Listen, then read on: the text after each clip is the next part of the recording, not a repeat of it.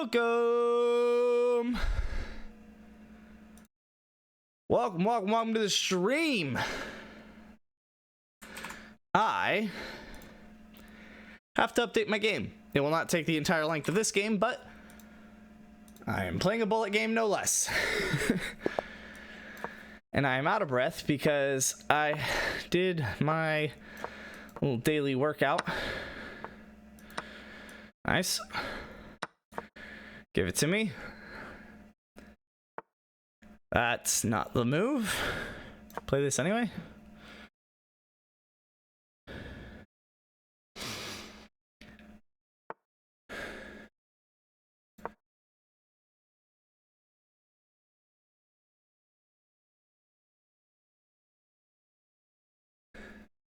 It's like the same thing, but without the pressure of the bishop.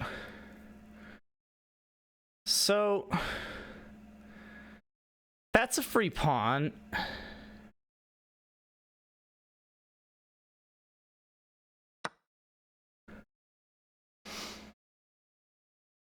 Game finished updating.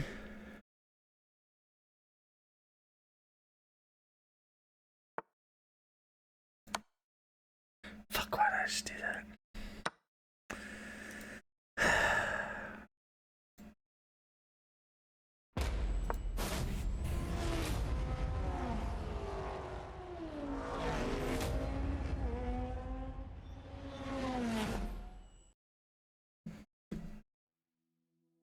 I don't know why I just did that. I was so dead set on this with the knight. And I was like, ah, perfect. Let me go there before he takes the knight. That way I can go ahead and get... What?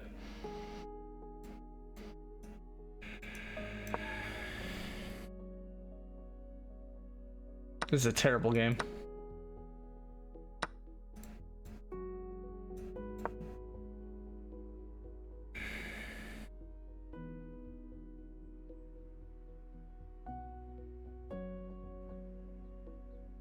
Oh my god, jeez.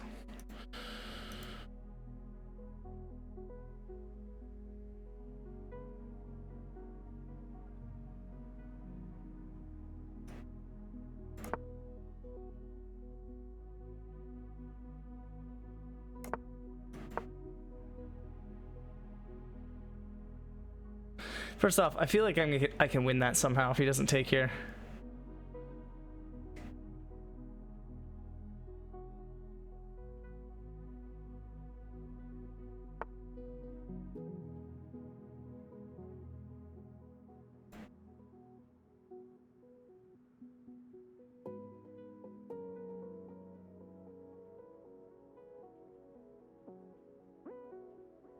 Yeah, I'm just losing.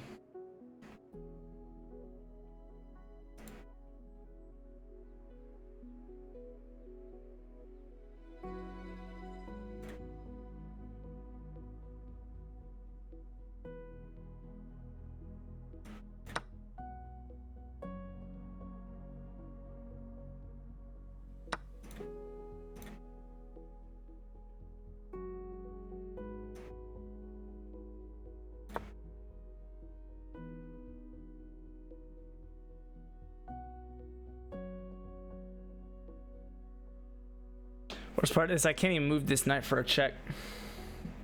I'm just down a rook.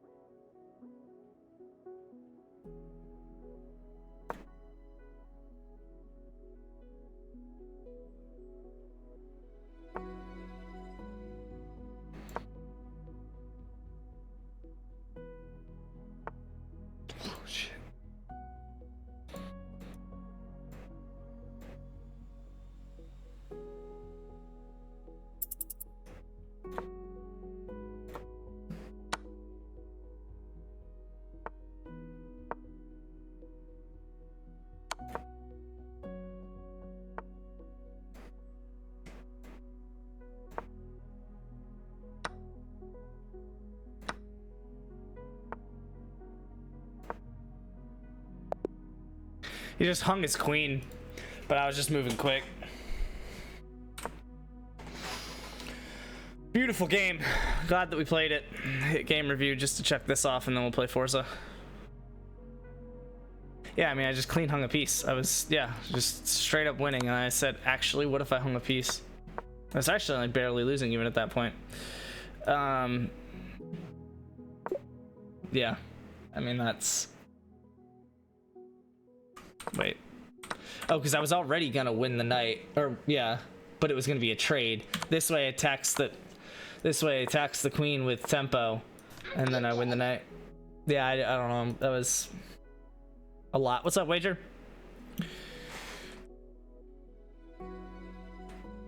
You.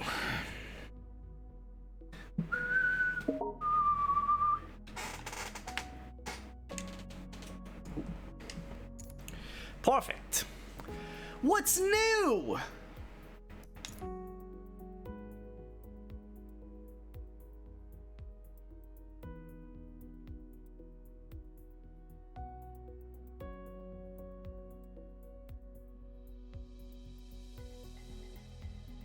Tuned car part unlock levels to increase player upgrade options at lower car levels. Interesting. So basically, I could pretty much do everything with this 37 Civic now, except for probably like one thing.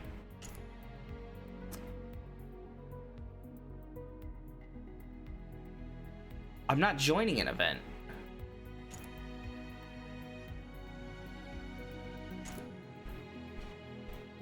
Oh, it's being reconfigured right now. Oh, I can't. Oh, okay, well, I have everything.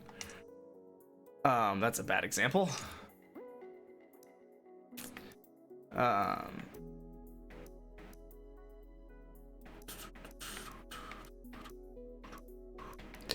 guess the next highest is this Alpine Le Mans, which sucked so hard. But what do I have unlocked? Oh, everything. What?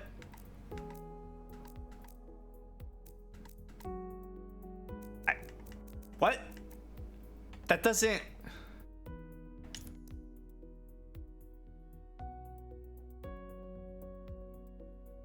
Okay.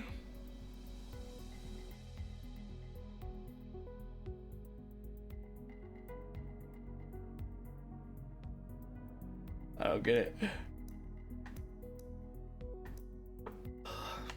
I don't get it at all. Also, why does that ruin the speed?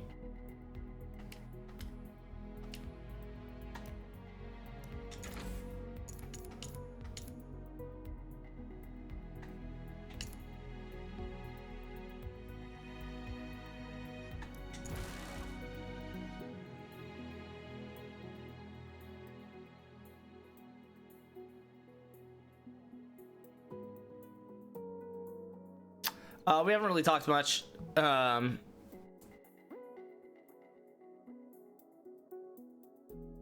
Aaron will be off all week.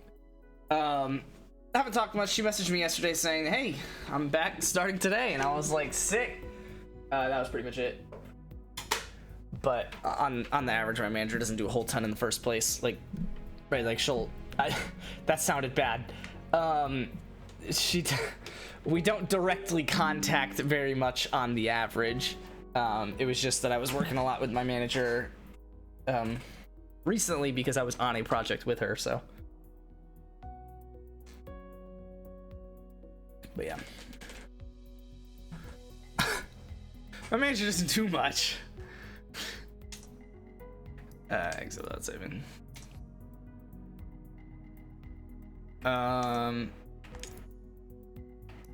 We'll do a featured multiplayer here. Why does this end in 23 hours?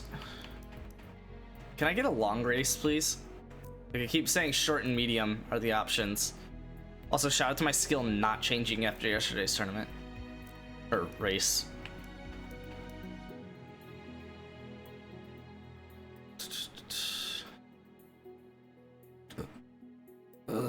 What did we say was the best car for the Forza Touring series? Because I feel like I should get it.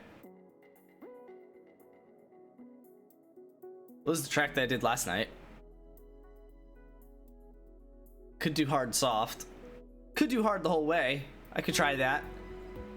I could train up on hard the whole way on this one.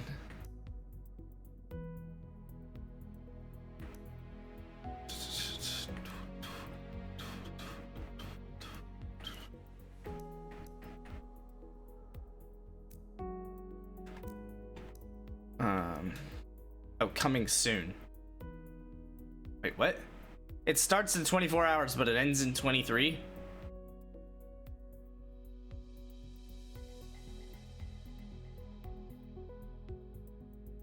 What? Someone tell me I'm not crazy. Could try this, but I think I'd have to buy a car. How much time do I have? Time. How much money do I have? Oh, I have a lot of money. Let's do a career tournament to start. I did say that I wanted to do these, so knock these out and finish one of these rows. Get a JDM car.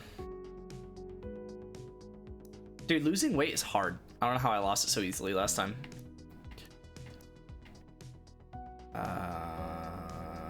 I'm annoyed because the one that I want the most is the one that's the lowest rated in PI.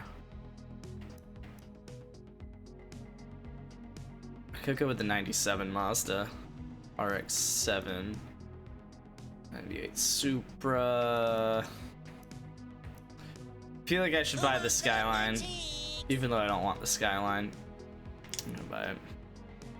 Dang, Wager, you doing work over there, aren't you? I see I have some takers.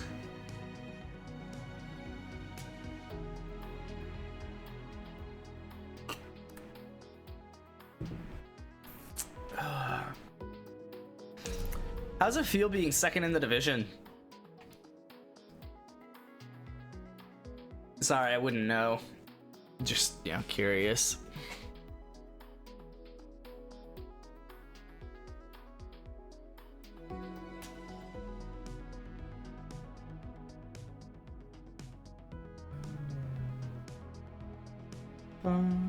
What the fuck?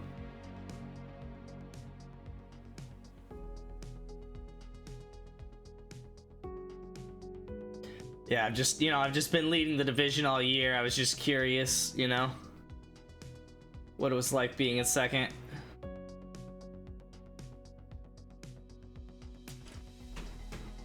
Second in the league and second in the division. That's funny. Yeah, if you get the game on me, you take first, which is annoying. I need to put up more points. I'll be alright. Oh, you get everything by level 25. Holy cow. Holy cow. That's like different.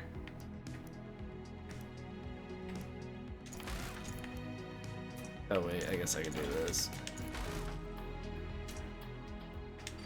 I should have tuned it.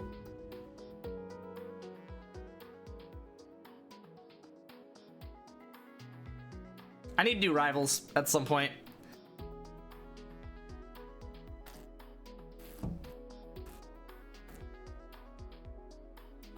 This game's good, but I don't know that I don't know.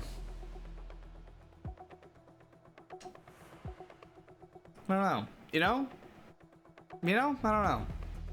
Oh, this is where the benchmark takes place. Clockwise here at Hakone is very fast through the first two sweeping turns with those sublime mountains around you. Sublime. Keep your speed consistent, hitting those inside apexes.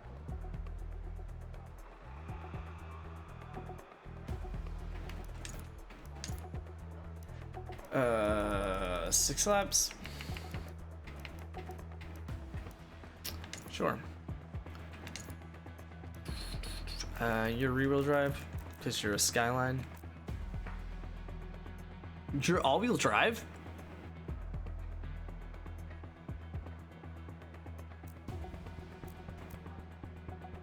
Why didn't I know that?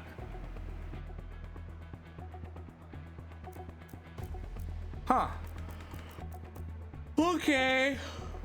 I don't know, pull you down to like 35. Yep, 34. Something like that. Looks like a vibe. I see I have some takers. All right, let's get racing.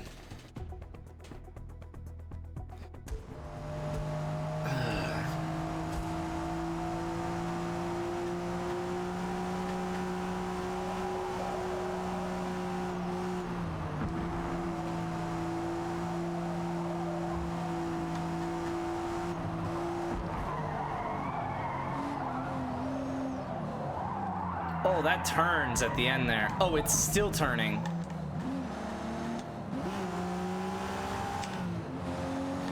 Shift time on this is garbage.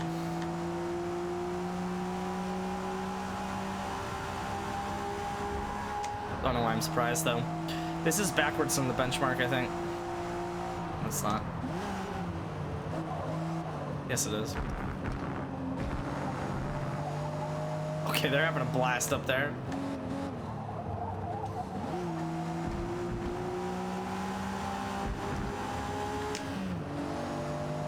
Okay.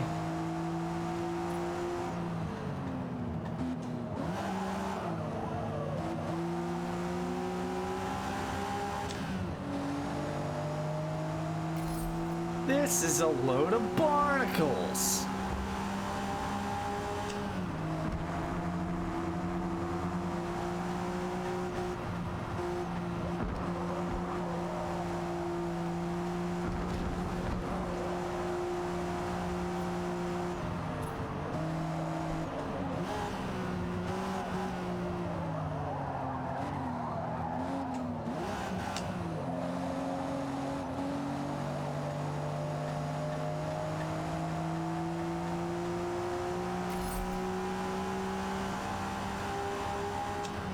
I think I got the lap time, guys. I did cheat, but like, it's not important. Okay, not second gear there, second gear here.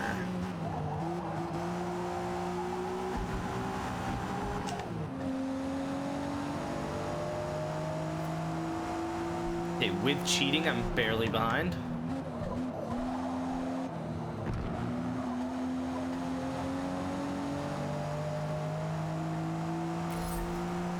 Nice. Buddy?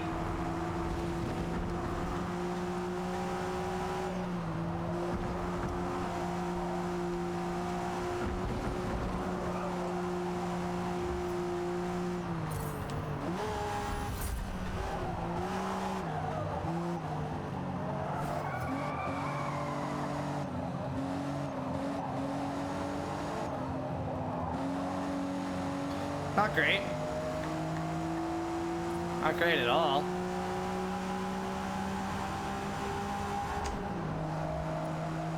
Almost new best lap. A little annoyed about that one, can't lie.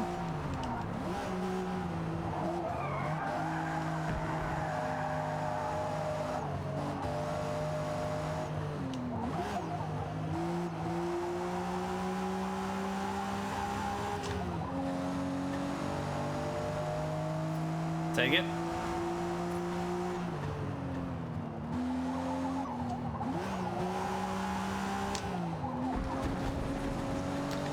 That sucks, because I was going for a clean lap on this one. Oh, come on.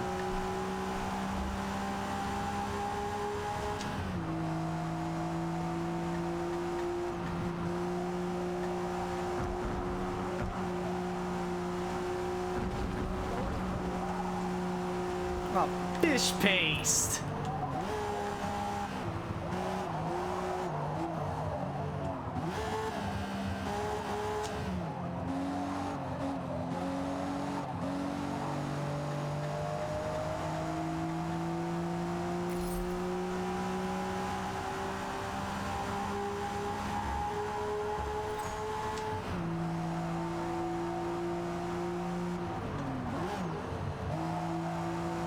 I will set a clean lap time.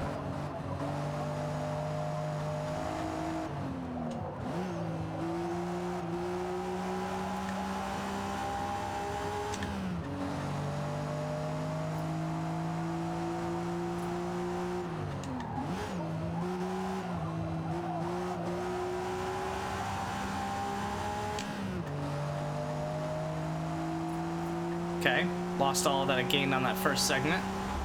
That's fine.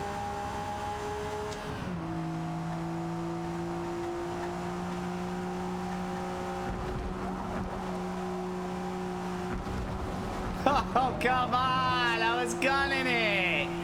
I was gunning it!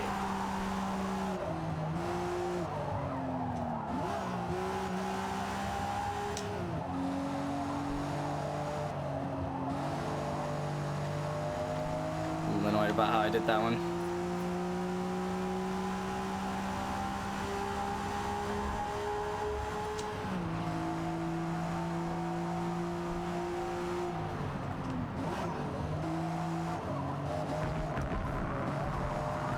I wasn't off the track!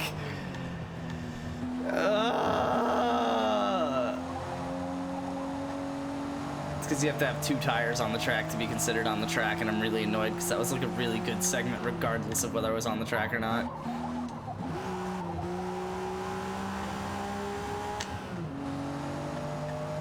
Getting a clean lap even if it takes 6 laps.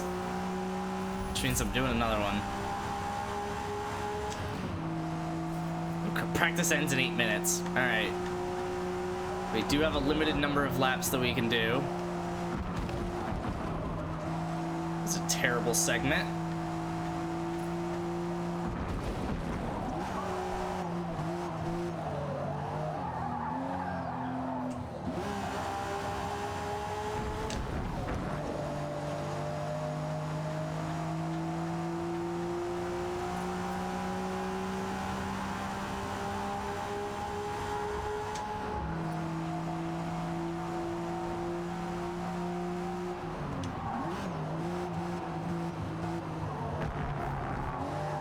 Are you for real? Are you for real?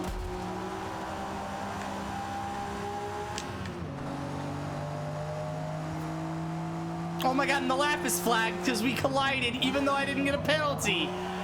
Oh my god. Alright, we're doing the next lap. I'm gonna run out of fuel, but it's okay.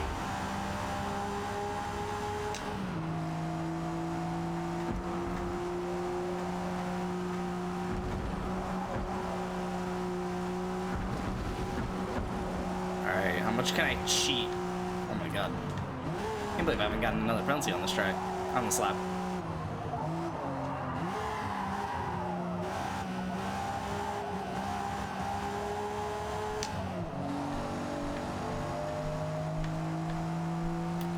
Not pitting.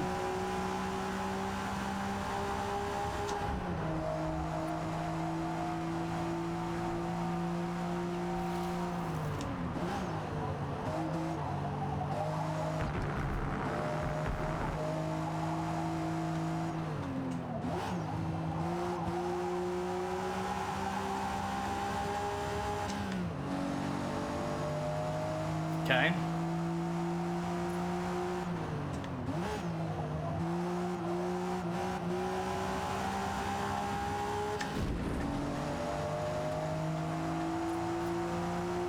Please don't let me run out of fuel.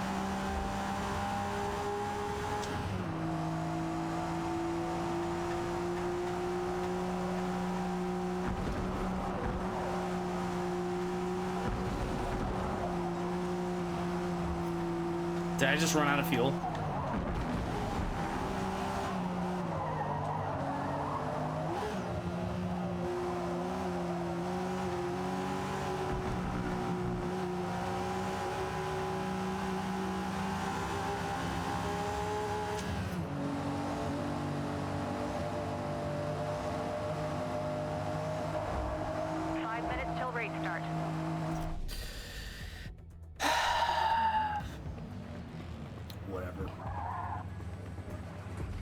Finally did a clean lap, and I shouldn't have ran out of fuel because I started the lap when it still said 1 left.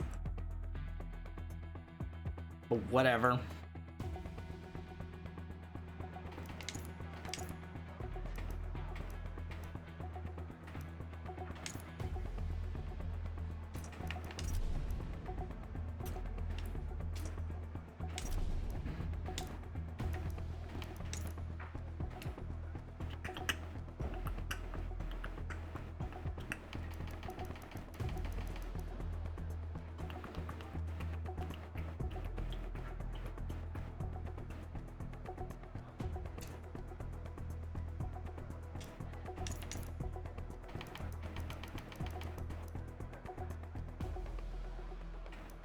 That's just so not worth it.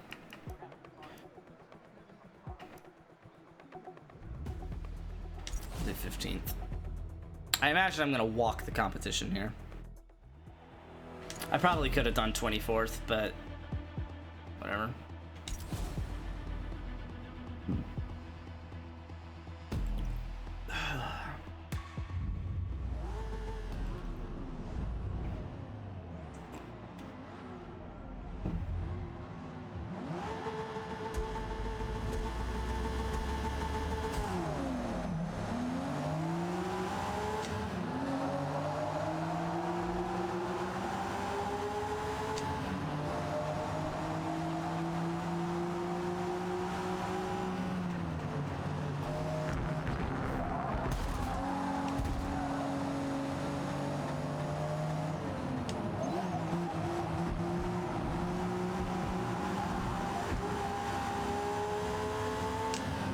Yeah, I could have done 24th.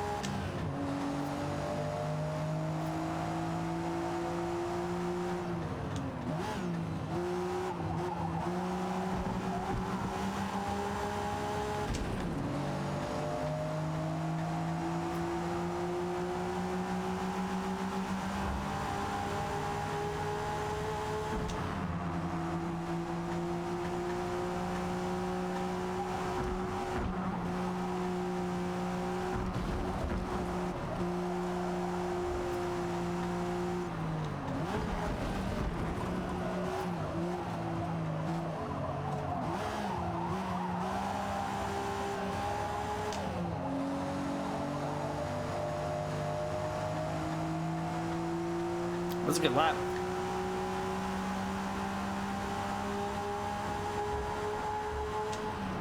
That was a very good lap. And I passed two people and didn't even flag.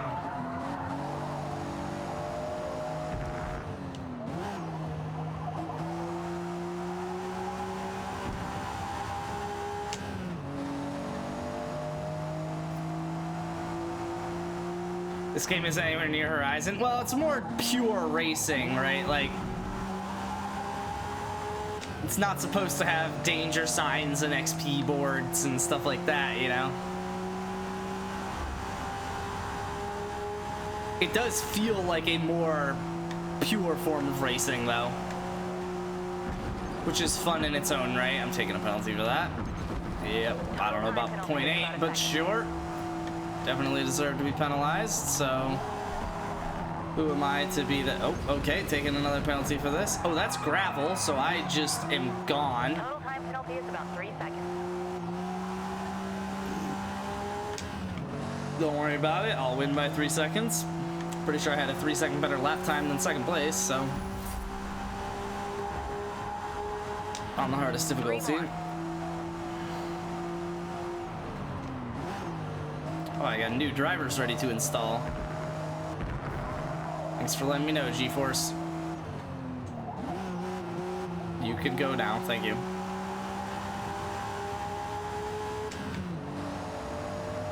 I've also played a lot of solo on this game, which I really didn't do much on Horizon.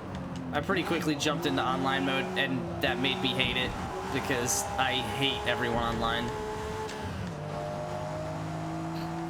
This is a little better though online. It forces a little bit more fairness out of the game.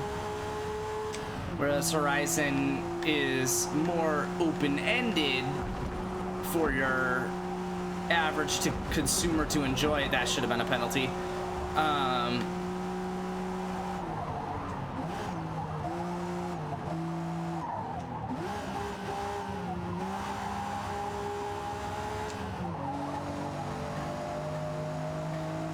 This game is a little bit more true to competition.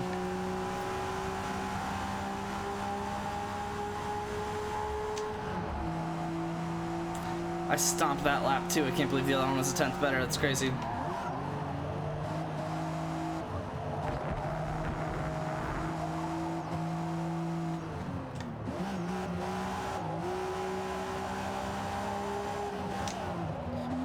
Okay. Total time penalty is about 3.5 seconds.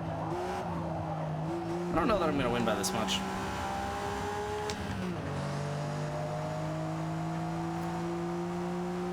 Ready to make a trade yet? One that doesn't involve Geno Smith? You'll want Geno Smith, wager.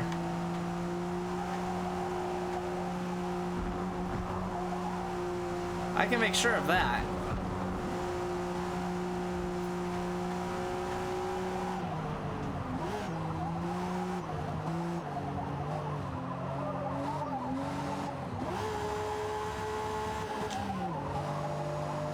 I should just stay third gear. All right, I need to chill with these penalties. Sheesh. Final lap.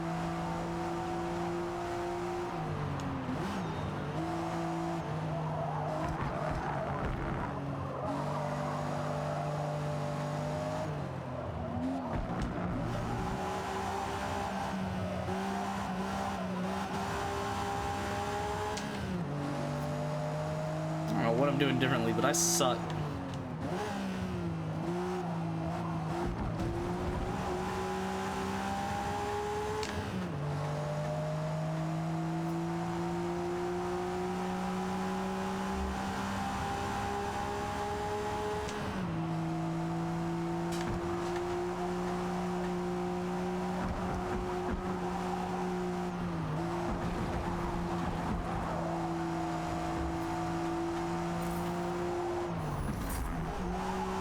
I'm so pissed that I dropped Thielen, dude.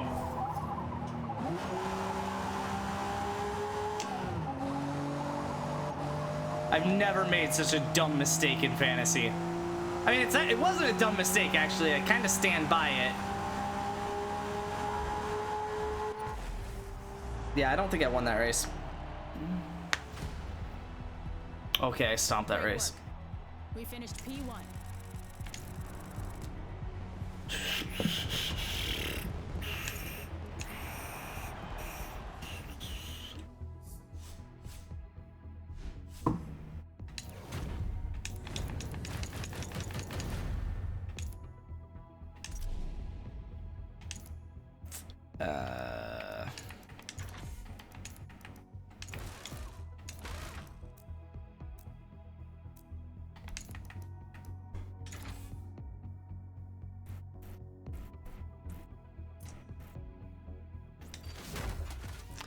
Time I thought there were other people you should have dropped instead, but I didn't think we'd be anywhere near as good as he's been. Yeah, no, I mean, obviously I didn't think he was gonna be wide receiver 3, but it was just like, when I drafted him, I was like, he has a good chance to be the 12th receiver in the NFL in fantasy. I was like, and he's got a very good chance to be 24th. So I was like, he'll start for me, was my full expectation when I drafted him. And then it was everyone in Carolina did better than him. And I was like, oh, I guess he's just there to be a veteran, right? Like, he's not actually there to deliver, you know, that workload. And so I was like, all right, well, let me get rid of him and keep Van Jefferson, who had a similar thought process, right? There's no one else there. But I was like, and I had him completely flipped. Van Jefferson was really just supposed to be the veteran in the room amongst the rookies. God, so infuriating. Winning at Magello is all about stringing together. My team would be so good if I Smooth. God, if I had Nick Chubb and Adam Thielen, like, these are not tall asks. Like, Devon Chan could go on IR, like, right, like, I mean, even both of them could go on IR if it's not for the full season. Like, if I just had a part of Nick Chubb and a part of Adam Thielen still, my team would be so good. I would literally have like 4 of the top 15 halfbacks at least. At least. Like, just assuming Nick Chubb is anywhere near Derrick Henry caliber, which he should, especially considering Derrick Henry's year, I would literally have 4 of the top 15 halfbacks. And then I would have wide receiver 4, wide receiver 13, 25, right? Like, I would have one of the best wide receiver 1s, the best wide receiver 2, the best wide receiver 3. Unless that's been updated since like yesterday, but still. It's just like, oh my god, I would literally have, like, I would still probably only play 2 or 3 wide receivers, and then whatever. I would be considering playing 3 or 4 halfbacks at all times, and then I would still have 2 amazing tight ends. So it's like I could afford like a package deal for a truly elite player. Like, I could try and trade, like, I don't know, I'd have to get lucky with someone seeing the value in Thielen, but somewhere along the lines of Thielen and Andrews for like Tyreek Hill. Like, just so I could have Tua and Hill. If I drop Pickett for Puka and Kyron Williams instead of Josh Kelly, and here we are. No, but that's different. Like, that's so different. Like, I'm not mad that I didn't pick up Adam Thielen. I'm not mad that I didn't pick up Kyron Williams or Puka Nacua. I will never be mad that I don't pick somebody up. Unless it was like I was $1 shy and I literally had the bid, but you know, right? Like, I'm not complaining about any of that. I literally had Adam Thielen on my team and had a reason to drop him, and I did. But I should have dropped somebody else instead, which I was considering. And then obviously Nick Chubb, like, and I still have a at least top 4 team in the league. At least top 4 team in the league. I'm not mad, but we're looking at what we could have had. Yeah, but you couldn't have had Puka and Kyron Williams because you didn't put that money down. I could have had Thielen because I had him. And I could have had Chubb because I had him. Like, that's what I'm saying. It's like, I'm not mad at, like, oh, I wish I had them, but I wish I put that money down. I'm saying I wish that I didn't get, like, I don't know, screwed, really. Screwed in the Chubb sense. The Thielen one was just a coin flip that didn't go my way. So kind of screwed, kind of whatever.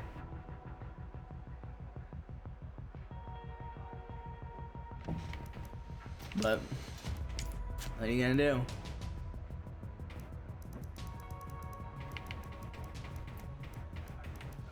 So instead of having another one of the best teams in league history, I just have to fight for the championship again.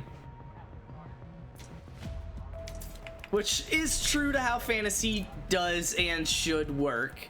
You shouldn't just have everything go your way and then dominate like I did 2 years ago. You should have to fight for the championship and have it come down to a coin flip at some point, like I did 3 years ago. You know? So, like, I get it. But I'm just waiting for the Nick Chubb to happen to somebody else on someone else's team. You know? I'm building my team up around a bunch of people that should be good, right? It's possible that the Nick Chubb happens to me again. That's fantasy. But it's also possible that the Nick Chubb happens to somebody else, you know, going into playoffs and all that. So, lost Chubb and Mike Williams for the season, and it's changed Jamal Williams to IR. Except, that's pretty much the same thing that I just said. I literally have a Chan and Chubb, and Thielen is much more valuable than Mike Williams. I didn't lose him to IR, but I basically did.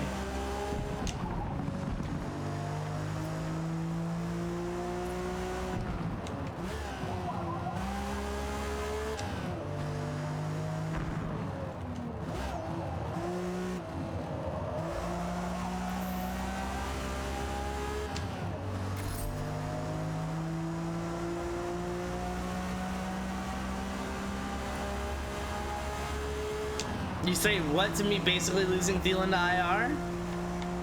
I did though. Same thing. Worse, actually, because now another competitor has him.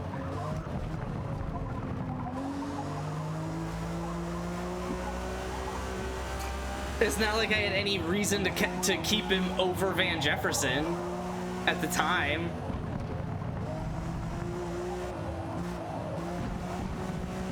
There is a little bit more control, in theory, in my hands in the Thielen instance. I'll give you that, but that doesn't make it any better.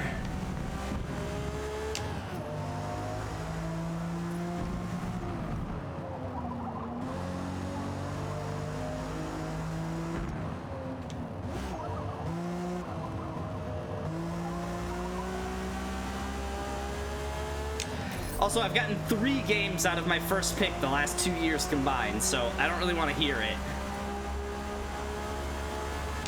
Really don't think Brent's team's that good. His team just goes off every week. His team's very good. His team's good because he has depth at halfback. Like, that's, like, he's fine everywhere else. Obviously, he has Kelsey, and he's got Herbert. Like, Herbert will be right near Tua. I think Tua will have a better year, but Herbert's obviously going to be fine statistically and fantasy-wise, right? Travis Kelsey's going to be tight end 1, barring an injury. These are all guarantees that Brent signed up for when he drafted those people. And his wide receivers are solid, right? Especially with getting lucky with Thielen. I don't want to hear it, but, I mean, even the rest of his wide receivers, he's got DK, he's got CeeDee Lamb. Those are 2 good wide receiver 1s on teams that typically got to air it out, you know, a decent amount. But it's just his depth at halfbacks. It's not that they're any better, it's just that he's gonna lose them, and he's got backups. That's really all it boils down to, is that when he loses his halfbacks, he has backups. Yeah, he's got DK. Yeah. And he's got a very, very good team. I guess I'll finish practicing.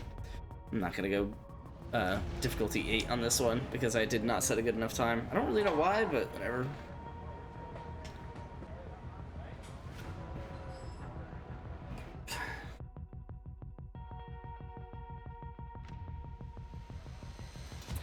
Yeah, that's the problem with Brent's team, is that I can't find a trade. Right? He's got that depth at halfback, which is like, okay, let's see what I can do. But he doesn't need anything. I can't trade him Mark Andrews. I can't trade him Geno. I can't trade him, right, any of my wide receivers because he's got DK, CeeDee, and Thielen. Miles Sanders missed this week, and Montgomery just got hurt, and he still has Kamara, Williams, and Moss as viable options. Exactly. That's what I'm saying. It's that, like, he's genuinely got the creme de la creme of halfbacks right now. But Miles Sanders and Montgomery are going to get hurt, right? Like, we'll see if, you know, the rest of his halfback... Well, Williams just got hurt too, right? Kyron Williams just got hurt too. So now he's down to Kamara and Moss. But he's lost 3 halfbacks like everyone else in this league has done. And he still has 2 starting halfbacks. Whereas, and going into bye weeks, we'll see if he's got the fix for those. But yeah, Tyjae Spears is your RB2. I don't know how you haven't traded with him yet. Like, I don't get it. I really don't get it. If I were you, I would be starting KJ Osborne every week because I have traded one of my other receivers, DJ Moore, Jamar Chase, Keenan Allen, whatever. Traded one of my receivers for... I don't even remember your 4th one. I would have traded one of my receivers for an RB2 off of Brent's team. But the problem now is we've waited for all of Brent's halfbacks to get hurt. So now even Brent doesn't have depth at halfback. So now you're still trying to pull out of the waiver wire with $15 to your name, and you need a quarterback this week. So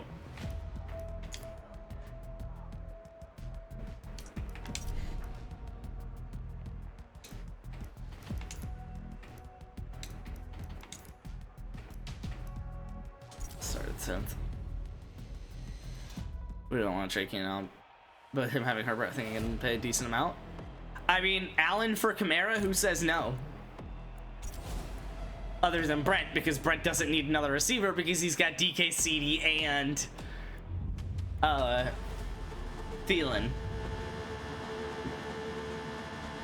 Brent's got a really good team. Yeah, I mean, the only way that he's gonna lose this league is if someone gets lucky on a week in the playoffs, or he loses someone. Like Travis Kelce or something. I mean, like that, yeah, we've said all of that and just completely forgotten he has Travis Kelce. Oh yeah, I forgot you had Tank.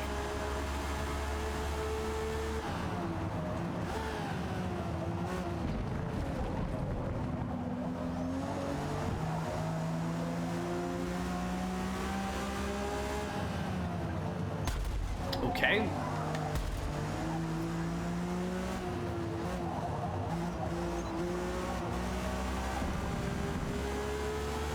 See if I can catch those guys. Might be able to.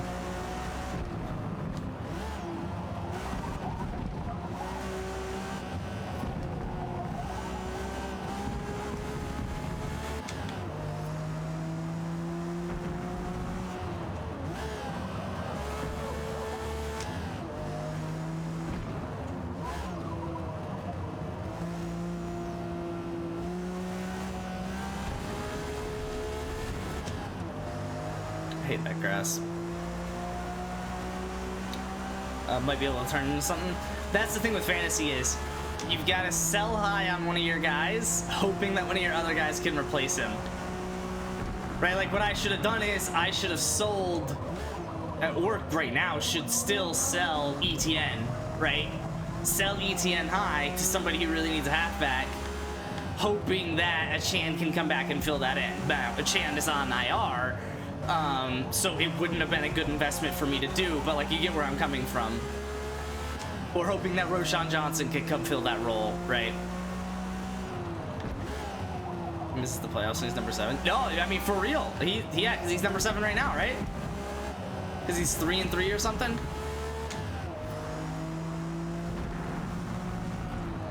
And there's like 2 people in the league that have losses, and that's Fox and Straighten. Now he does get to play both of them again, so he should be. He should get 2 more free wins, but.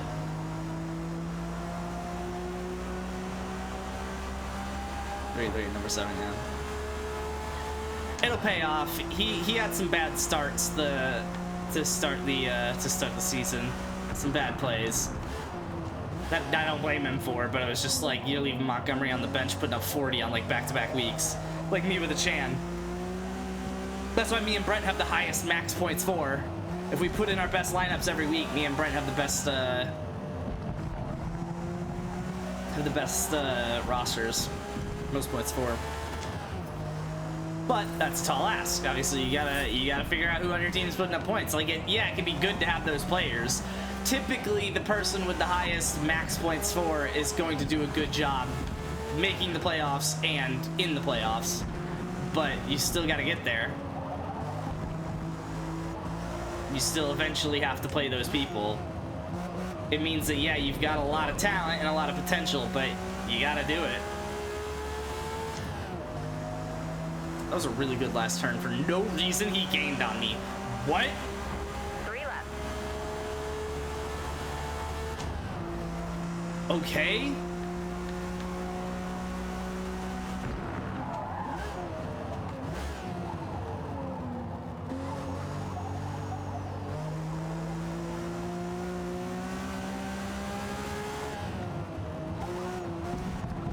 Okay.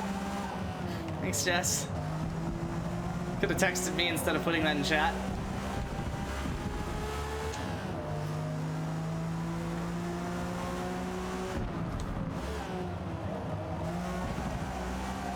Oh, unless you're trying to get me to come up there right now, in which case, I guess you could have called me. I'm really about to get passed, and I just straight up don't know how. I lowered it to the 6th difficulty on purpose for this reason. Oh my god, now I'm not even gonna hold the position I'm in because I've got a 1-second violation. Sure I do.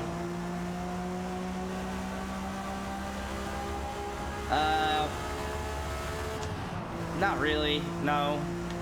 I mean, not like a problem. They're like a normal thing, but they're not like a problem unless you're a pig. Like in my old apartment when I was in college, when I was living with my brother and his buddy, they were a problem.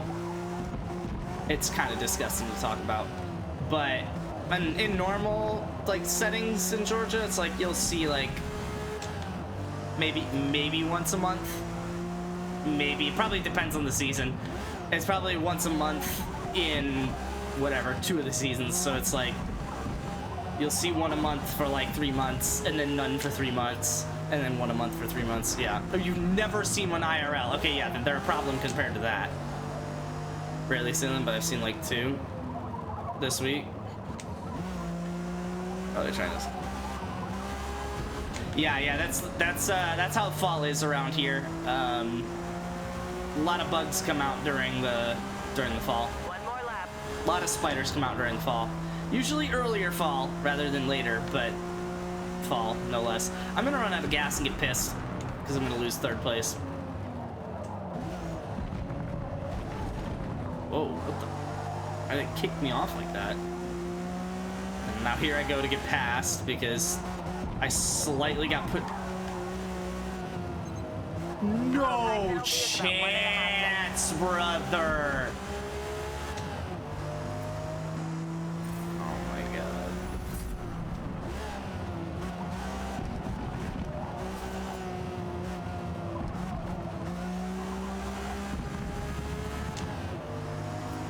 Could be because of the dishes, but I doubt it. I doubt it. The dishes aren't that bad.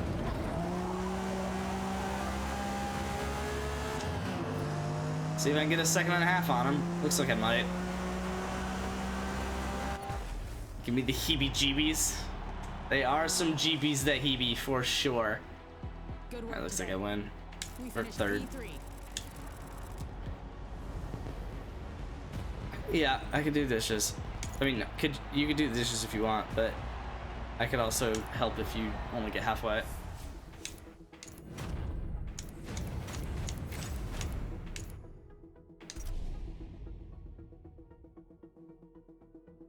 And murder that cock. Well, okay.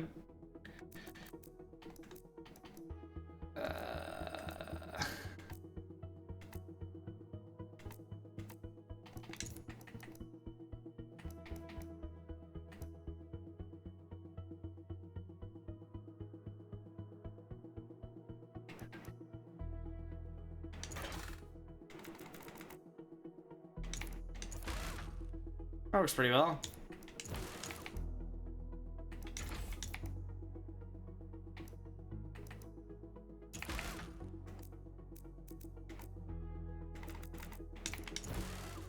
Sure.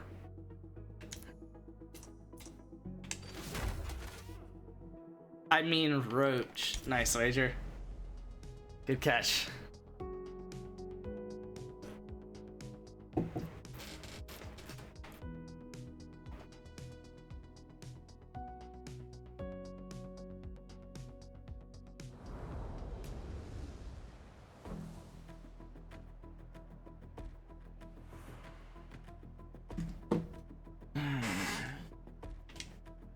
Kyalami went through significant renovations recently, including That- a complete resurface. Nope.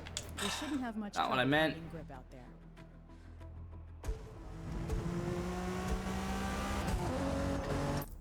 I mean, yeah, but you should try.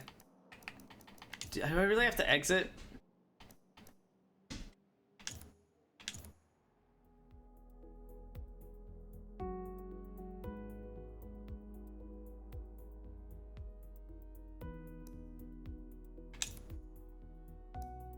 Why can't... Okay.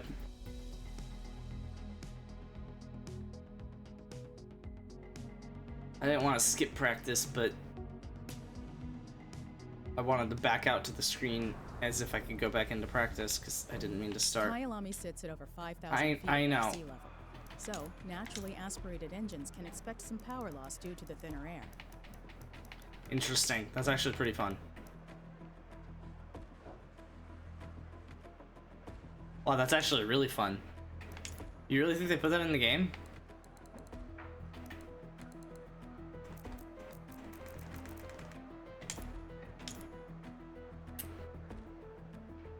My head is not horrible, but I don't know if you'd accept. In your head, you're winning it, which is true, but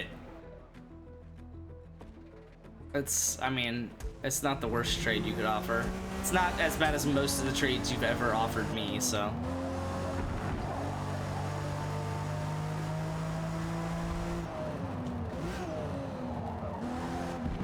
Holy cow. Forget that I have rewinds off.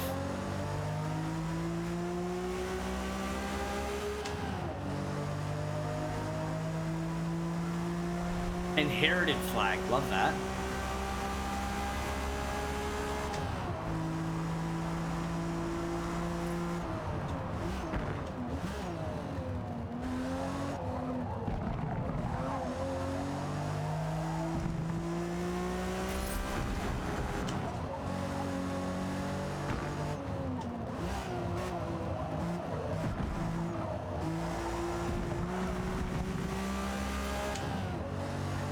I feel like I'm racing this really well.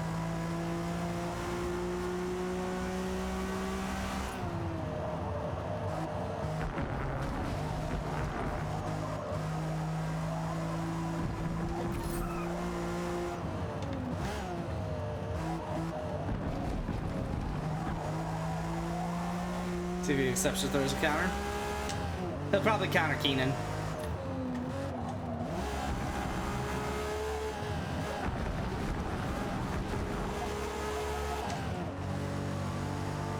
I think I could probably stay third there if I really push it.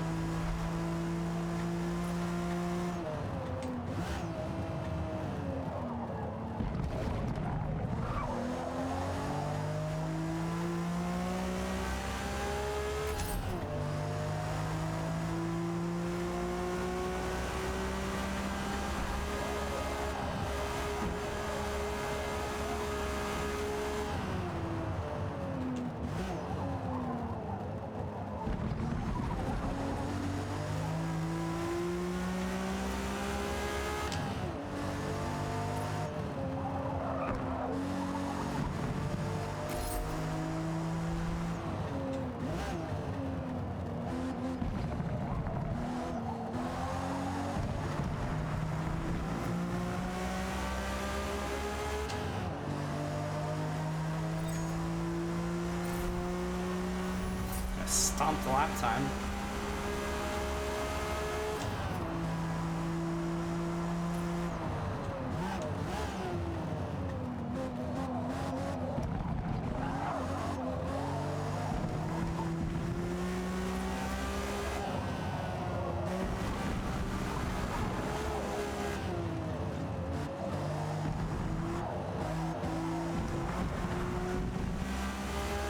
Yeah, that was a terrible segment.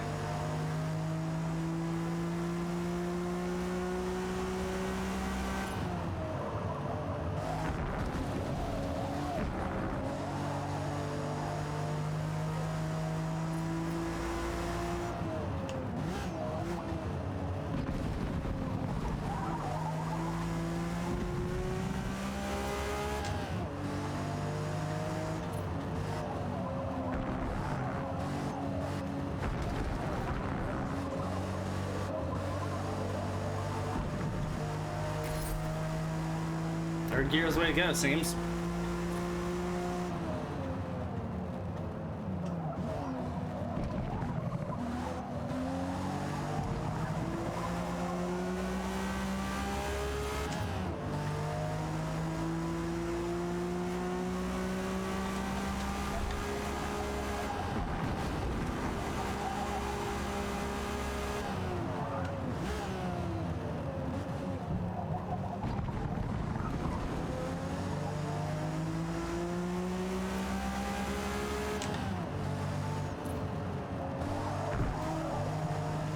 Ooh, that was good.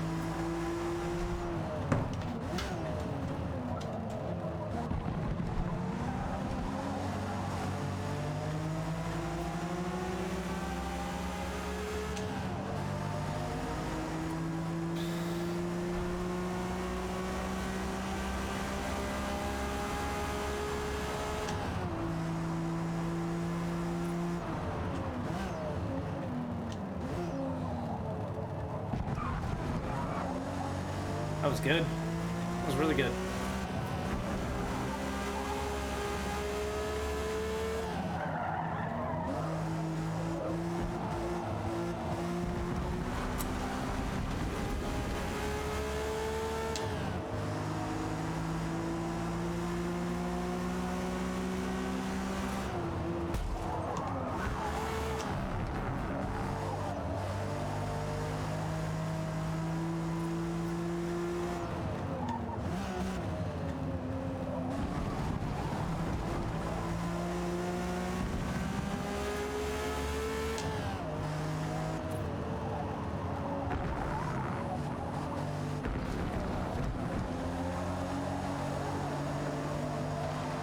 See ya.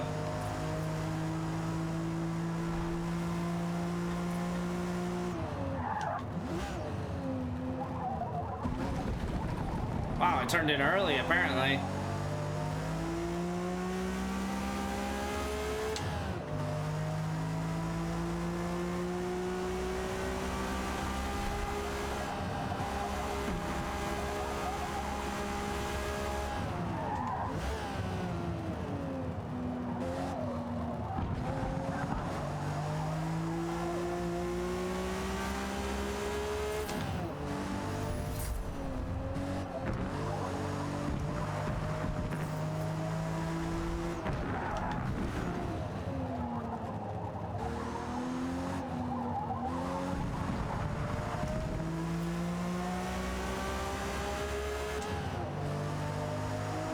Okay.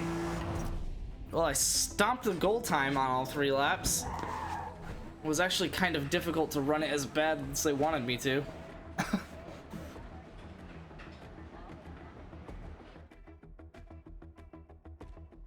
Alright, we'll check on the gasoline. I think I need to up it a little bit here. I'm gonna. I didn't like what it was offering for 1 more lap to be done on it.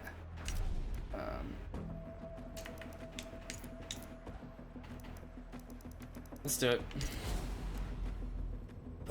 Last to first on the hardest difficulty. I think it's a long enough track. I got 8 minutes of track to work with here. I think I can do some on this.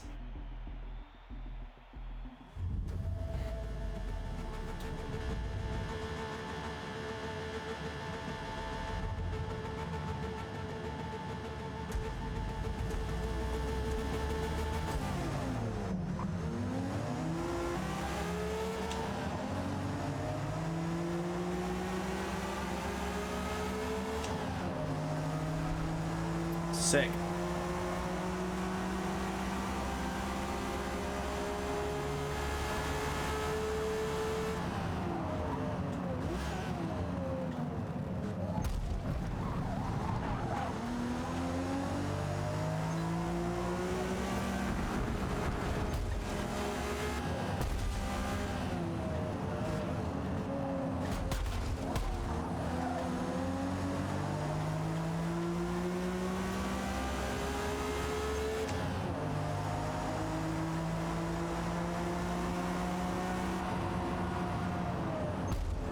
Sure.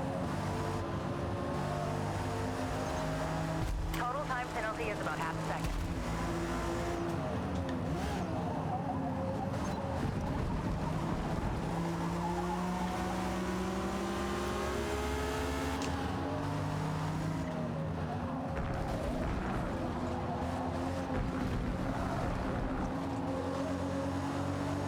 Okay, half a second penalty, but I'm like literally 4 seconds behind the leader. So let's see what I can do here.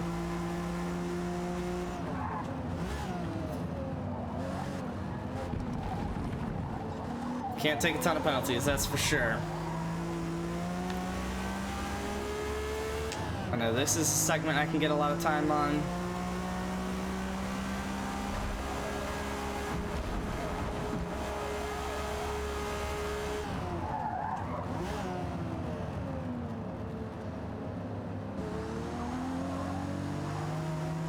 Didn't get a ton, which is concerning.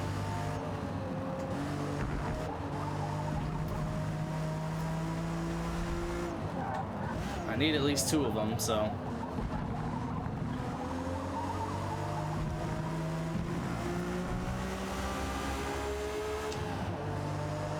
Can't believe we're 6-6 through football already. I'm saying, dude.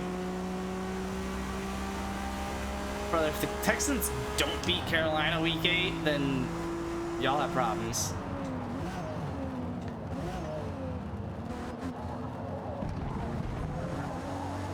Am I really not going to gain on these guys?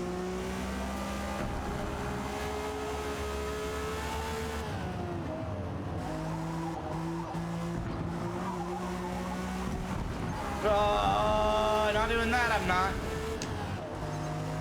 Sure. About 2 seconds. Sure.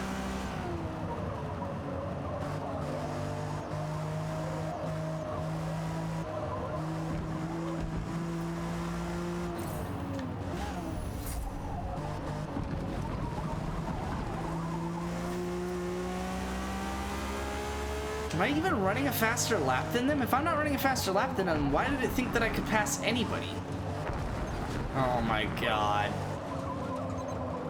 Total time penalty is about 3 seconds. 1.2?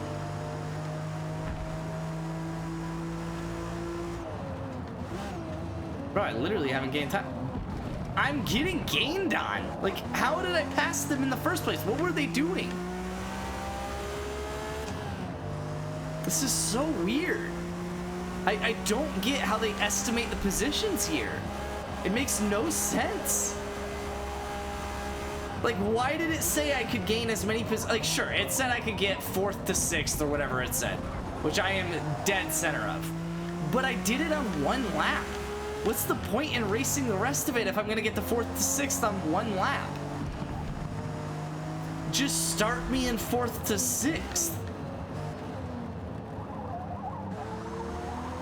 And then predict that I'll get 4th to 6th. Why is it different? I finished that lap terribly. Yeah, I mean, it wasn't a great lap, but I've lost an insane amount of time on the person in front of me. I'm getting gained on by the person behind me, and that doesn't make any sense.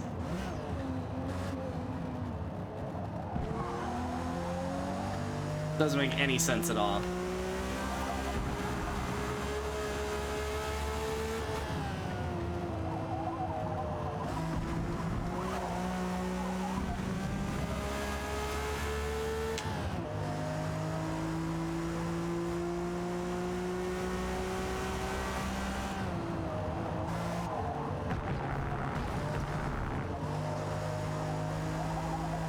I love Wager trying to talk smack about the 49ers.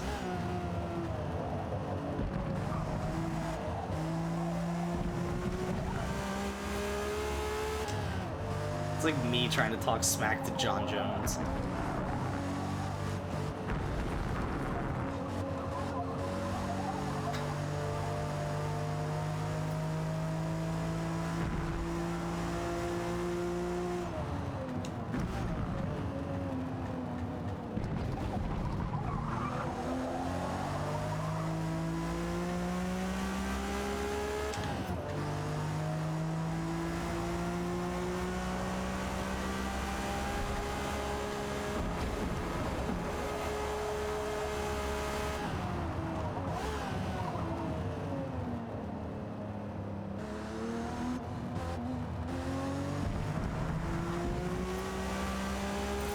I lose 0.3 on that. I literally took it as good as I could.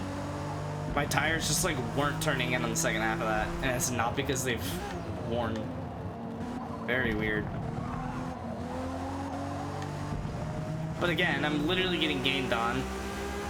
Doesn't matter. I literally run a second faster fast lap. Literally a second faster lap, and it just doesn't matter. You're not gonna gain on the dude in front of you, and you're not gonna gain on the dude behind you. You are just in 5th place.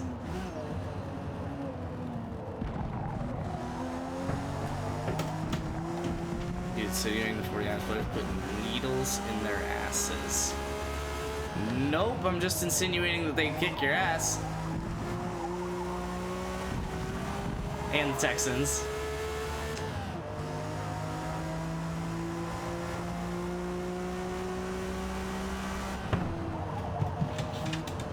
Especially in football.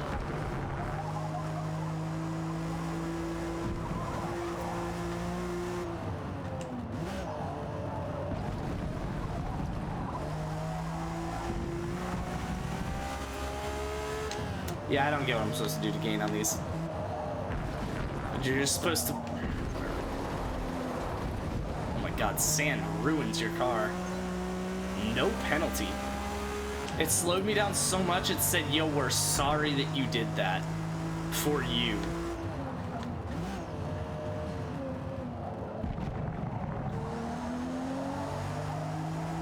Yeah, I don't get this game.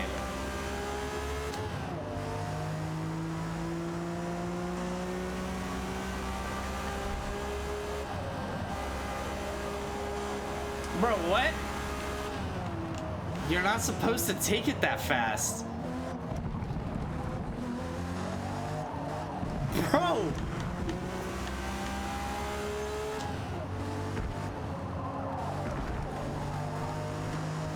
Why was he so close still? The computer's supposed to brake on that downhill.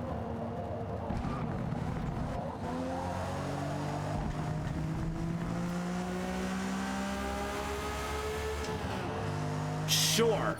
They kept with me. Whatever. I get a penalty on that. But when your tires go 6 inches over, it adds 1.2. No, I'm saying, dude. Like, what am I supposed to do? I'm 6 seconds, whatever. I added 2.9. I'm 6 seconds back of 4th place, but 4 seconds ahead of 6th. What do I do? What is the point? 4th place is closer to 1st than I am to anyone. And the person behind me is closer to 8th than I am to anyone. Like, what's the point? I don't get it. Oh my god, now I'm gonna lose the championship. Because I tried to have some fun. It's just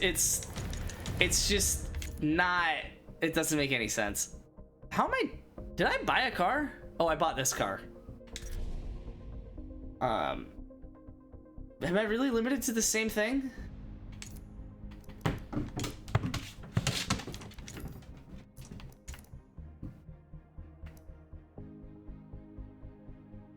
I guess I'll do that. I don't know.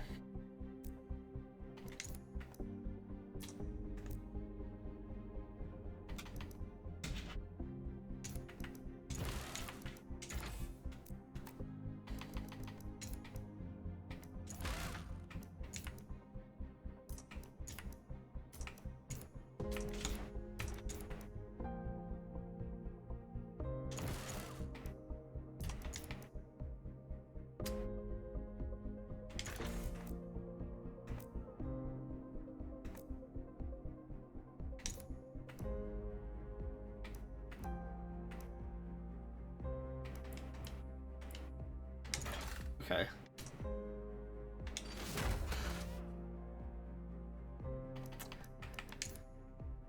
It's just a lot.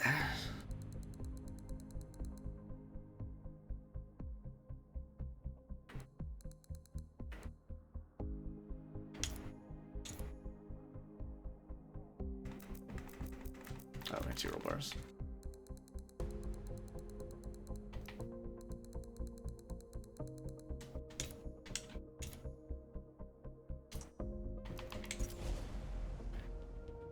Well, time to just throw him at the 6th difficulty and put myself in 3rd. Because why would I risk not getting 1st in this race? In fact, I can get 1st in this race and still not win the championship. Just because I was like trying to push it to the limit. Whatever.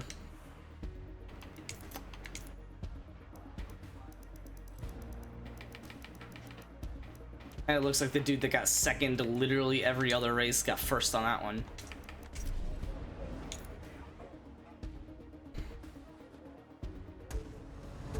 How long is this lap? 41. Whoa, turn in. Okay. We're like turned in really well again. Wow, it looks like I'm in the middle of a race. Look how close I am to the next person. I hate this lap. I'm gonna have to sit on the 6th difficulty and like put myself in 1st. Like straight up. Well, that turned pretty well. Normally I don't have to, but normally I prefer to handbrake on that because my car doesn't turn well enough.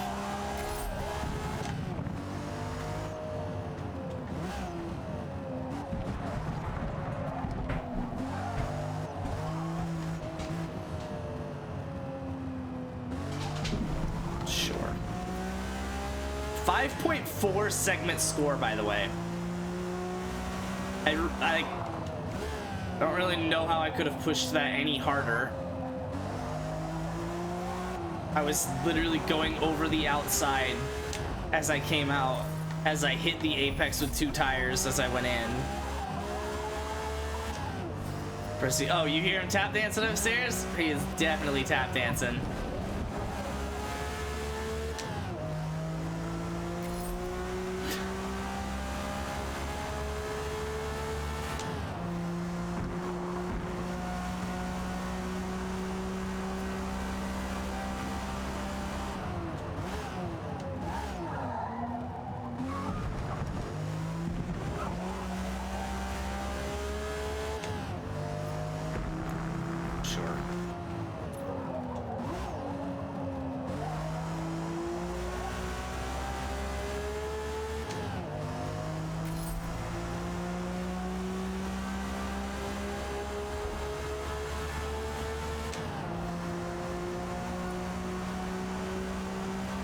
I'm 5 seconds back of the time that I should be getting. Something tells me that's not my driving that's the problem.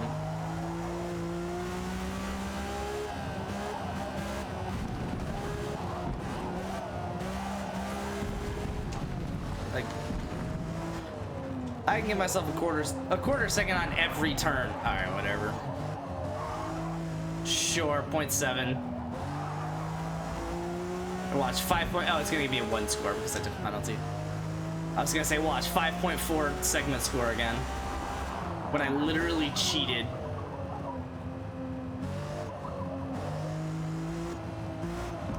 Bro, how am I supposed to turn in? You're telling me it's not even yellow. Like, what do you expect me to do? Brake? Like, I get that the brake line is not built for my car specifically, but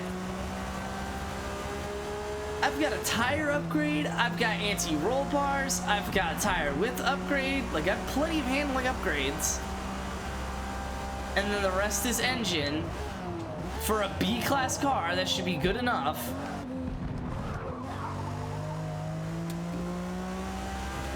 It's ridiculous.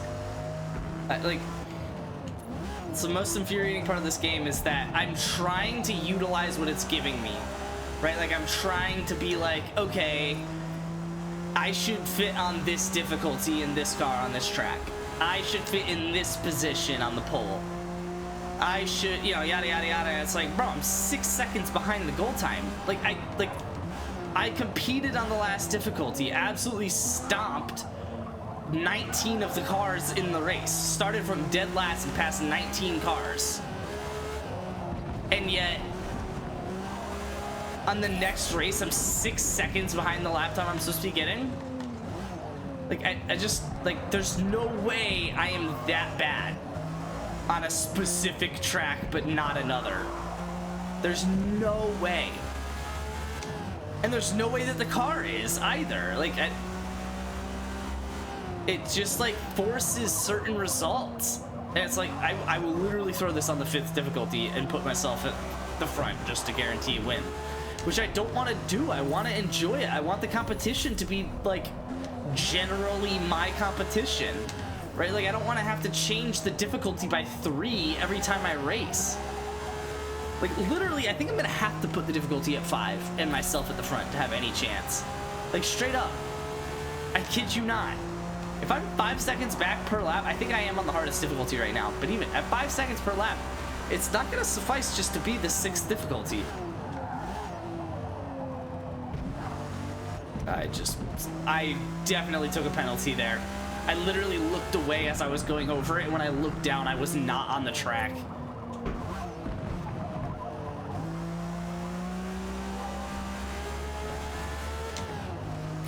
Alright, best lap I'm pulling here. It's not even gonna break 45. We're still gonna be 4 seconds back. Oh, I didn't know that I had to gear up. Yeah, 45.5. Literally over 4 seconds back. I could probably go 5th difficulty and still struggle. I don't know why. I don't know what's different about all of this.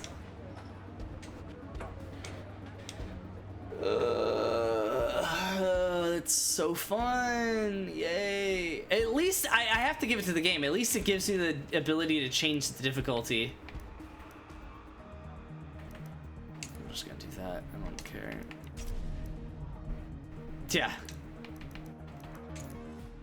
Yeah, literally I'm just putting myself on the 5th difficulty and 3rd.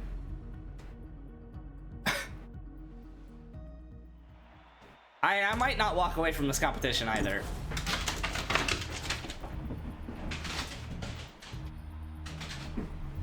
How to find out?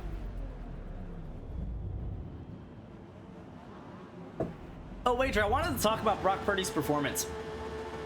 I should have checked who's the guy first. Because was Brock Purdy's performance that bad? Genuine question. Just guy to guy. Like I'm not trying to sit here and say it was good. But people are acting like, oh, he was exposed when he doesn't have an entire cast of all-stars. He played like crap. Did he?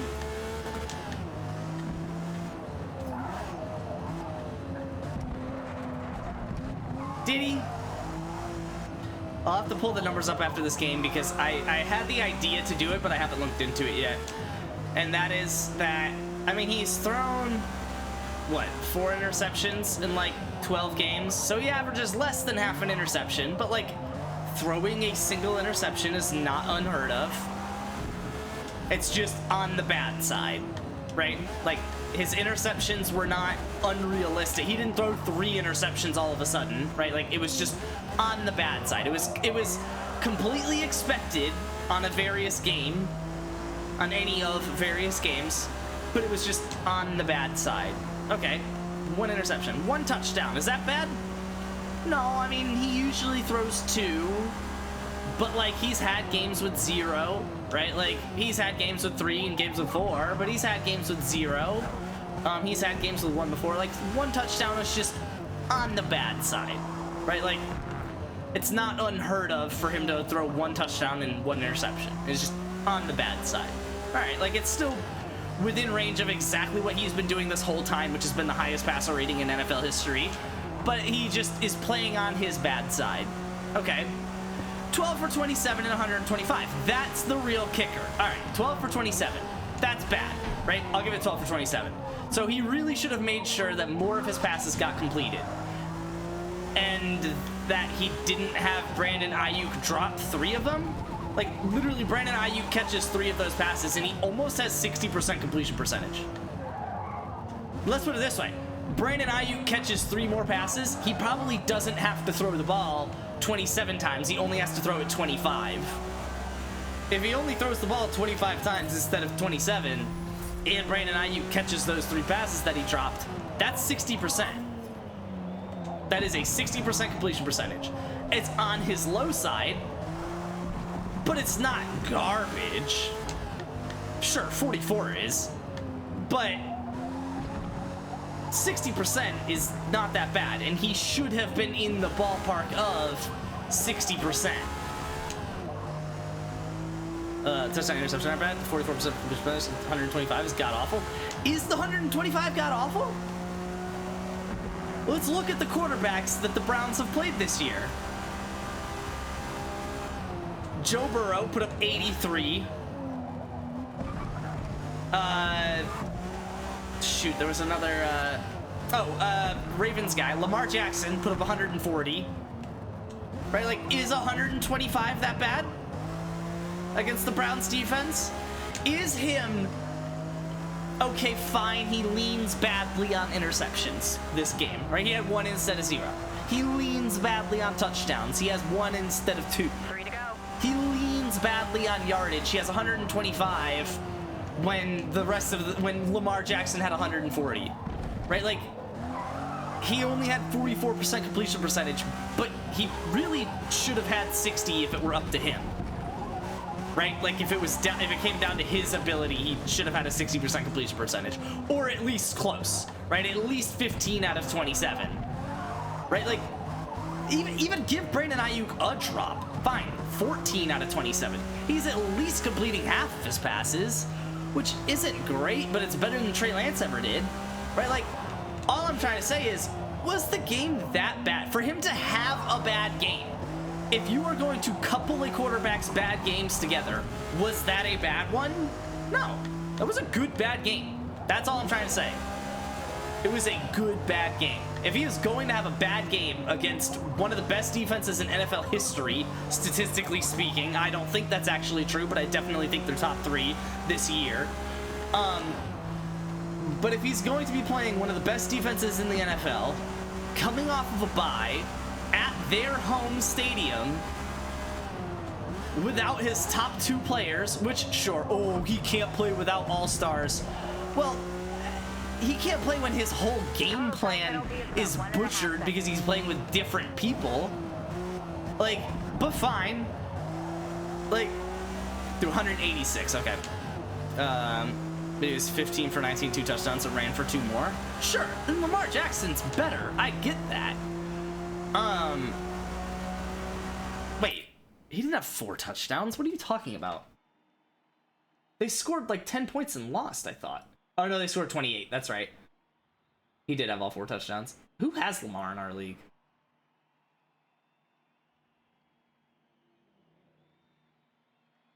CJ. Yeah, he ran for 2. But even then, he ran for the least yards that he's ran for all year on his least yards per carry. Right? Like, the only reason Lamar Jackson's stat line looks better is because they were winning. And he was able to stop throwing it at 19 attempts. If Lamar Jackson threw the ball 27 times because they were down, right, 1 score for the entire 4th quarter, I'm not 100% sure that he completes many more than 2 of 8 of those passes. Right? I just don't know. Like, it's Lamar Jackson. He's better than Brock Purdy right now. But it's he's gonna struggle against the Browns defense. And honestly, he had the best performance that any quarterback has had against these Browns. Let alone, I mean, and him and Kenny Pickett, I guess, but like Joe Burrow, and even Kenny Pickett, I don't think played that well. But, where is?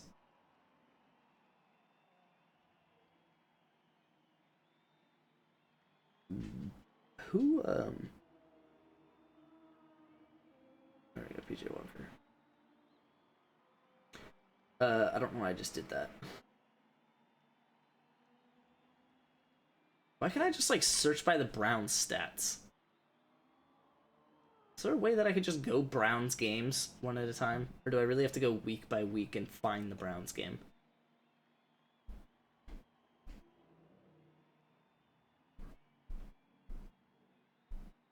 Oh, they had a bye last week. Yeah, it was 28-3. And the Ravens have a really good defense, like the Niners do, but they just happen to hold the Browns to 3 instead of 17, 19, whatever. So yeah, it made it a little bit easier for the Ravens to do whatever they wanted with the ball. Like, I'm not saying that they had a great game. Oh yeah, Ryan Tannehill, 13 for 25, 100 yards. 13 for 25, 100 yards. Kenny Pickett, 15 for 30, 200 with a touchdown and an interception. That's what happens against the Browns defense this year. Joe Burr, baby. 14 for 31, 82 yards. Like, I just, was it that bad? That's what I'm trying to say. Like, he had a bad game. I am not trying to deny that from you or from Brock Purdy. It was a bad game for Brock Purdy, but it was about the best bad game that you could have. And that's what I've been saying since, whatever, Sunday. And Colin Cowherd comes on and basically says the same thing I said. That was about as good of a bad game as you can have in the NFL. They played a hurt Joe Burrow, Ryan Tannehill, Lamar, and Purdy. And Pickett. Yeah, oh, I missed Pickett. Pickett, Tannehill, Lamar, and Purdy. That's Ryan Tannehill? Yeah, Ryan Tannehill doesn't normally go 14 for 30 for 100 yards. Joe Burrow doesn't know, even while hurt. Look at the rest of his performances while he was hurt. Even count Joe Burrow's bad games. Like, let me go to your roster because I know where Joe is. Even just counting Joe Burrow's bad games this year, he still went 27 for 41 with 200 yards, 2 touchdowns, and an interception. 26 for 49, 250 yards, no touchdowns, and an interception. And 20 for 30 with 165 yards. Like, even counting his bad games, the one against Cleveland was garbage. Half the yardage, like, almost half the completion percentage, straight up. Less than 50% when his next worst completion percentage was, I guess, 26 for 49. But in that game, he threw 259 yards. Yeah, I mean, I just, like, it was his worst completion percentage of the year, half the yardage of any other game, and with 0 touchdowns. The only upside was 0 interceptions, but I don't think that matters when it's 28-3 that much.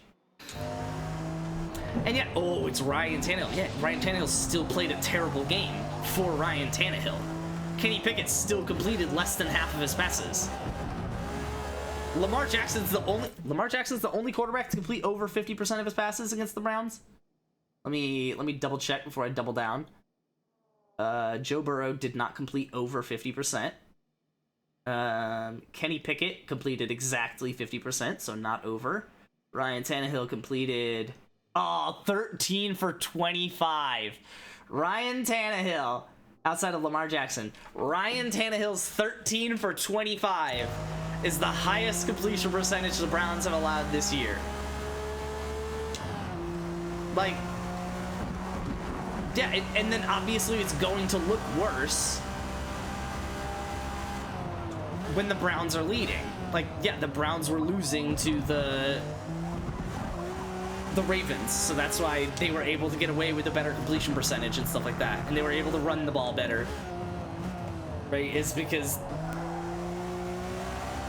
they're not forced into this game plan, which I understand. That was exactly everyone's complaint about Brock Purdy, is can he lead his team to a victory? I'm gonna run out of gas. One more. Finish strong. Can he lead his team to a victory? Oh, no, not.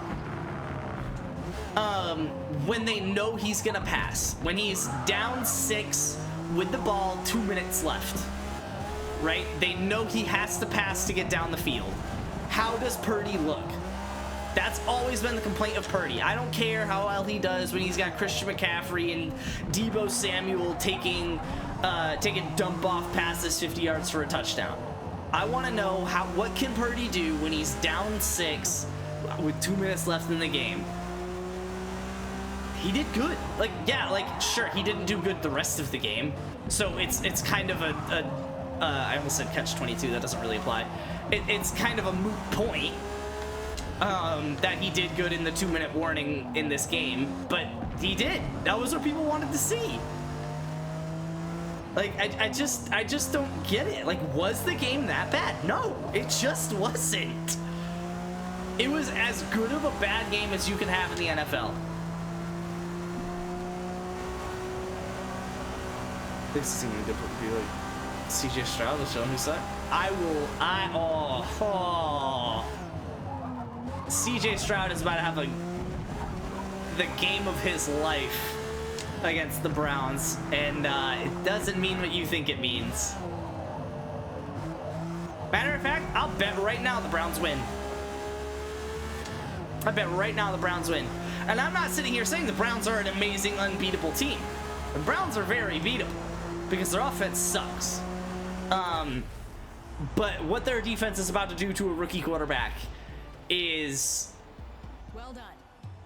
going to ruin the Texans' chances of winning that game. He missed too many passes he needed to hit. You watched the entire game. His ball placement was terrible. He had a couple of bad passes, don't get me wrong.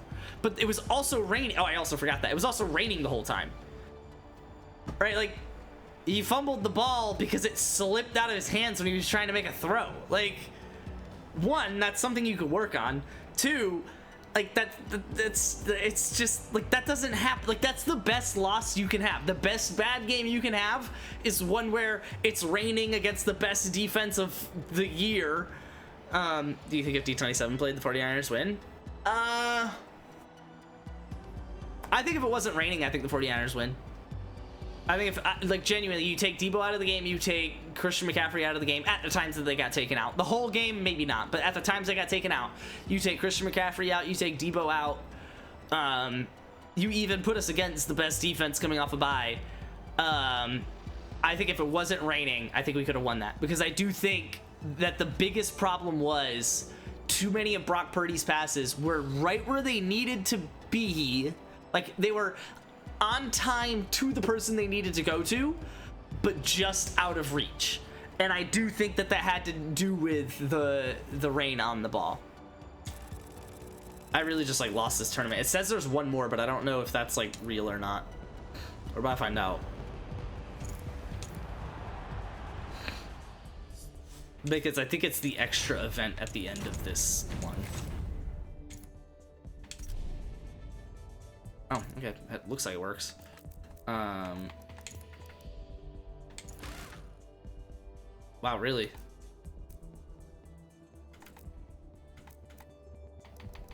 Really?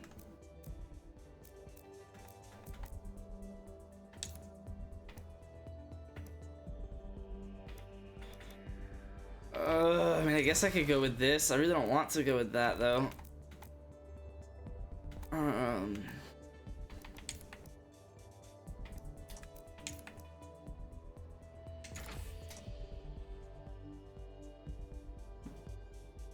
No. We're gonna put this in, even though it's 200. I hate that, but it's gonna work.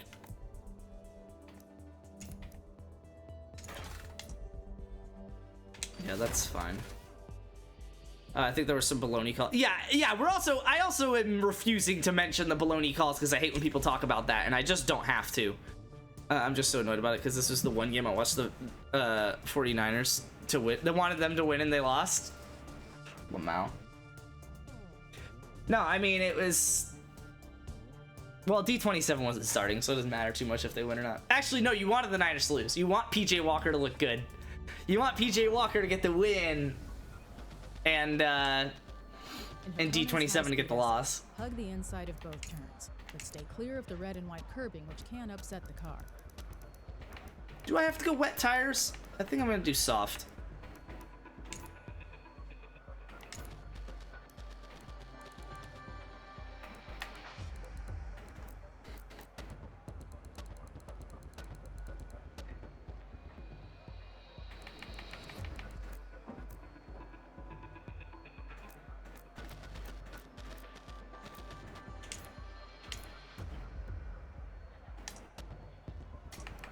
I'm just saying, we could debate all we want about if Brock Purdy is this good because he's only played, what, 13 games in the NFL. We could debate all we want about various things.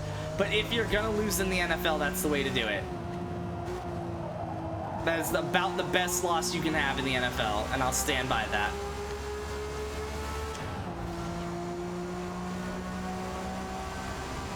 I want the Browns to lose because the Texans have their pick. Ah.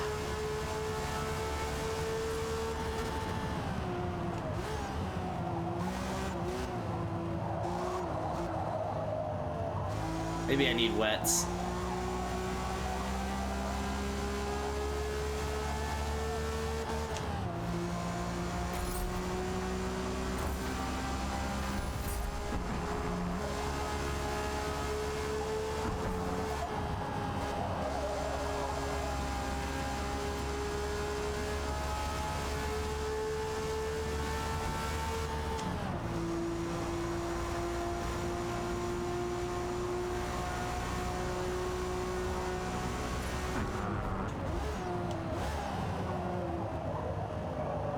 And I could honestly tune it to like a 155 max or something.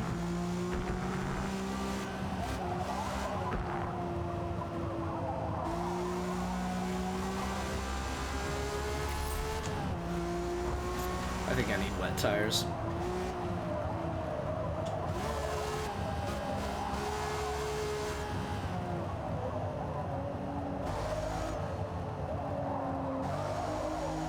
I just can't stay on the line. Even if I can do it with a lot of speed, I just cannot stay on the line.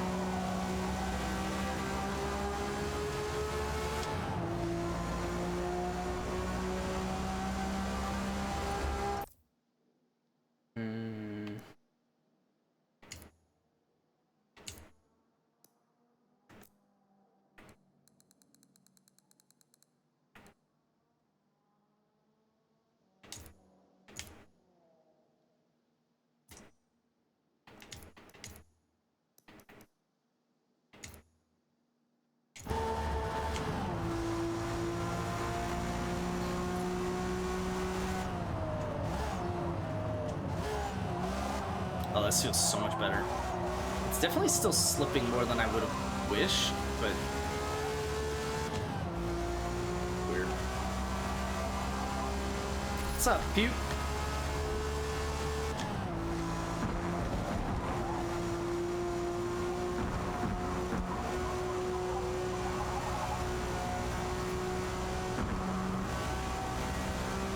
Semi-big news. She's pregnant?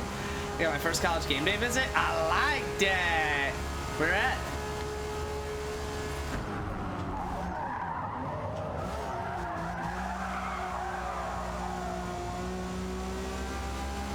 School's currently 6-0. Okay. Isn't Cal Poly doing really well? Is it Cal Poly? I don't know if they're 6-0, but I think they're doing well. Local college. Okay. That's solid.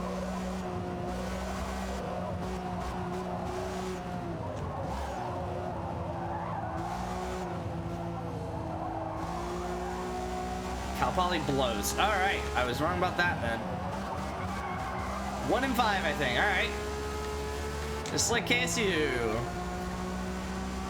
JUCO. All right.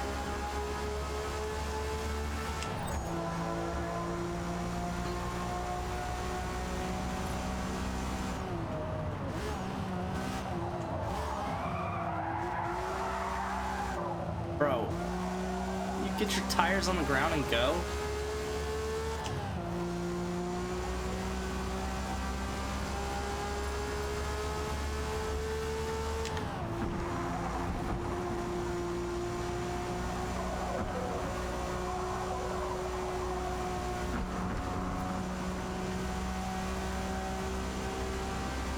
What's up?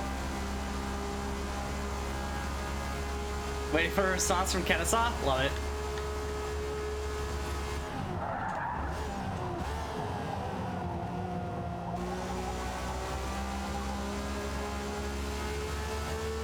Hey, maybe. I really hope they're just like, why do you want to come here? I'd be surprised if they reached out, because that's like far. Like if you were to tour their campus, like, and they had to like pay for that, that'd be a lot. But hey, maybe. They need offensive linemen, and they got an offensive lineman reaching out to them. So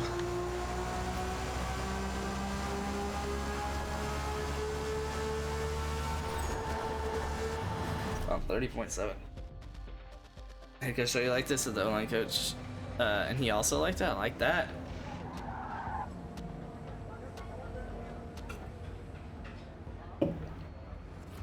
I don't think it matters if he posted now or a month ago. I think it's fine either way.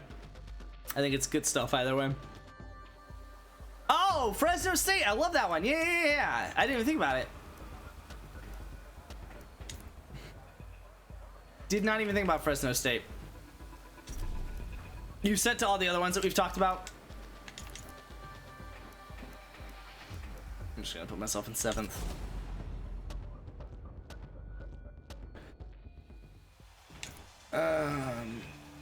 You're not. Yeah, Butterboy's the person I need to beat.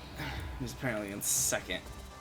Best lap time was a 1:31.1. All right, time to take out Butterboy.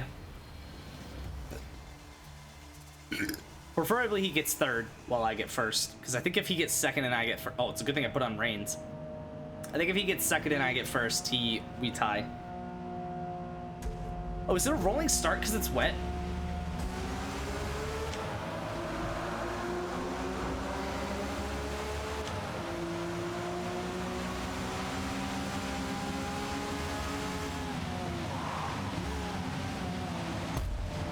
Whoopsies.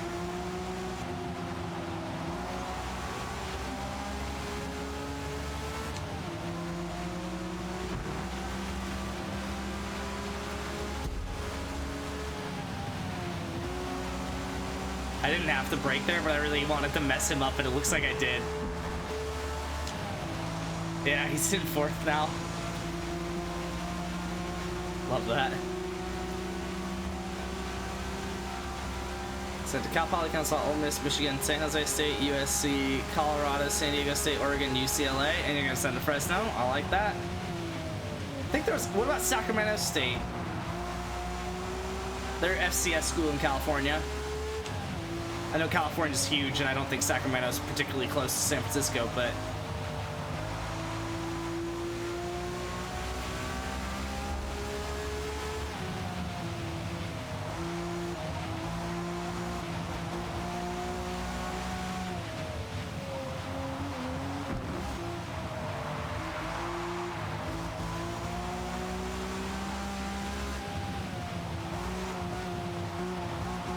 Sacramento's like 6 hours. That's not terrible. That's like Atlanta to, I don't know, probably Mississippi. Right, you probably have to go all the way through Alabama. But like, it's not terrible.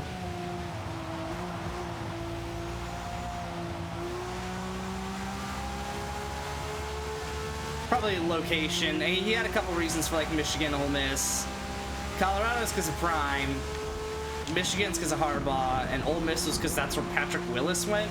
Don't worry, I judged him too. You don't have to worry about that one, Wager. Yeah.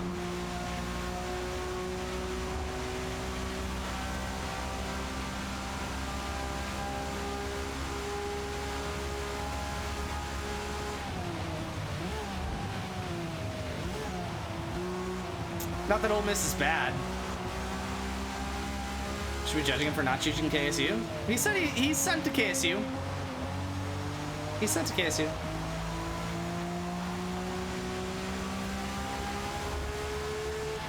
Yeah, I covered that base, Q. I covered that base. In his message, he said sent to Cal Poly, Kennesaw, Ole Miss.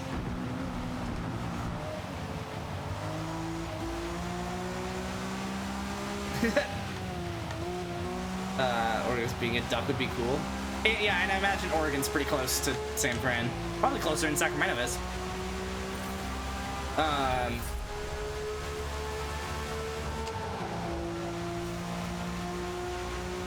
Shit, you could put me on the team.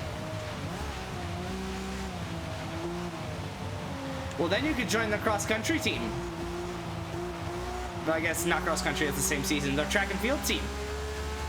Oregon's got a really good track and field team. Oregon's like way further, really? I wouldn't have guessed if you couldn't tell by the fact that I didn't guess that.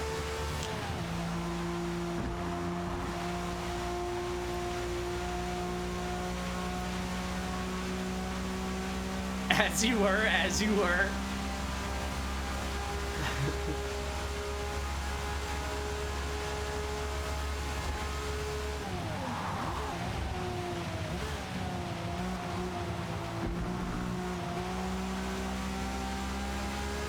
At ease, soldier.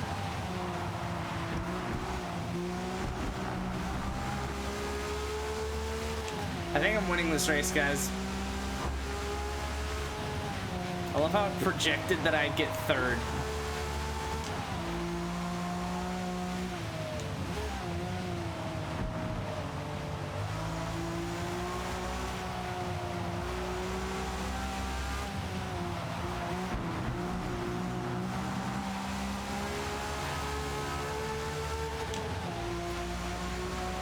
Where is Cal? thought about it. And Stanford as well. I don't know that you got the grades for Stanford. Let you big guy, but like...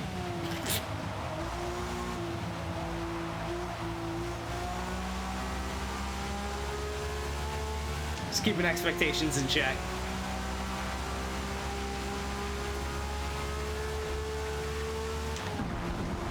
I'm a little annoyed that I just did that, because that's gonna be like 1.4. Oh my god, it doesn't even matter. Don't worry, I'm a realist. Yeah, I avoided Stanford.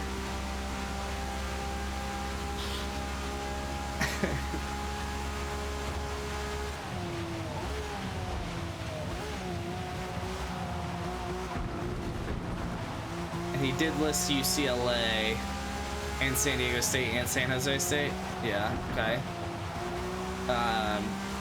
What about UC Davis? They're another, I don't know where they are, but they're another FCS school. I don't know if they've done well this year. Maybe they're the one that I was thinking about. Or I'm just completely an idiot, but... California Baptist University. Good lord. I don't imagine that that's what he wants. I'm sure you can get in, though.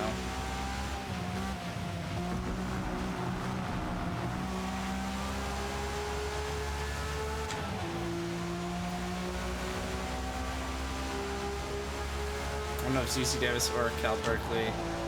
Super like opposite end of my beliefs.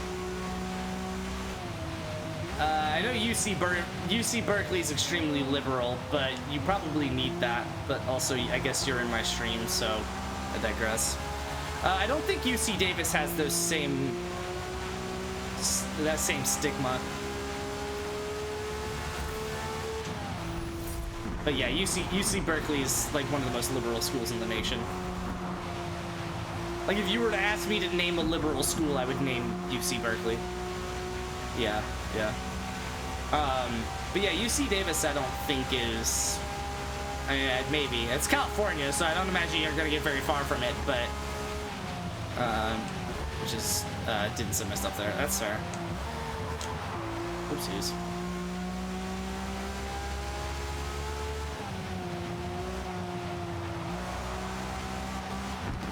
Unless you could, like, sell yourself there. Be like, I have grown up with...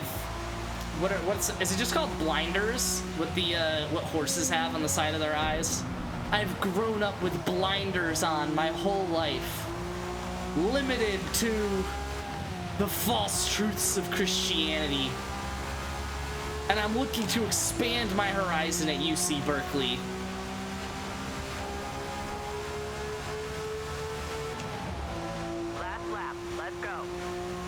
Super leaning, isn't it?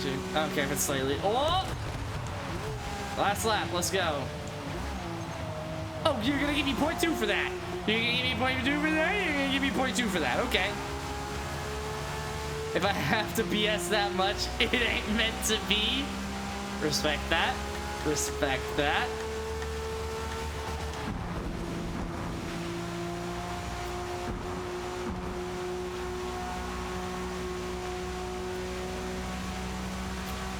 You'd be like, and I love Aaron Rodgers. He's gotten the 49ers further in the playoffs than any 49ers quarterback since Steve Young.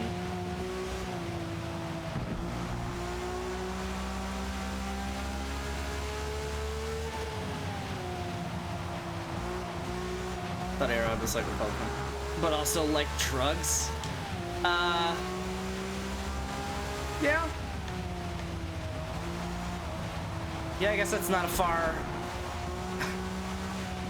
not far from the truth. AKA the middle. No.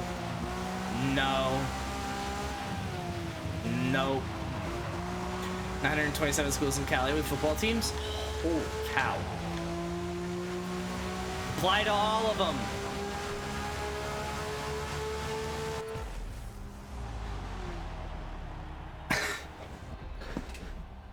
I'm sure Jesus liked drugs. Wait, Jesus did like drugs. He was all about that wine. Don't let anyone in Christianity tell you that you can't be big on drugs.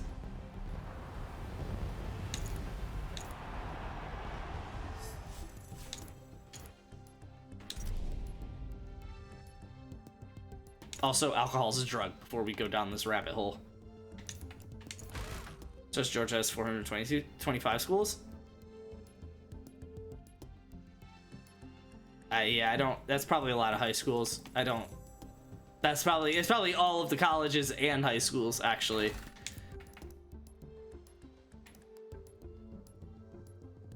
Wait, can I do this?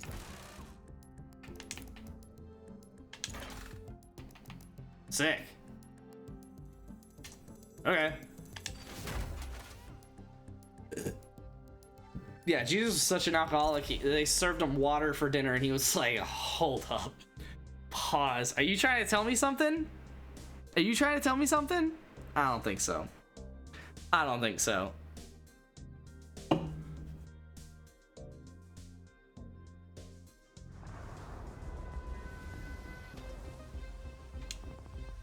Suzuka features noticeable elevation changes, high-speed straights, and a mix of almost What a every type of stupid mechanic. miracle to say Keeping he your speed pulled. up and consistent is critical. Like, breaking apart the fish and the bread to feed thousands of people or whatever it was. Okay, I get behind that. Healing the lepers, right? Raising himself from the dead, right? Like, there are tons of cool miracles that Jesus allegedly did. Turning water to wine? Guys. Guys.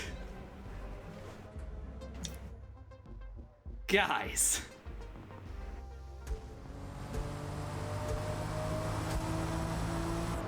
Hey, nothing says Christianity like alchemy. I'm a little annoyed that the first thing I did was go off the track.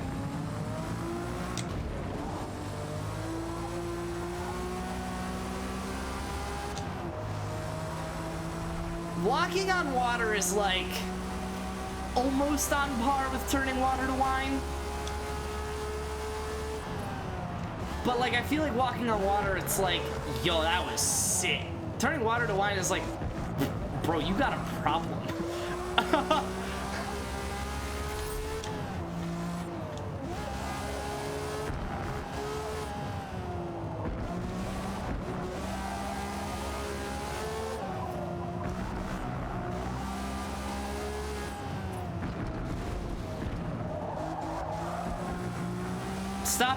Stopping a storm is cool because that like saves people and shit.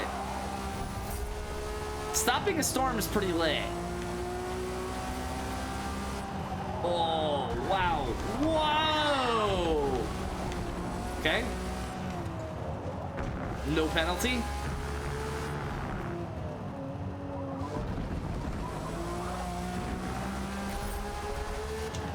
Kind of bring that up in my theory of knowledge class tomorrow. Do it, dude. Was Jesus an alcoholic? Today's lesson. What about when Moses reached out his hand and parted the Red Sea? I get behind that. That was like to save a bunch of Israelites, right? Yeah, also to save people, so cool. Understandable at least. Right, like, let's not go back to slavery. Instead, let's literally spread this water apart so that you can get to safety. Right, basically it was just the Underground Railroad, but it was the underwater railroad. That was all Moses was doing. Water to wine is problem if true.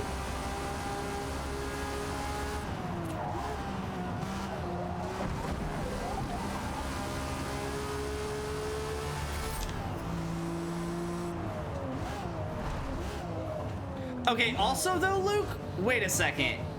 Doesn't the Bible say that slaves should obey their masters? And then at that point, what was Moses doing?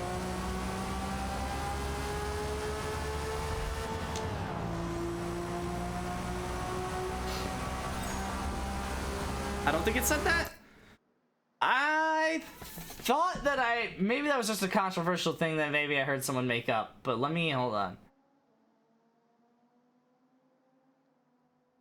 Yeah, Ephesians 6:5.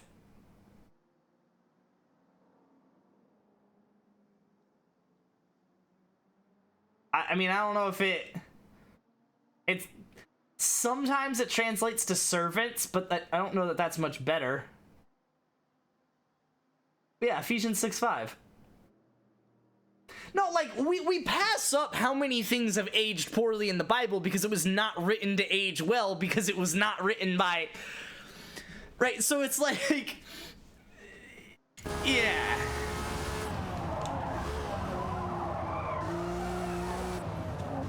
Not diving down the rabbit hole, but... If slaves are supposed to obey their masters, then what was Moses doing? Is it just that slaves are supposed to obey their masters if they're not Jewish?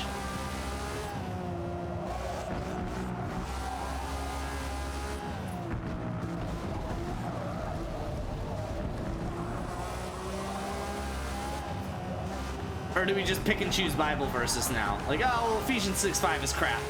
We don't listen to Ephesians. The Ephesians are weird.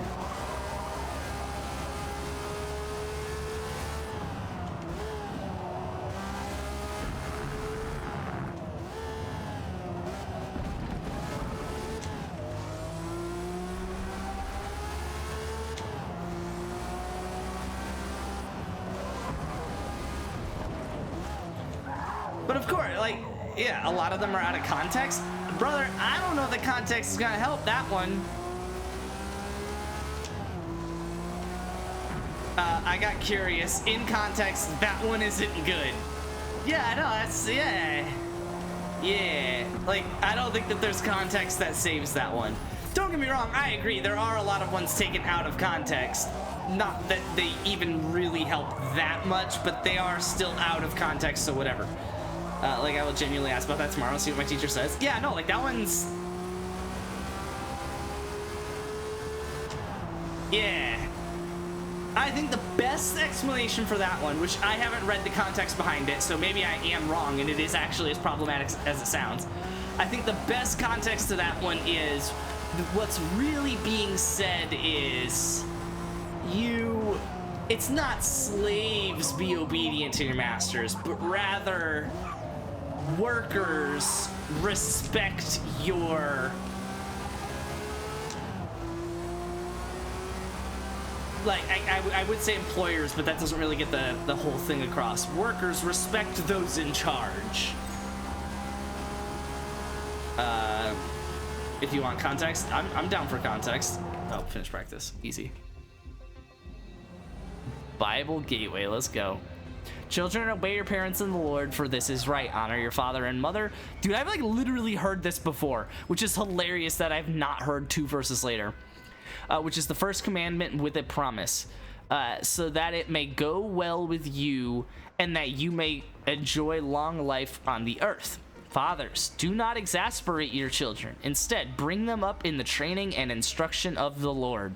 Slaves, obey your earthly masters with respect and fear and with sincerity of heart, just as you would obey Christ. Obey them not only to win their favor when their eye is on you, but as slaves of Christ, doing the will of God from your heart. Serve wholeheartedly as if you were serving the Lord, not people, because you know that the Lord will reward each one for whatever good they do, whether they are slave or free. And masters, treat your slaves in the same way. Do not threaten them, since you know that he is who is both their master and yours is in heaven. I feel like the he should be capitalized here. Not that you guys can see my screen. Anyway, restarting the sentence. Do not threaten them, since you know that he who is both their master and yours is in heaven, and there is no favoritism with him. I feel like the him should also be capitalized. Yeah, no, that's pretty abruptly slave. And it says whether they are slave or free. And what it all boils down to, the real answer here, and I'm gonna need to shut up in a second, but the real answer here is that the times were different back then. The times were different back then. They did not know that slavery was bad. They didn't have the idea, the concept of slavery being bad. But the King James Version does say servants. Yeah, that's... But even then, servitude is just slavery with extra steps. I was looking through a whole bunch of different versions, and the majority say slaves. Some of them say bond servants, some of them say servants. But yeah, no, it's like they lived in a different time where that was the norm. So the rules were written based on the norms. Because the rules were not written by an all-knowing being that had this concept of all humans should be free. It was written by humans that understood the norms of their time, which is why it's written in the norms of their time. But I think that's where I need to kind of shut up. Because I've said it before on stream, but yeah. It's just, there are so many things about this that just make sense that way.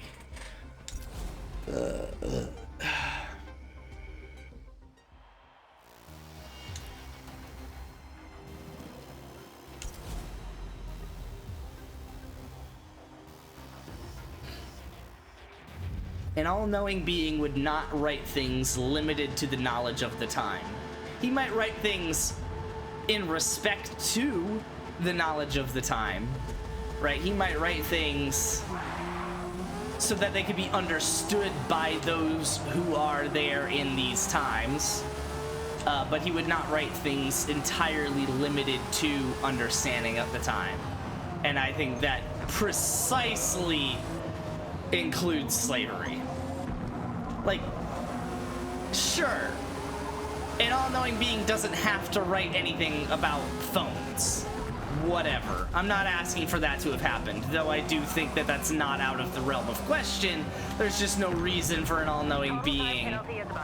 There's no reason for an all-knowing being to do that, because it should be understood by those at the time. On the contrary, though, slavery is something that, like, could have been solved back then, or at least just avoided as a concept. God didn't have to write anything about slaves back then. But here we are. He did, because he didn't. Because the humans were writing things in the science of the times with the knowledge of the times, like the whole Bible is written. Again, not saying that God needs to write about iPhones or that humans would, because obviously they wouldn't. But that, understanding that slavery is bad and that all humans are created equal seems like something that the Bible was trying to get across in the first place. So limiting that rule set to be those who are not slaves is not exactly fair. Is that the present free will equals slavery? Is that a hill we're trying to die on here? I mean, I understand that if humans have free will, they have the free will to enslave people, but that means that the others don't. Especially if you're telling them to deal with it and to be obedient to their masters. Bible's very confusing. God's chosen people, but like love everyone equally. Yeah, I mean that's just the crux of it all. Which is why everything's gotten so confusing since. Which is why it was so confusing in the first place, and there was crusades and shit. And it happens in every religion, because you have to make it sound like being a part of it makes you special. But also at the same time, you can't say that or else it's not going to be successful. Right? Like, if you are trying to make a religion where only people who follow that religion will be successful, well, the first 5 people that make that religion aren't going to get very far. Because it would be like, wait, why would I join that? That sounds like very limiting. Like, I don't want to treat everyone else like they're weird for being different.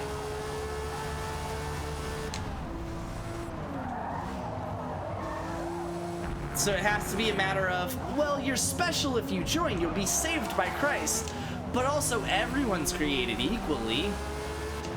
So it's like something had to make the earth. No, yeah, no,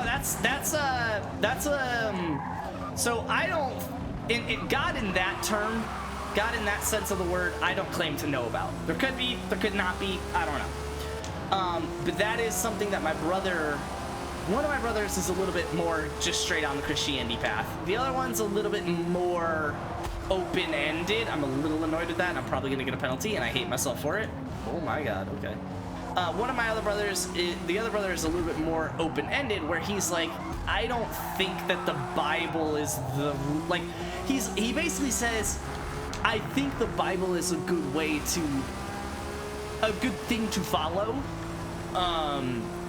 and I do think that that God is the God, is basically how he forms his opinion, as I understand it. Maybe don't let me speak for him, but whatever. As I understand it, that's what he thinks. He does think that the Bible's God is God, but that it has been misinterpreted so many times over the last thousands of years, and that the Bible's God does not need to be something that we can comprehend. Is that the Bible's God, like, yes, there had to be something that made the earth, much like what you're thinking. Yeah, much like what you're thinking. But that it doesn't have to be limited to the bounds of the Bible. It doesn't have to be limited to the bounds of human comprehension. It can just be an above all God that I don't claim to know to understand. That's kind of how he sees it.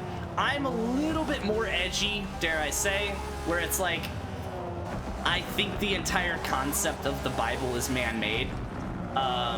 It just makes sense. Like, that's what humans did back then. They made stories and they told it, like, for generations. Like, that's just what happened. That's why we have the Quran, the Bible, the Torah, right? Like, and they all tell the same stories, which there is an argument to be made. I accept that there is an argument to be made that means that one of them is probably right and that the rest are just misinterpretations of the other. While that may be true, what incentive do humans have to tell different stories, right? Like, if someone told a good story and it was like, yo, tell that shit again, yo, and you just tell that shit again, and you tell that shit, like, it's good. Like, you're eventually gonna have families and tribes going different ways, telling that same story different ways, and it's just like, eventually it's gonna get written down different ways in different books with different religions by different people who had different stories that are amended to those, appended to those books. So it's like, to me, it just makes more sense that it was written by man. One of the oldest texts I read multiple copies of. I can get behind that, but science. And as far as God is concerned, I can understand what my brother is getting behind, where it's like, there has to be something, and I can't even begin to fathom what that means. I can get behind that. And in fact, to a degree, I would say I believe that. But I think even that's annoying. I think even that can be molded by man-made opinions. I don't think that there has to be a God. The reason that we say, oh, well, there has to be something, no. Not really. You got this. Right, like, not at all in the sense that we interpret, which is basically what Brent is trying to say, but I'm trying to double down on, like, no, it's not even, like, worth calling it a God, from my perspective. Like, it does not need to be, like, something that we can even call a God. Sure, something had to create the universe, but, like, that could mean so many different things that we can't even begin to fathom, right? Like, so it's like, I guess what I'm trying to say is I'm taking it a step further, where it's like, I'm not even limiting it to saying that there is a God, right? Like, I feel like my brother is trying, and Luke are like trying to think open-endedly, more open-ended than a lot of Christians, and saying, look, I don't know that this is the God that did this. I don't know if it's what you guys are saying, but there had to be a God. What I'm saying is, I don't even know that that's true. Like, whatever did create the universe, I don't think needs to be limited to human comprehension. I don't think it needs to be something that can be called a God, right? I think that it might not be something that exists in our reality. In fact, I would think that's a likely chance, is that it's not something that exists in our reality, is something that created a separate reality, our reality, because it had the ability to. And that trying to define it with the limits of our reality doesn't make sense. Right? It's like the driver of this car that I'm driving right now. The driver in this car, in this Nissan Skyline, he can envision what a god is like. But he's gonna be limited to racetracks and, right, like in different things around racetracks. He doesn't have a concept of video games. He doesn't have a concept of what it means to create a universe, right? Like, it's just he's gonna have a very limited understanding of what a god even means to be a god. Like, sure, we created him to be a human, but that's just this game. Say that it's, I don't know, Jak 2, right? Like from PlayStation 2 or whatever, right? Like just something else where it's like we are creating something. Donkey Kong, right? Like Donkey Kong doesn't have a concept of human, so he cannot possibly imagine a god that is human, right? So it's like Donkey Kong imagining a god makes no sense. He will never reach what God is to him because he cannot. It is not a part of his universe to be able to imagine what created him. Simplest explanation of this all is something had to make something, and when we die, we die. I don't know what happens. I'll see when it happens. Yeah. So it happens when, my opinion, what do you think when you die? Nothing. I think that that's another man-made concept, right? Like you're asking what happens when you die. What has to happen? Us as humans are limited to the concept of life. We have only ever lived life. We have never lived past life. We have never lived before life. We have no understanding of what life is or means beyond life. So when someone asks what happens after life, we create a man-made concept of some variant of life. But why? Why would there be any form of anything resembling life that happens after life? Oh, you go live in heaven, or you go live in hell, or whatever other opinions are made. I'm just calling out Christianity because that's what I know better, right? Whatever other opinions are made. Why would there be anything, right? Like, there only is a concept of heaven, and that was one of the biggest reasons that I formed the opinion that I have, that I think the Bible is man-made, because the entire concept of heaven and hell just seems so man-made, right? Like,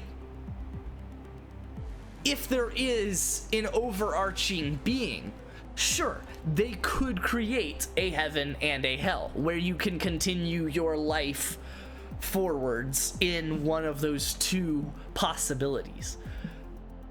But why? Right? Like, why would they do that? If they created this existence and this concept of life in the first place, what incentive did they have to create something else after it? Right? If they created us as basically an experiment, if you will, they created us as something to observe. Why would they create another, like, right? Like, they just don't have to. There just doesn't have to be that happening. So that's what I'm saying. It's like the entire concept of a heaven and hell is so man-made. The only thing, what happens after you die?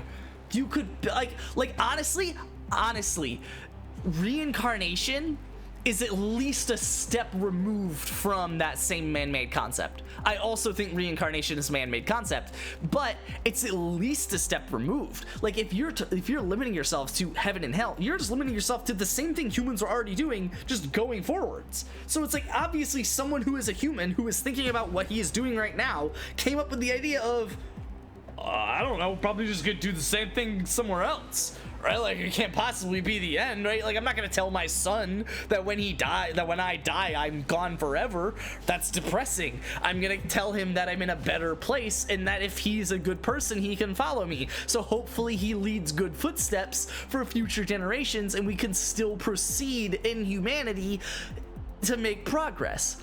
But it's like, why? Why would there be a heaven or hell? And as far as reincarnation is concerned, that's at least a step removed where someone said, oh, okay, heaven and hell is limiting. There is nothing that says that we're gonna be human after we're done being human. Reincarnation's like, what if my spirit is who I am? And when my physical body dies, my spirit continues on and becomes something else. Like that's at least a step removed. It's less limited to the bounds of human thinking, but it's still limited to the bounds of human thinking. You are still taking your soul, taking your essence, the concept of yourself, and saying that it lives on. There is no reason for that to be. There is no expectation for that to be. Didn't mean to send you on a tangent. No, I like talking about this stuff. I'm not mad. If I sound mad, I apologize. I'm not mad about it. I love talking about this stuff because I feel like I can make sense of it in a better way, where it's like, even something as seemingly open-ended as reincarnation is still extremely limited in what it can be. Right? Like, I'm sure at some point in time, a separate religion, you know, one not based on heaven or hell or reincarnation, will form itself based on reincarnation, but on a more open-ended scale. Okay, well, we know that it's a limited human train of thought to say that your human train of thought will continue in heaven or hell. We know that it's only slightly less human, but still a very limited human train of thought to say that my essence as a human will turn into something else that humans know. Some other animal, some other plant, some other living being, some other person, right? Like my essence will become that, right?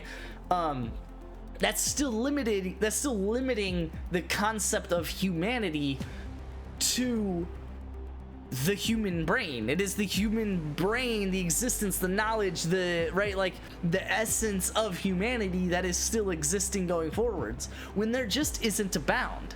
Like, and that's why I say there is likely going to be some sort of religion, some however many years down the line, based around the idea that, okay, maybe reincarnation is more realistic because it's less likely to have been created by humans, but for it to be truly less, like truly not created by humans, truly open-ended, it needs to be not limited to something that humans can imagine. Maybe reincarnation is a thing, but I will be reincarnated in a different universe, something that a different, solar system, a different galaxy, a different universe, a different existence that I cannot know about.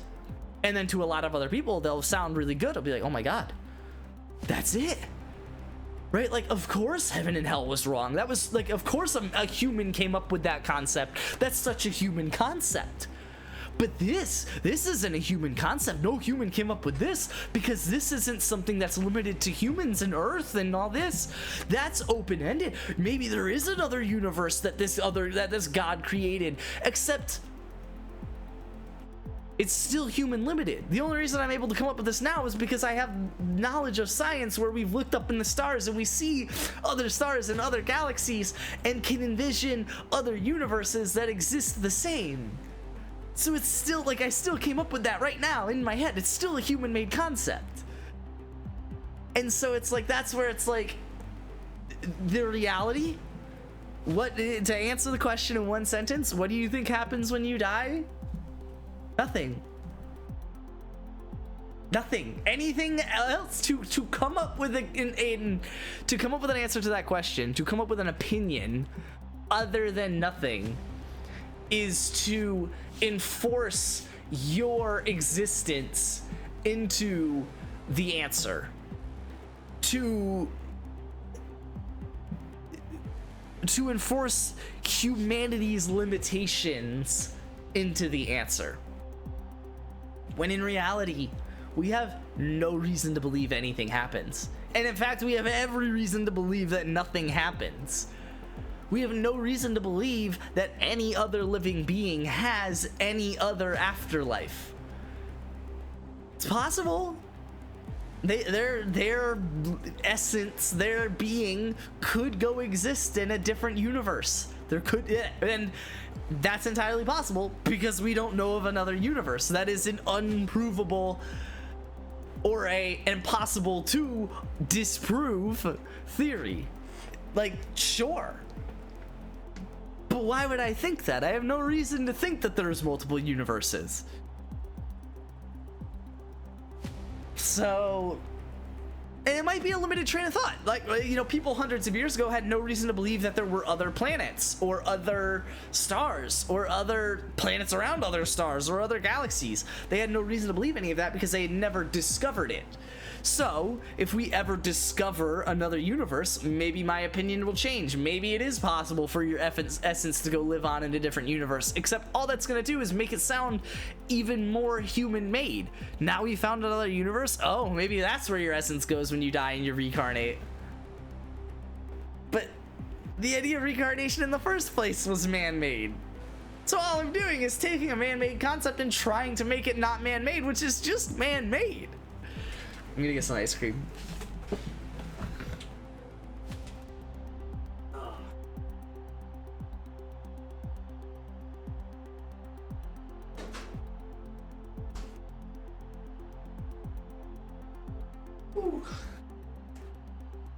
My legs are sore from today's workout. Wonder how a debate between you and your mom about this subject would be. Oh, it's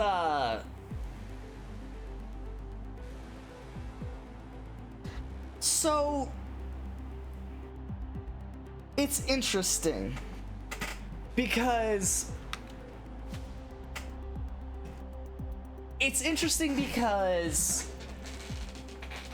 I will never change my mom's opinion. And frankly, she will never change mine, which is why we've gotten to the point where we don't really do it anymore. We've done it a few times in the past, but there's just no point. But instead, what happens is, one of us will talk about something, I guess, without the intent of changing the other person's mind.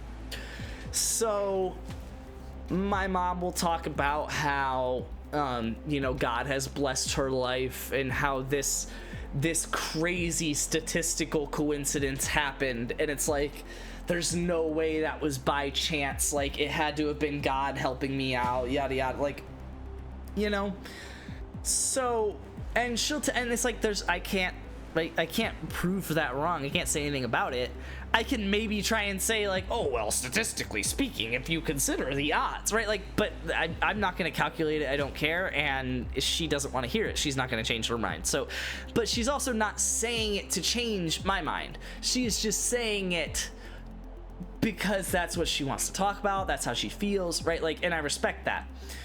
And on the converse, I will get in situations where I will explain certain things to them to make things make sense. So for example, astronomy has been the key topic of conversation for a while now. It's starting to get a little bit, like, I guess, overkill. Like, it's starting to get a little bit,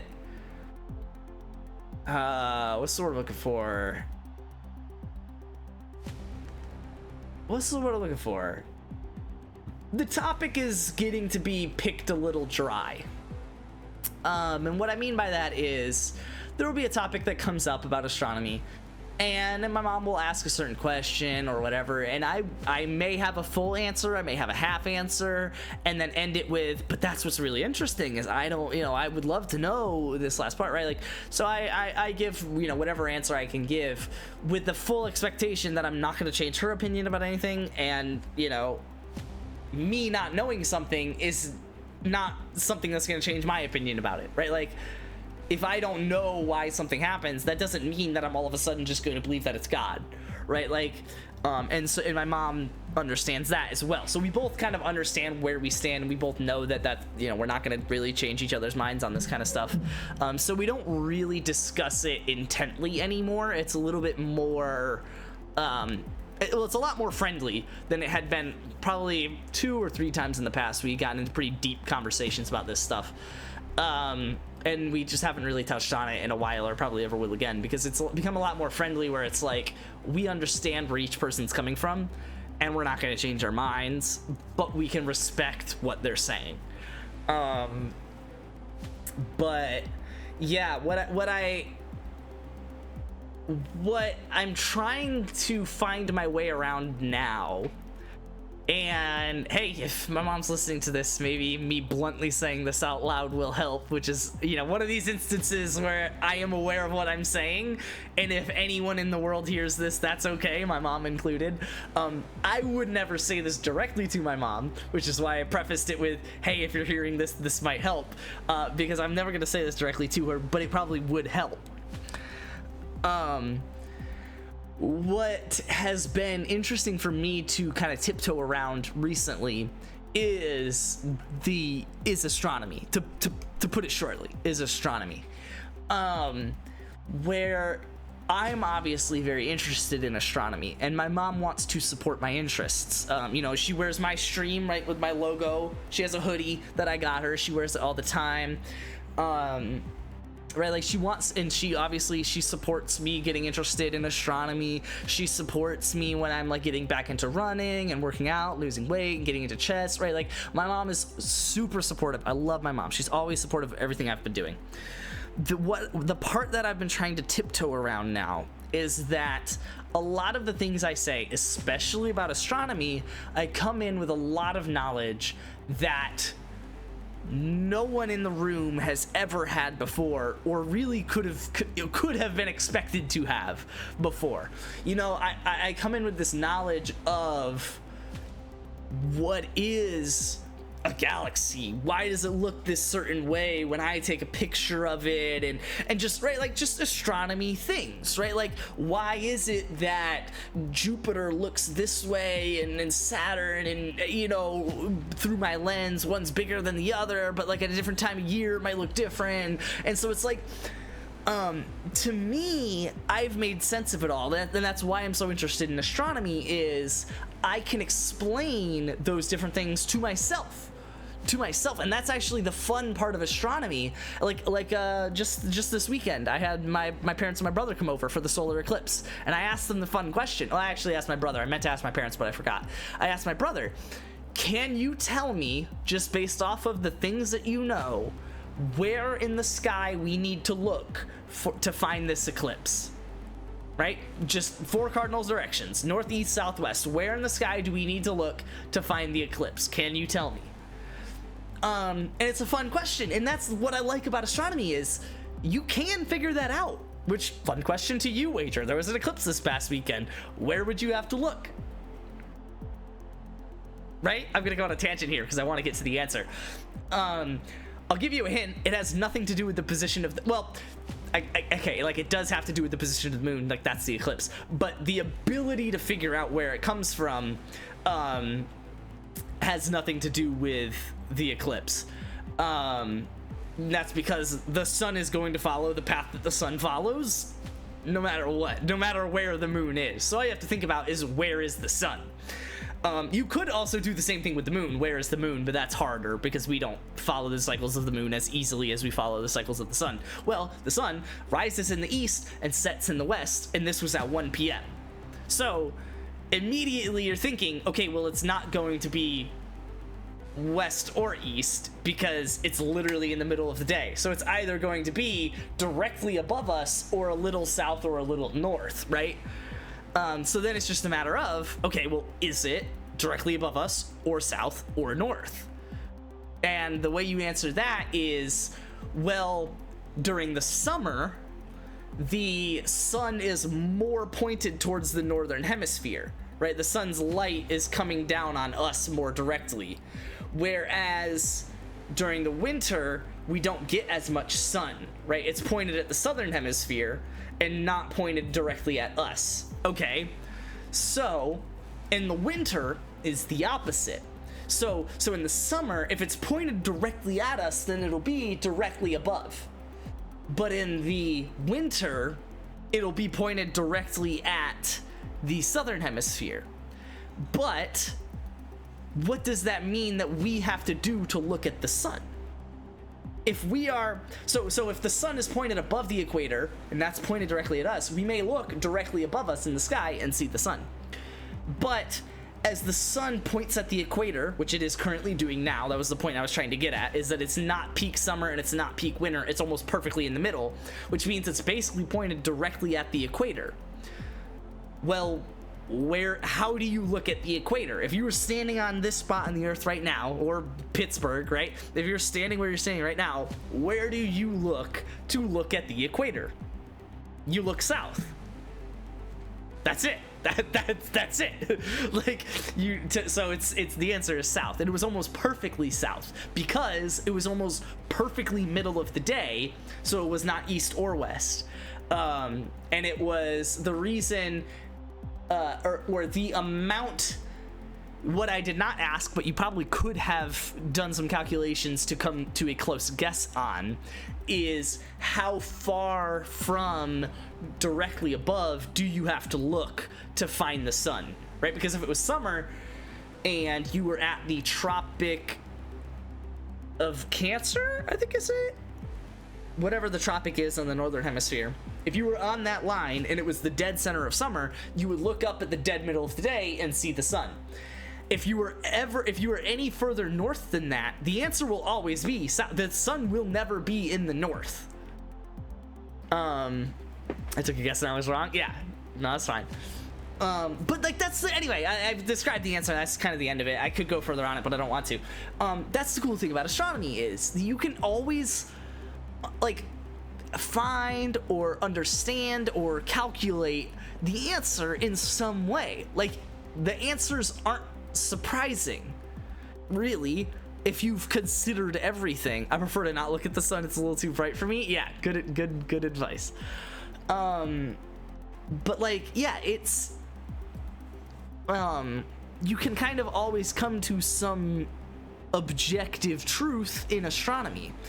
And so what's been happening in my conversations lately with my family is they will kind of ask some open-ended question, a generic question that like, why would Spencer know the answer to that, right? Like, not that they're trying to catch me off guard, but just like they're trying to have this conversation that doesn't just end in an answer, right? They're trying to like discuss something or whatever. But then I answer it. And then it's like, it's gotten to the point where I feel like there's this stigma on me where it's like, oh, he knows everything. He's like this nerd who always has the truth. So it's like whatever he says, like I'm just gonna trust that.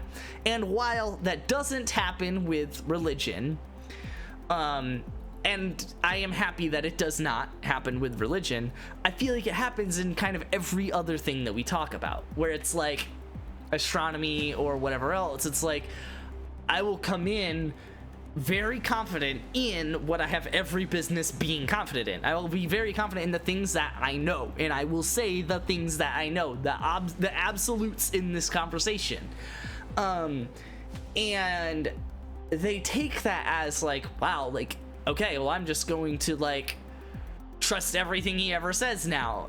And it's like, while yes, you should trust the things that I'm saying that I know are true, there are a lot of things that I say are opinionated, and I, like, you don't need to just say, like, oh, he knows everything, like, what a nerd, like, let's just, of course he's right about this, right? So it's created this kind of stigma around me where it's a joke to them, and that's why I'm, like, okay with it, but still trying to tiptoe. It's like, to them it's a joke. It's like, oh, like, he's like such a nerd, he knows everything. And while, like, it's a joke, they're not really kidding. Like, in a lot of instances, they really do just, like, take what I say and move on. Like, I could full on lie to them and they just would not know. And they would, like, take that word and spread it going forwards. So it's like a joke to say that, but then also it's like they really think that. They really think that, like, everything I'm saying is just, like, I don't know, the absolute truth. And so I respect that, because in a lot of my conversations, that's what I go for. That's what I want. But there are a lot of conversations that I have where that's not the case, and I am just trying to have an open-ended conversation, like about religion and stuff like that. And while they do hold their ground in general, I feel like I don't want them to feel bad for their opinion on that. And I feel like the way that I say things sometimes, that's what it comes across as I'm trying to make them feel bad for thinking something so stupid. Where it's like, no, like, I don't mean that. I don't want you to just assume that I'm correct. I don't want you to just, like, take what I'm saying and drop everything you've ever learned and just listen to me. I don't want to just be the only voice of truth in this family. Like, I want to have discussions with people. I want to be wrong. Like, no, I don't want to be wrong, but when I am wrong, I want to know that so that I can be right, right? I can change my opinion and be right. And I think what has happened is, and where I'm tiptoeing is, I am tiptoeing around saying certain things at certain times, where it's like that hoodie that my mom got me. Again, I love my mom, and, like, she's just trying to support my interests, and so I love the hoodie, and it's really cozy, and I'll wear it, like, every time I go, you know, sky gazing. But it's like the hoodie literally says, like, it's okay if you don't like astronomy, it's kind of a smart person hobby. Like, that's, like, what I don't want to hear. Like, I like the hoodie, I love the gift. I'm not saying I don't want the gift. That's just not what I want to come across as. Okay, it's actually almost precisely what I don't want. I don't want to talk about astronomy and have everyone around me think that that's just a smart person hobby. It's the opposite. I want to talk about astronomy in a way that everyone can understand it. I want to talk about it to my brother and to Wager and to my parents about this eclipse and say that, like, if you are interested in this, you can figure it out too. It's not just a smart person hobby. You can think about the seasons and the rotations of the planet, and you can kind of envision what that means, right? Where is the sun going to be during this eclipse, right? I want you, and if you're not interested in astronomy, that's fine, but if you are, I want you to be interested on your own accord. I don't want you to write it off as this smart person hobby and separate me and the concept of astronomy from something that you could ever understand. Right, and so that's where it's like I'm trying to tiptoe now, because it's like, while I want to talk about astronomy with my family and I want to show off my telescope and different things that I've looked at and pictures and stuff, I feel like the response that I keep getting is, wow, like, that's so, like, smart and stuff like that, where it's like, I mean, like, it is a nerdy hobby, but, like, guys, like, I bought this telescope. I bought this telescope hoping to see the United States flag that we planted on the moon. That is why I bought this telescope. I impulse bought it before Googling if that was even possible, and it's not. the flag on the moon is beyond the fact that it is sticking out as like a single point. Even if it was laying down flat and you had the full surface of the flag to look at, it would still be way too small for any telescope on Earth, or probably even orbiting Earth, to see. Like, it just is, like, that's just how scales work, is we can't like zoom in that far. Astronomy, for me, I'm interested in hearing you talk about it. Personally, I don't have an interest in it. Yeah, no, and that's fair, and that's like a fine interest to have, but I just don't want it to come across as like an unobtainably nerdy concept.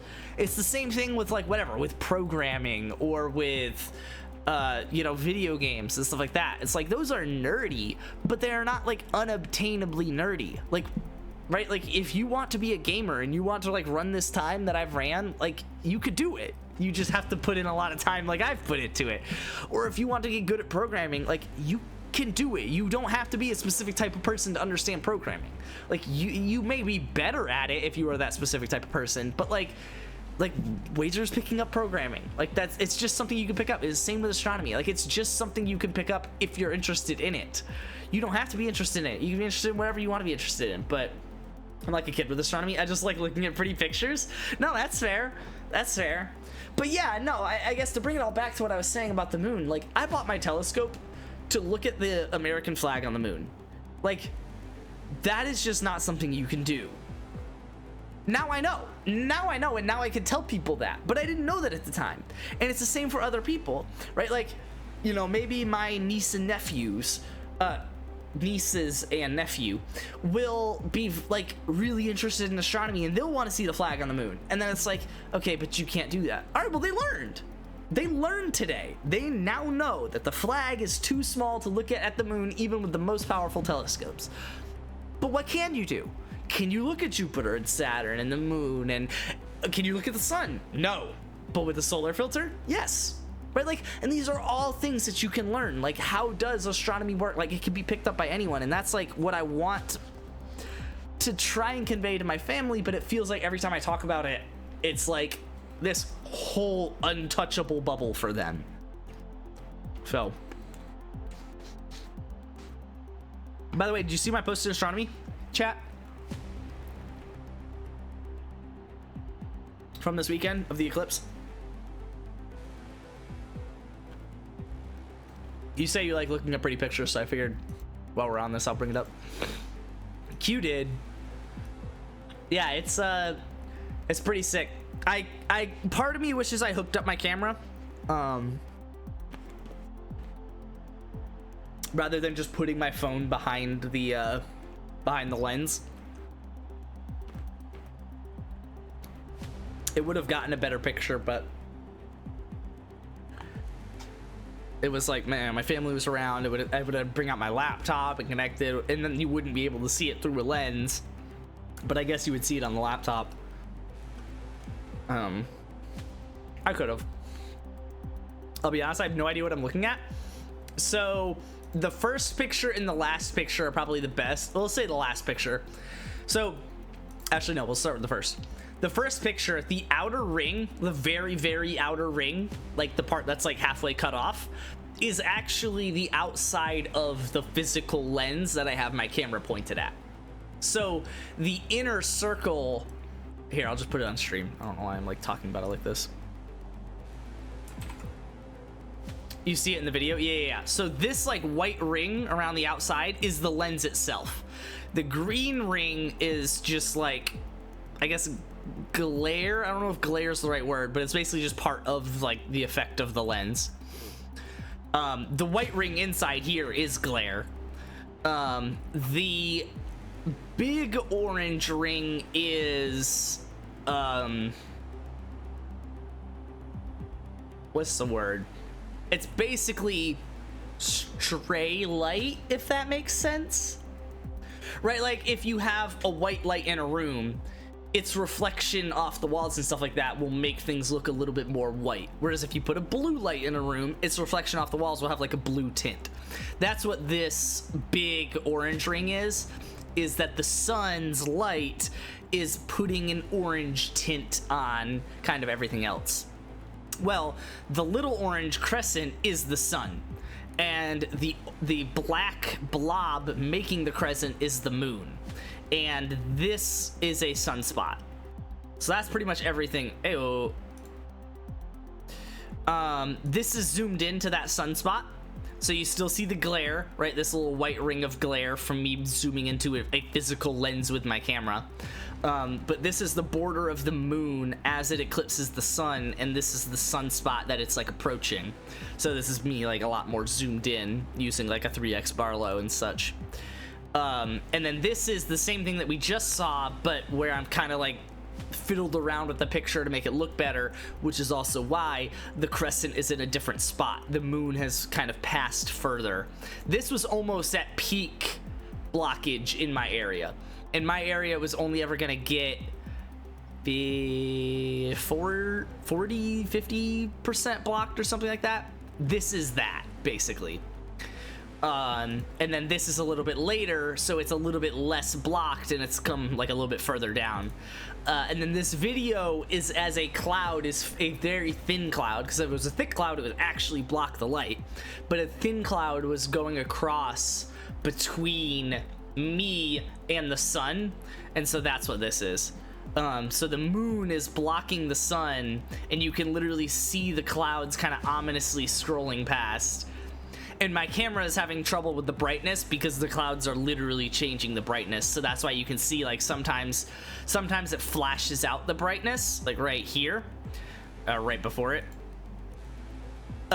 Because the sun was less bright when it was being blocked by the cloud, and then as the cloud moves away, the camera is adjusted for a dull sun, but now the sun is not dull. It is a full sun. It's behind a solar filter.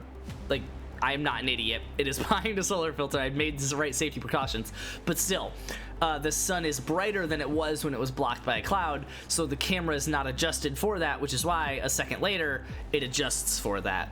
And then it actually gets even darker when the cloud comes back across, and I think it makes another adjustment. Yeah, so it makes another adjustment. You can see right here. So it's like really dull, and then it adjusts the brightness, and you can see the regular sun part of it get really bright because the rest of it stays about the same color, but it's like as the cloud's passing by. In my eyes, it was just an orange half moon, and I didn't understand. Yeah. Yeah, the moon in front of the sun. Pretty cool. The race this weekend was unexpectedly hilly, plus it was windy, and they had us go the wrong way, but it was still in 8K. Love that. The clouds look like the upside down. Is that a the Netflix show from the 80s? Set in the 80s. What? Oh my god. Stranger Things reference.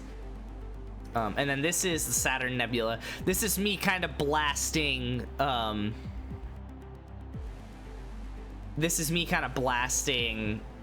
filters into this to better see it.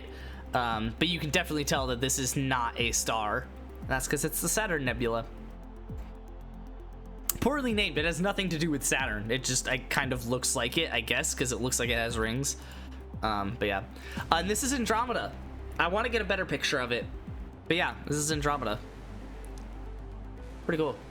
Like, you can see kind of the different arms of the Andromeda Galaxy and like the main kind of cluster. Well, the main cluster in the center, but then also like the still dense kind of cluster of stars around it.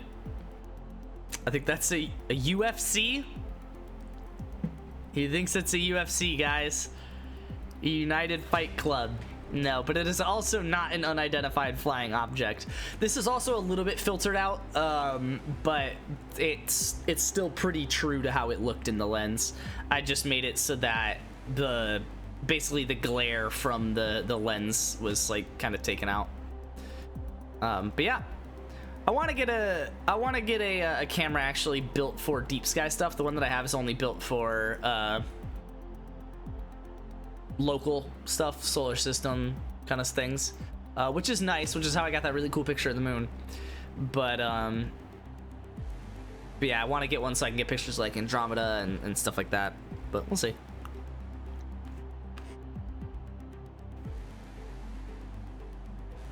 Okay, is this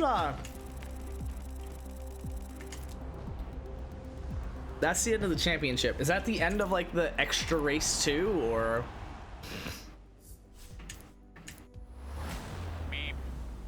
Nice. Earned a gold trophy for finishing first in the JDM Legend Series. Oh, nice. At the Lexus LFA. Completed all series in the Enthusiast Tour. Awesome.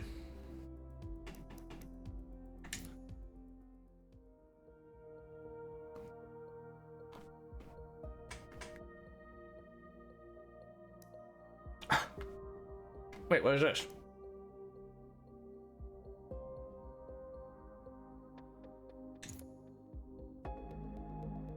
It's just a separate race? Oh, you have to use the Lexus LFA. Oh, I like that.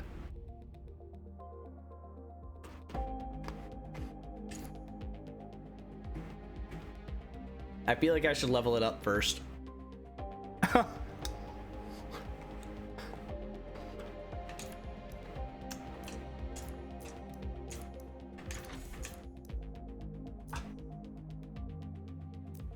Ugh.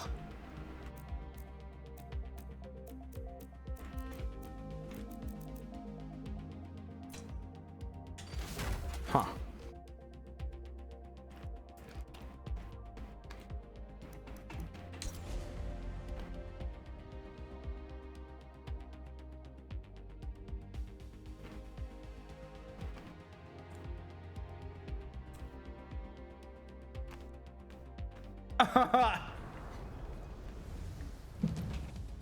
Love that redemption.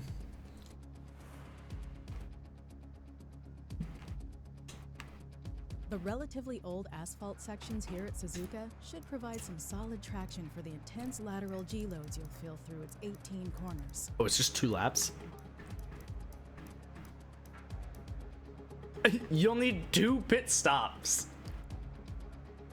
What? What?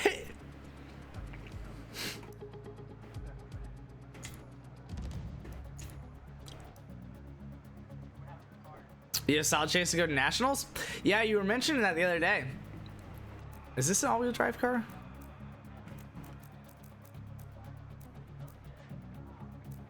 No, rear-wheel drive.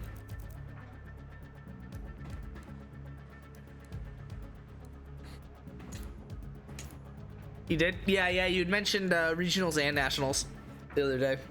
Q, I think you need some sleep, man.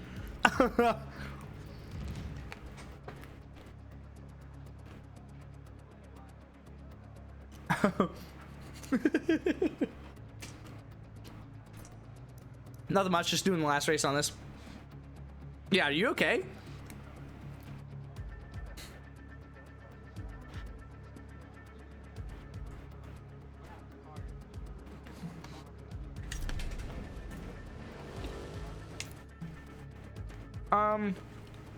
I'd probably do an online race.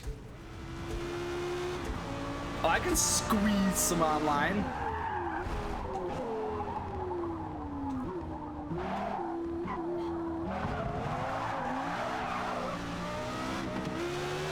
Doing that last championship in an all-wheel drive car spoiled me. They changed from top 6 to top 8 to go to nationals. That's pretty sick.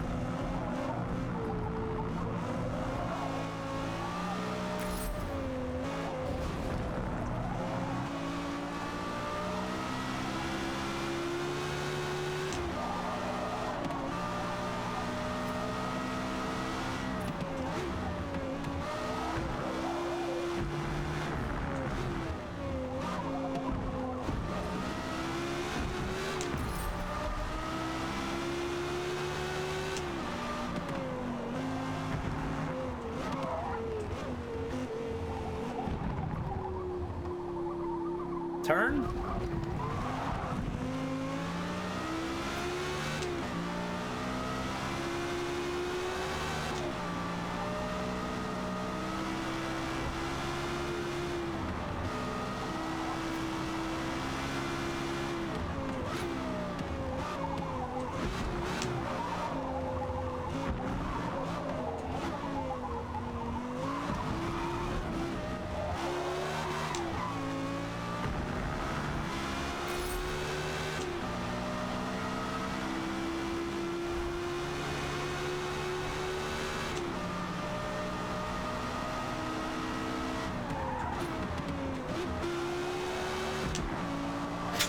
You both think you're losing a trade. I love that.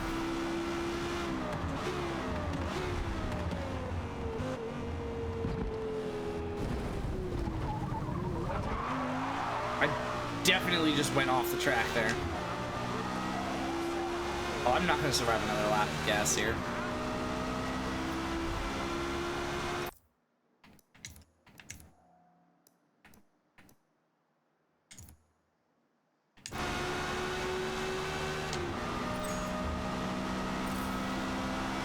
Oh, I just had to complete the one lap? Okay.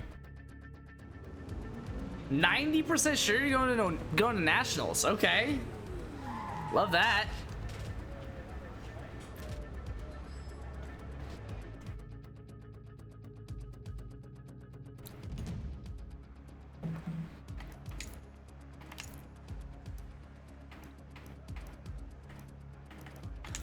Yeah, that's fine, I guess.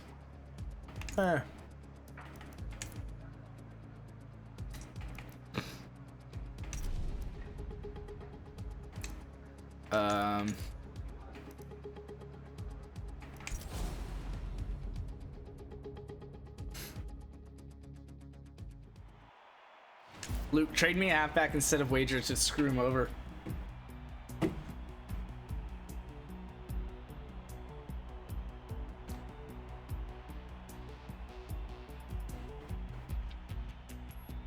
That's an interesting trade.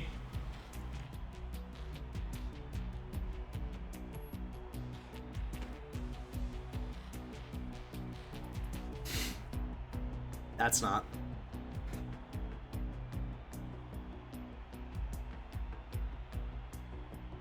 Oh, plus you beat the 2 changes you need to beat at regionals this past weekend. Okay. Word.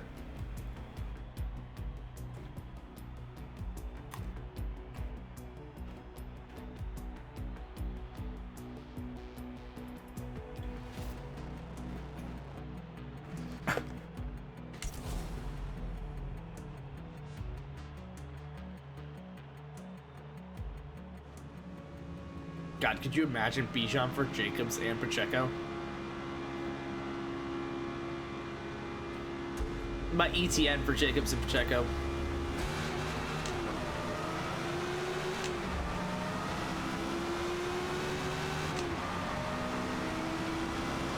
I was serious. I didn't offer it, but I'm curious of your thoughts, Wager and Luke, actually. What about a Chan for Pacheco? Obviously, I lose in terms of talent and fantasy points, but the Chan's on the IR. So basically, Luke, can you afford to get rid of Pacheco for 4 weeks? 3 weeks now, actually, in order for your team to get a better halfback going forwards?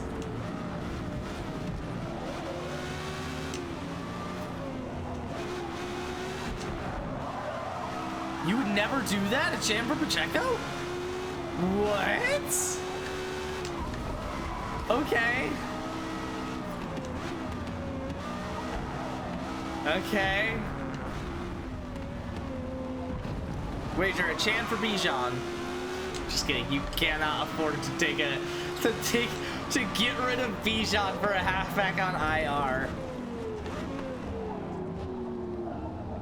A Chan and Roshan for Bijan. How about that?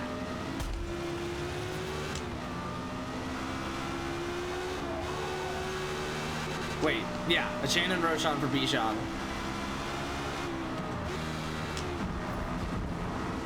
I'm not like officially offering it, obviously, but it is a curious trade.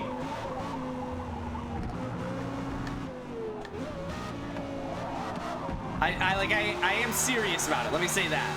I'm not officially offering it, but I am serious about it. Wager getting fleeced? Bijan's been fine, but like, I think the reason Wager won't do it is because it doesn't actually solve his halfback problem this week.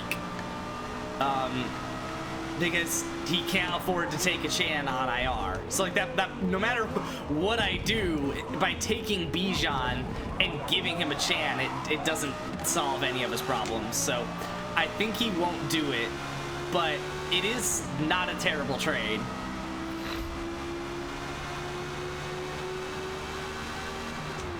Final lap.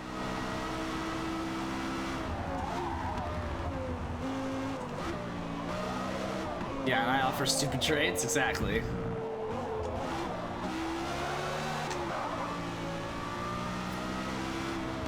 But I think Wager would agree with everything I just said. It's interesting, it's not a terrible trade, but he probably can't afford to do it.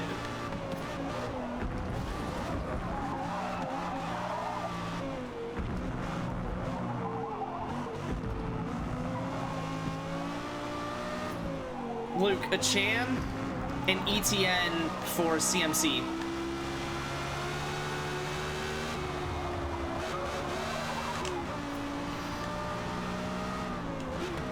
No. Ugh, I hate you. You don't like doing interesting things. You like doing stupid trades with Wager instead of good trades with anyone else.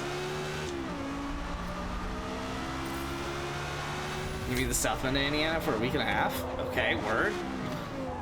Just stay for 2 more. I let a Chan's been injured. I have 0 interest, and CMC's untouchable. I mean, okay.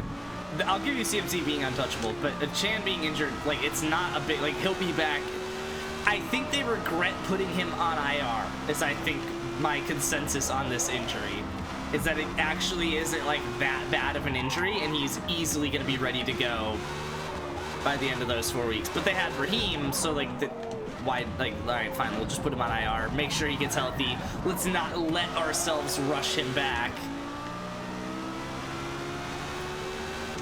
Yeah, having 0 interest is stupid. Yeah, that's what I was saying, is that CMC untouchable, whatever. 0 interest in a Chan is odd.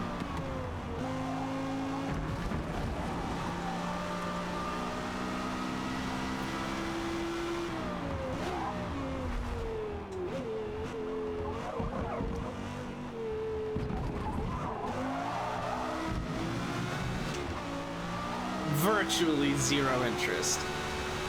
Okay. That's basically the same thing.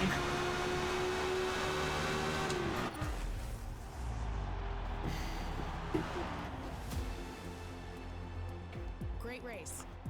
We finished P1.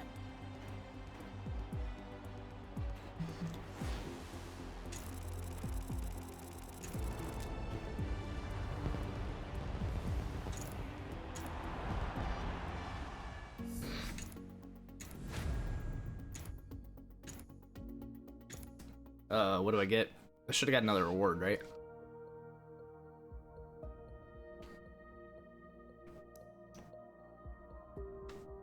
What? You get the LFA for doing the one before it, but you get nothing for doing this one?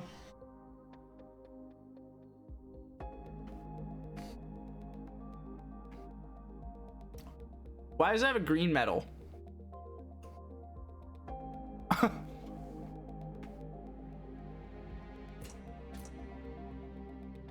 Yeah, Chan for Michael Thomas.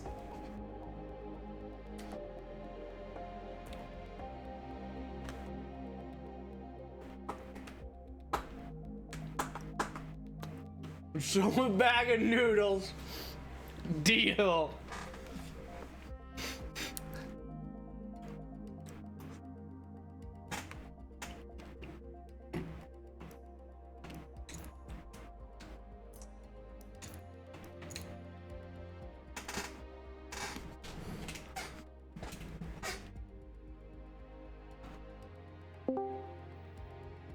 Uh-oh.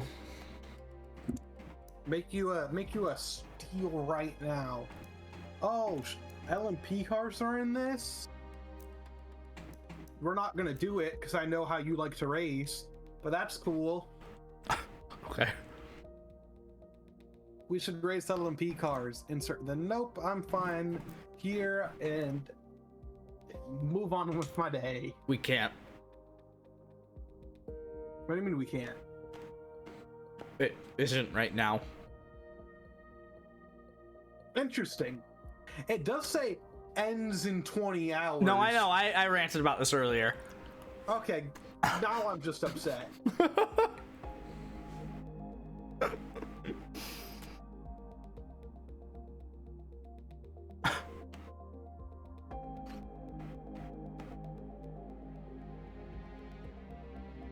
GT cars? What is that left crescent for? Do they really have a stupid tiny track?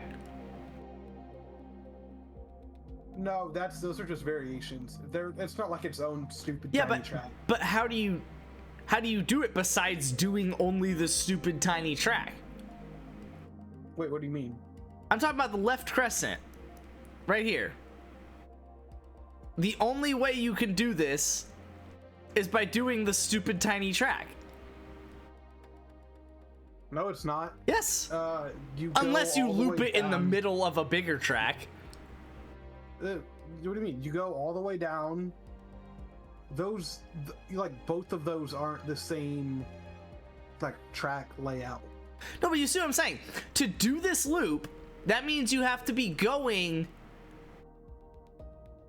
one of like. You have to be doing the small track. I don't know how I can prove it like with words right now, but there is nowhere. Okay, here we go. There is nowhere else for you to get back to this, right? For this crescent to be a part of the loop, you have to be able to get back to the crescent from that same direction, right? Well, yeah, it's not a part of it. I know, but for it to ever be a part of it, it can only be a part of the small one. Unless you loop in the middle of a lap and then go off and do something different before coming back. But you see what I'm saying? I'm lost. No, I'm lost. All right, so okay. Dumb it down for me. Assume we go clockwise. Call me a fifth grader. Then that means you let's see come the up. arrows. You come up the C going right. Okay, it doesn't matter where you go next, whether you stay up top or go down below. You come back eventually anyway, and then you come back around. So you come to the bottom of the C going left. Well, your two options are to use the C again, which would just be doing the stupid tiny loop, or to do the big loop, in which case all you've done is the tiny loop in the middle of a bigger loop. So it would. You see what I'm saying? If you want your answer, just go to Rivals and look at the layouts. I think it's just the tiny loop. It has to be. Like, it has to be. It has to be. And that's hilarious, and I love it. It was Ohio, right? I can double check. Yeah. Mid-Ohio Sports Car Course. Okay, it never uses it. I presume in real life you can use it, and it is used, like I said, just the short track. Be a layout in the game yet. But yeah, it doesn't use the C. It also doesn't use the other part. That's hilarious. So, I'm right, is what I'm hearing. Something like that. Let's go boogity boogie boogity. Let's get racing or something like that. What? The NASCAR guy. What NASCAR guy did that? Like the famous one. I wish they had different like lengths, like different. Why can I only do this? Maybe what? These events, like. No, if you and me just want to race, like we can do any track we want. We could. Is anyone else in? Wager? Q? 1v1 me, old Lamont E-Class, baby. God. I'm gonna put this ice cream away. Give me a second. We're racing, boys. I don't know what kind of race. I'll do literally whatever Q wants if he opts in.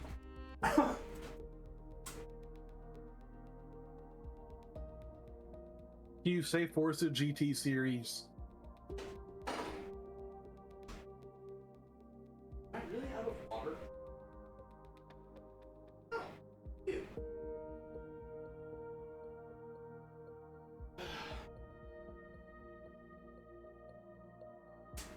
I am out of water. Foot race, let's go. Boogity, boogity, boogity, going racing, I guess. All right, a lot of good responses I've gotten so far. We can do 17 laps of Lime Rock in the touring car. I feel like literally every night I've hopped in, it's been on Lime Rock. No, it was just the first night.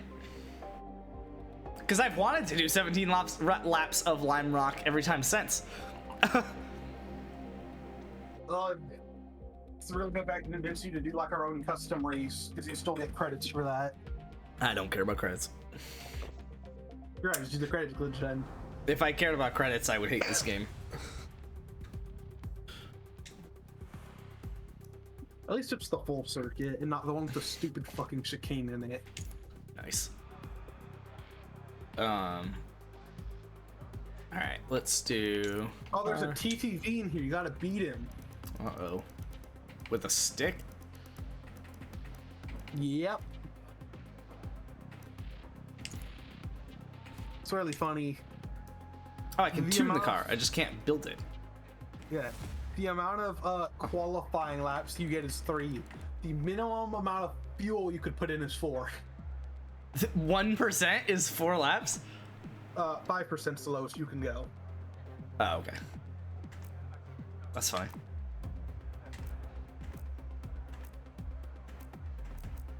Oh, no, I did know you could tune it, and I think I already had it tuned. Hold on. No. I don't want to apply what I just did. Yeah, I think you really like the 2 you had, actually. I think you're right. I think I did really like it.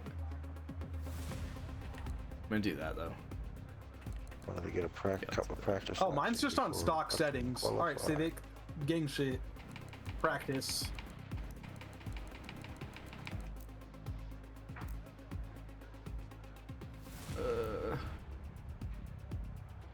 Anti-geometry percent? What the?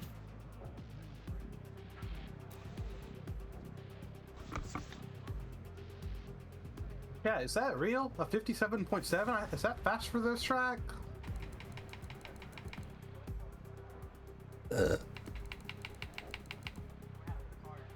Just a faster lap, so maybe not. So you're about to get all the smoke, dude, because I'm in the professional gaming chair now, unlike last Uh-oh. time. Which is a got- a white folding chair. Yep. Literally, yep. If Spence wins, Luke accepts Pacheco for Andrews, and if Luke wins, he accepts Pacheco for Andrews because it just makes sense. Titans aren't real. Johnny Smith put up 13 points. Yeah, like once. Man, Andrews put up 13 points like once. No, he's done like every week. He's done 10 plus. Like, I think. I'm a little annoyed with the timing of me pausing this, but it's important. It's okay, it drives for you. I know, that's why I'm annoyed. I wish it didn't. That way I could control what I'm doing going into the lap. Skip to next lap. Yeah, I could do that. Yeah, he had 1 week of 7.5 points. He's had 4 receptions every week. 4 or more, I mean to say. Yeah, but he sucks. And he had a rushing attempt last week. I'm sure that's consistent. It was a brotherly love, brotherly shove, whatever they call it. A tush push. Tush push. I'll pass the kush. DJ, look at what would be coming across next time.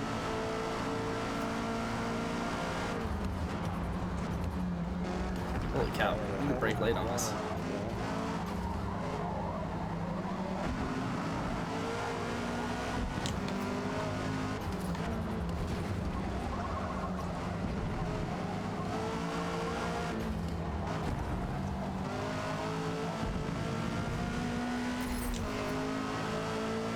On the real, I don't know if I'll make any trades the rest of the season. Yeah, you've kind of gotten railed on all of them. Yeah, and despite getting railed on all of my team's still like pretty good, 4-2. It's like considering how kind of badly I got railed in both those trades, is still very good. I didn't mean to hit him. Sorry. Like, you really want Pacheco, so why would I sell him short? Well, you're just not gonna sell him. I don't like really want him. I want him for exactly what he's worth, which is Andrews, and I've been offering that for weeks now.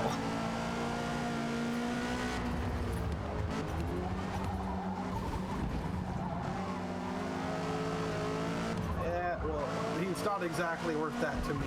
That's what. Okay.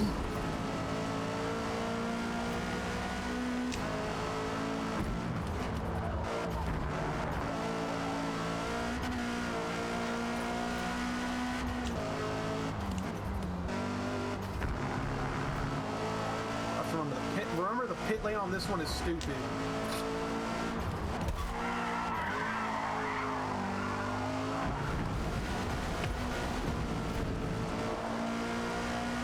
Sick.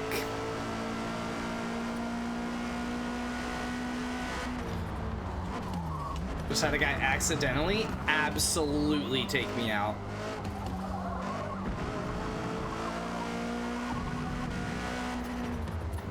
It's gonna be me.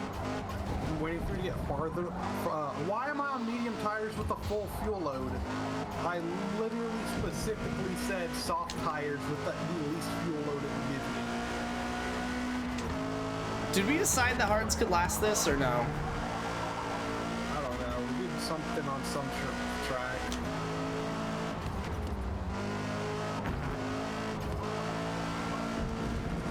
What's up, Bon Jovi Rocks?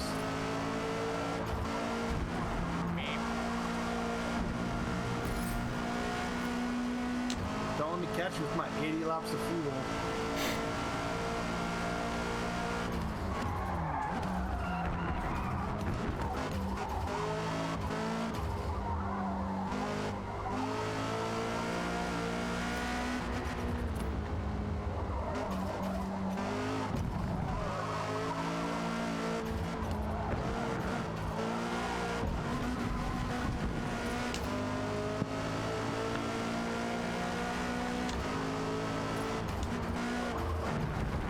Ah.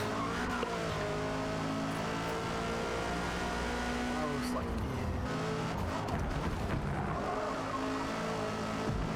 Jeez.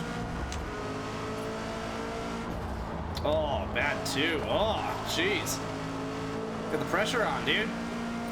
in practice.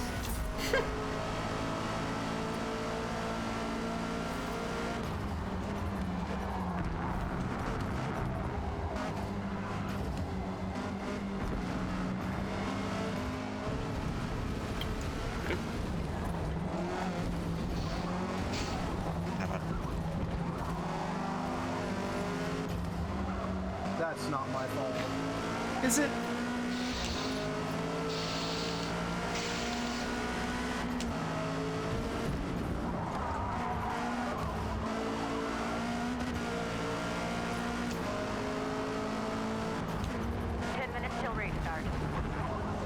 That's kind of horseshit.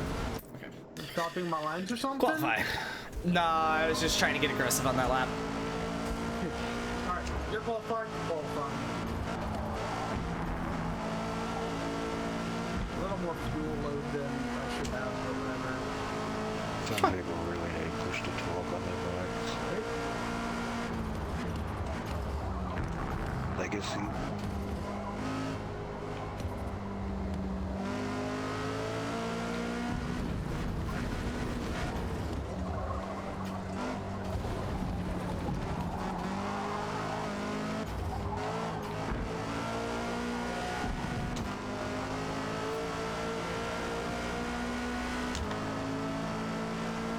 I don't know if it happens in these types of lobbies, but in GT car lobbies, there's actually like weather in your qualifying, so you could be fucked if you don't like qualify during dry. It's funny. I That really sucks. want that to happen in this.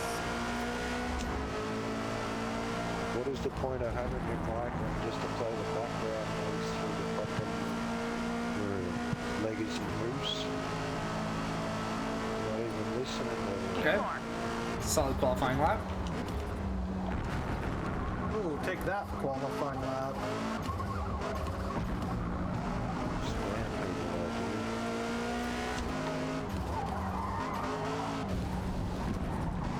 I could not even fucking talk and get your buddy and put your mic on and let it sit next to a fan or whatever it is. Oh, well, there goes that lap. First, listen to all the clicks and Off shit, track. button control, Yep. and not even respond.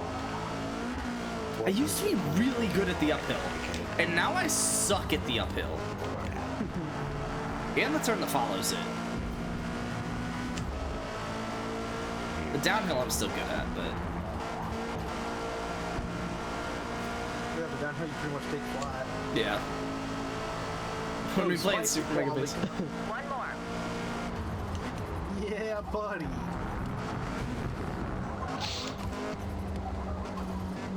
Alright, my next stop I instantly ruined.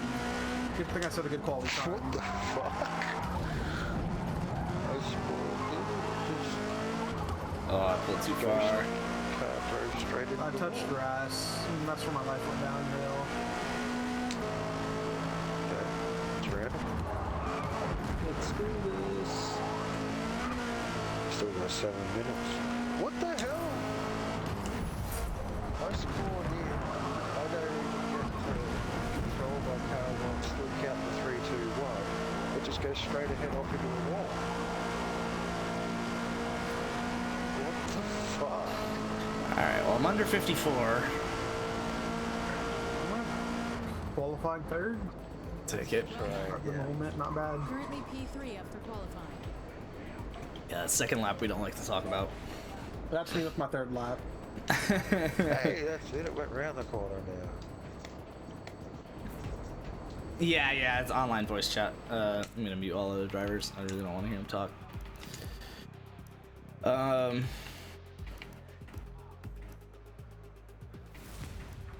Yeah, I'll do that. Oh wait, was I on mediums? Probably. Oh my god. I was like, man, like I know Luke's like been better in actually racing these games, but I don't see how I'm gonna drop another second off this time. So 53.7's like, you'll probably still be fine. This lobby doesn't seem too great. Yeah, let me figure out how many soft tire laps I feel like doing on practice here. All I know is I'm definitely. Don't you have a steering throwing wheel? I soft- do. I actually haven't connected it to this game yet. I want to and I might. But I just haven't done it yet.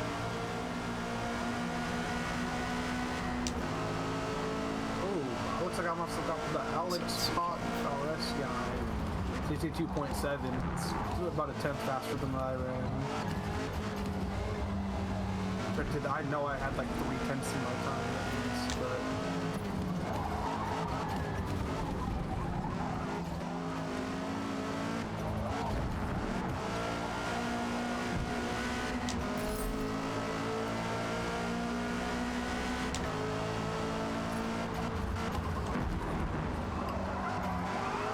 Race starts in 5 minutes.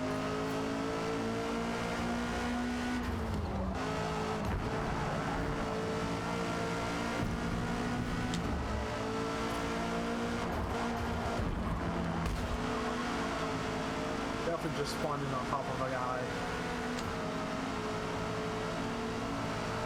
So it's about 10% a lap, maybe 11 on soft.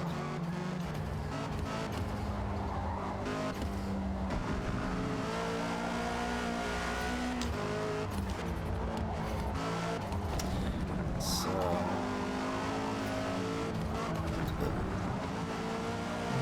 let me switch to mediums to kind of answer that question for myself.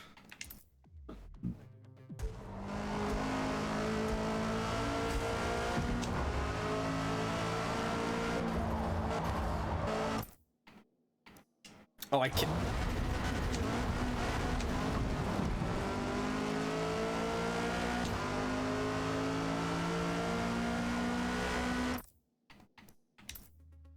I I hit skip lap and I fucked up before the lap even started, and I figured out that you have to start the lap before you can hit skip lap.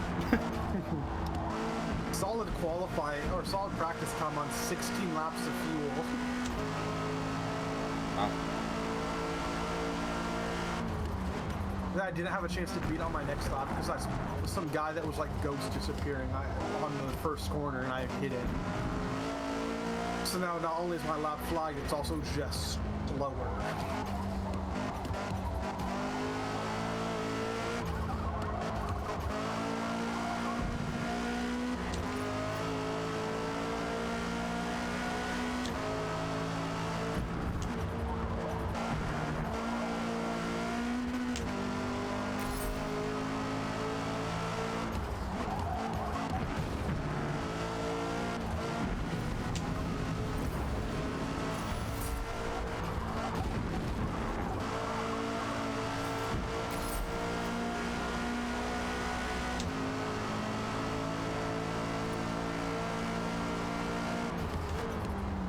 So it's about 6% a lap on medium.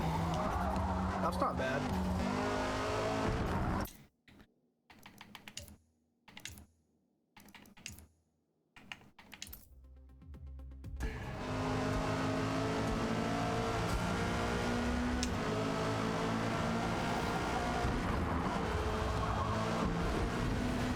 Whoa.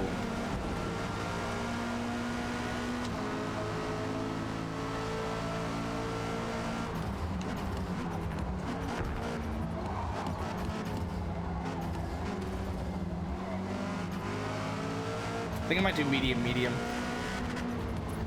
Probably the right move.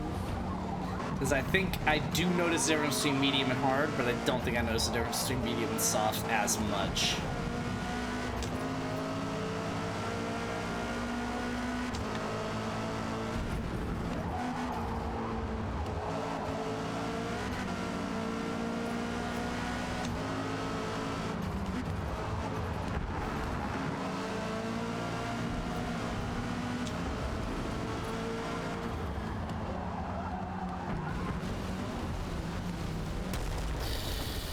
Nice.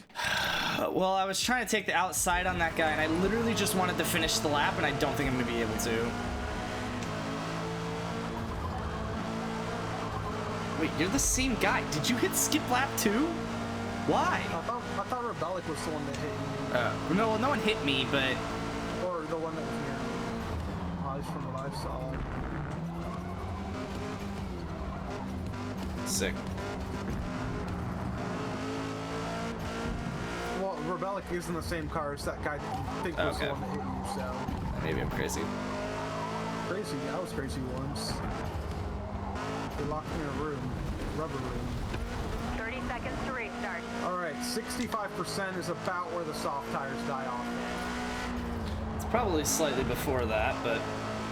I only really noticed it on the last corner, so... Not on the left side. I feel like softs are just too quick to pass up, man. But then again, you did run a decent time, I think it was on medium. Yeah. So I might just go medium. Suggesting. God, it's only like 5% a lap on... Oh, hards? Wait, it was like 6 on mediums. Yeah. Yeah. Fuel and tire, medium. Oh, the guy ran a 52 flat. That's gross. So medium. If I did... See, I don't know how I would use a soft, right? Like, medium's gonna work like perfectly for the amount of laps. Oh, soft hard though. Soft. I think you're pushing it there though, because you got to do like 6 laps on soft. You maybe could, but I think you're pushing it. I'm just gonna do medium. I think. I wish hards lasted the whole way.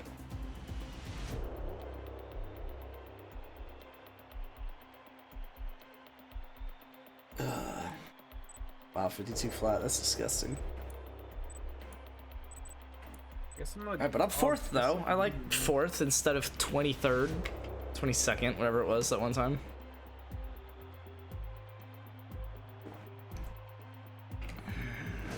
They really put 24 people on this track.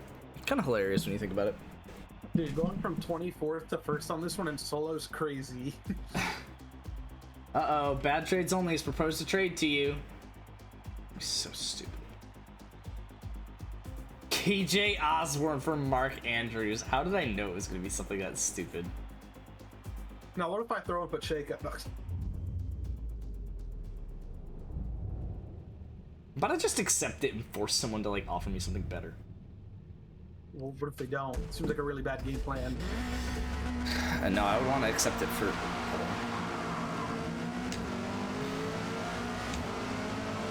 What is Homeboy running? Like, is he softs? Mediums. And apparently that's the best car in the game, so... At least best one for this class. Oh, what am I doing? Took that terribly, but at least I saved it instead of going in the dirt. Oh my god, he just pulls so much in the straight. I can see why that car's the best. What is it? The Golf.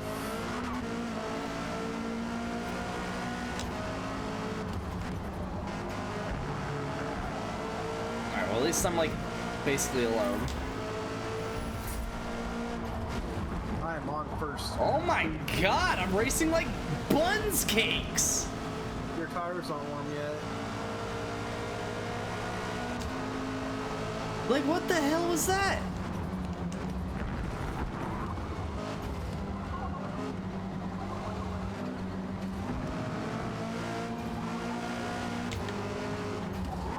I mean the whole lap, I went off the track like 3 times, or was about to.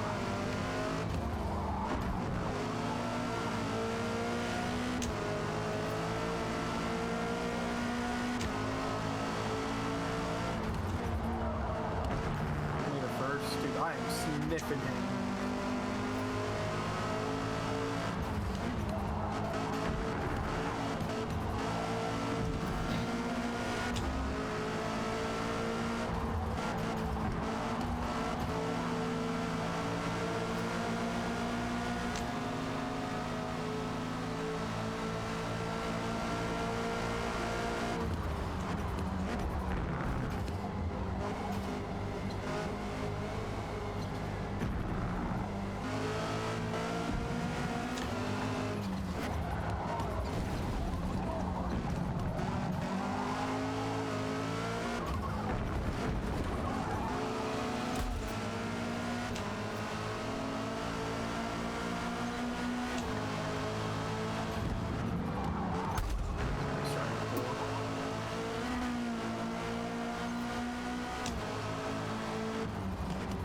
He's definitely gonna pull if I do that. Damn. 0.7 for going off track when it slowed me? Whatever you say. Me and this Mulhoggy guy are going off. We are like, we're racing.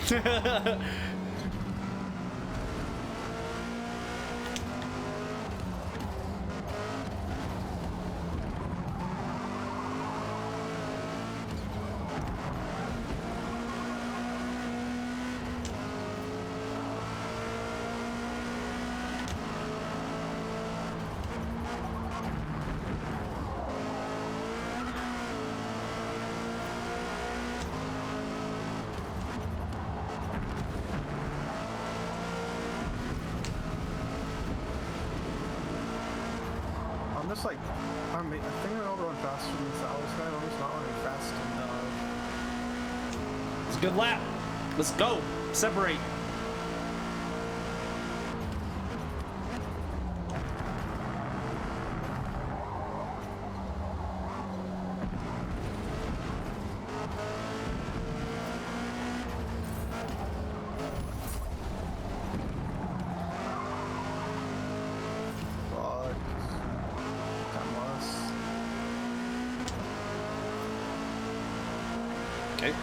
Not separating.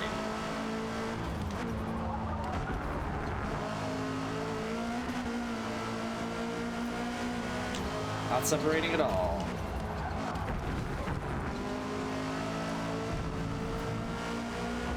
Now, how much time do you think I could hold in these mediums and pit to softs and try and go faster? I don't think you want to pit to softs while you're behind him.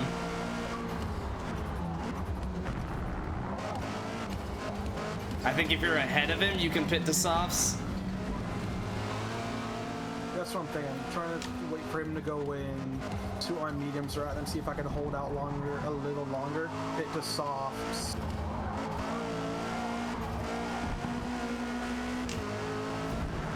Man, I just can't do what I did that one lap. And I need to.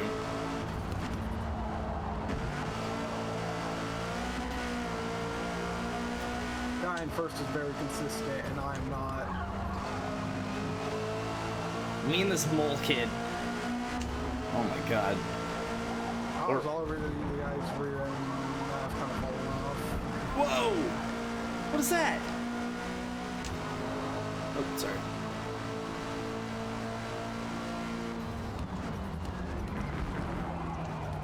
Oh, he pushed it. I pushed it too, though?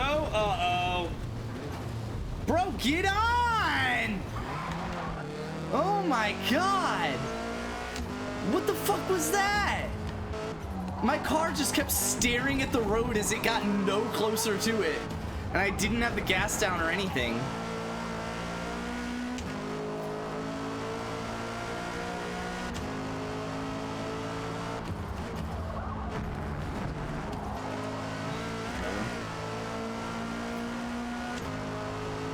I want to see you take out this Mohawkie guy. Nah, he was clean. He was good. That's the closest you're gonna get to seeing me take him out is what just happened on that last turn, where he had to try and be aggressive. Oh, did I need to? Oh shit! I wanted to pit on that lap. Yo, can I go medium? Oh, that's what your plan was. Oh wait, it was my plan. Wait, what was my plan? Medium. And I was like, oh, I think I'm gonna do that too. That's what I'm gonna do. Why are my tires so far down then? How am I already at 50% on one of my tires? That's about where I'm at. Well, I mean, obviously, but what I'm just saying is I thought that I was gonna be, I don't know.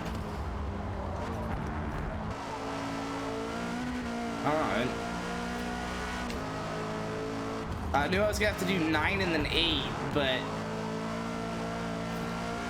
We have a big racing moment. Alex did not pit, but I did. oh.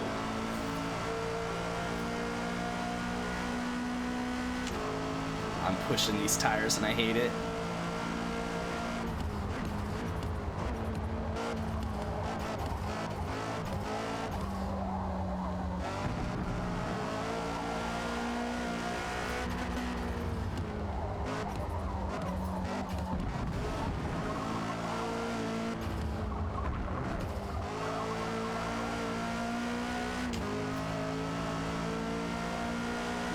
That's what I saw is I pit and I came out ahead of Mohawkie. Wow. Well, he did take himself out, but it's still impressive. I'm hoping that's not the case for Alex. I'm hoping Alex has to pit in the Mohawkie, which maybe would mean that I would be ahead of him. Well, I think Mohawkie is gonna pit. Okay, I think I noticed what you. Oh, the pit! Oh! You did not make that pit. That's so dumb. Why is there an inside wall? Oh my god, yes, medium tires, sure. I did not. I had more momentum than Alex, but he was able to block me coming out of the pit. Will the tire exploder will just get so bare that's driving on ice? That.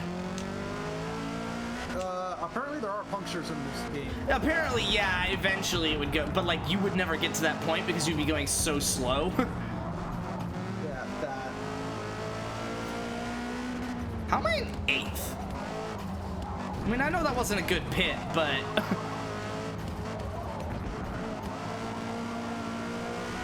was it that bad of a pit? Yes, that you lose so much time if you hit that wall. I should have just committed to another lap when I saw how hard that was going to be to hit. Yeah.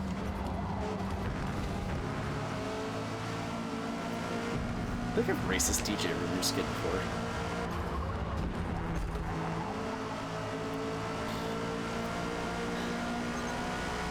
Oh my god. I just took a penalty for bumping a guy. Whatever, I don't want to talk about it. That was stupid. It didn't even like affect either of our laps.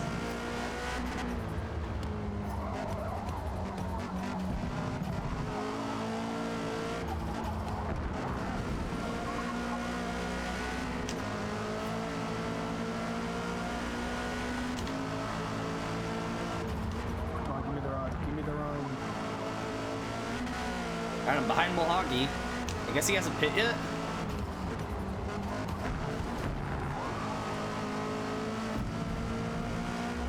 I'm running a really good lap right now, apparently. He's just not pitting? Was he on hards when he was sticking with me? Oh my god, neither's Alex. What do you mean? Has he pit? Yeah. Oh, wow, he's still 21 up on me? I'm pit and I'm 21 up on you. I'm on Alex's bumper right now. You were like 9 up on me before, but... well, he was. I guess he was like 11 up on me. I think it was 11 and 9 when you went into the pit. Yeah, then I guess the Mulhoggy pit, and I'm just gonna have to catch him. This kind of sucks. I guess you're right that it really did take that much time. Because not only does it, like, you hit the wall, because then you drive slower through the pits. Yeah. Alright, well, let's catch him.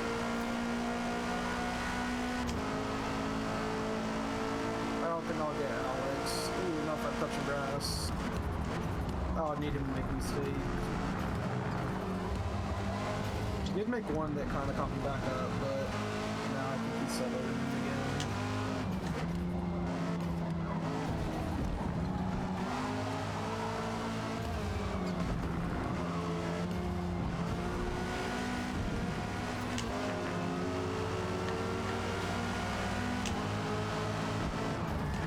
So stupid that me and Mulhoggy actually had a really good race, and it's just the pit sucks.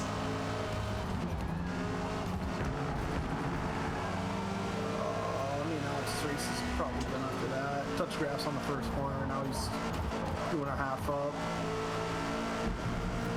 Yeah, Mulhoggy's 2.5 up on me right now. Apparently I ran a second slower on that lap, and I don't really know why.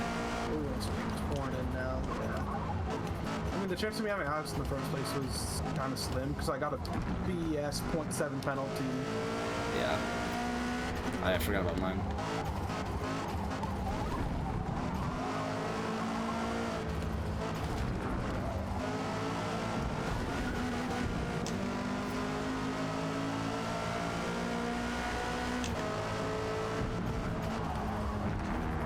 Shut up, I'll settle in a second. Pretty solid. Total time penalty is about 1.5 .8, and I didn't even notice that I went off the Total track. penalty is about 1.5 seconds. Bro, like, 0.3 would have been acceptable. That's so dumb. Oh my god. Of course, Mulhoggy has no penalties. 3 to go. I got about 0.8 on him that lap.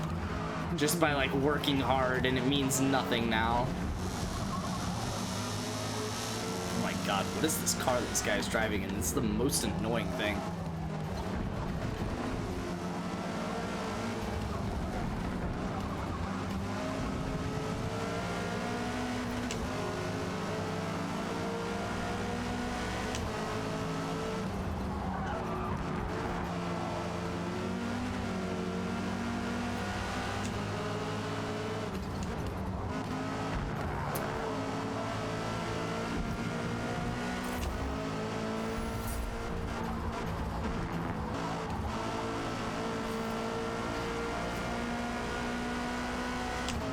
Alright, I need to push hard on these 2 laps. I think I put a pretty good contender up for best lap time. I'm 16 up on the guy behind me, so.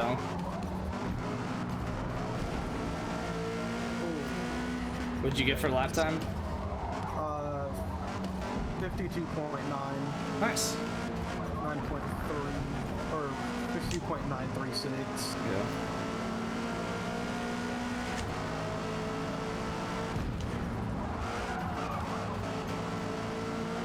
I ended up getting 1.3 again on a non-advantageous off track.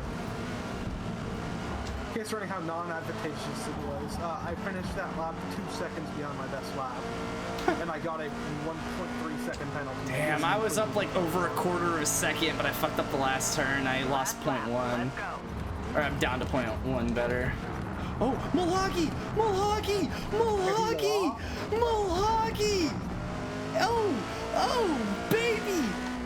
But I still have the 1.3 penalty. We're about to find out. He's 1.9 behind.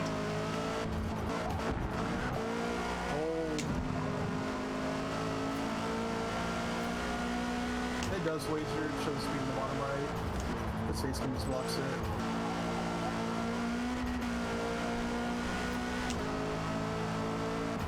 Oh, my face cam's not supposed to block it. I'm on the wrong scene right now. We're out here in a 52.767. The next fastest lap is a 54.3. That's me.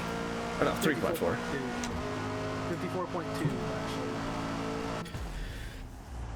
actually. Oh yeah, he fell apart, dude. He was 10 seconds back at the finish. Dang. Yo, race okay, yeah, cleaner, you are Luke. Come on, what are you doing? Apparently, dude. Oh man. You done for? Yeah, I'll bop out a bullet game real quick. Why are you level 563, dude? Because I did the XP glitch. In 10 minutes, it gave me 12 mil and 500 levels. Oh my god. I presume you could repeat it if you want, and that's why there was a dude on my friends list that was 3rd prestige. Yeah. Oh man.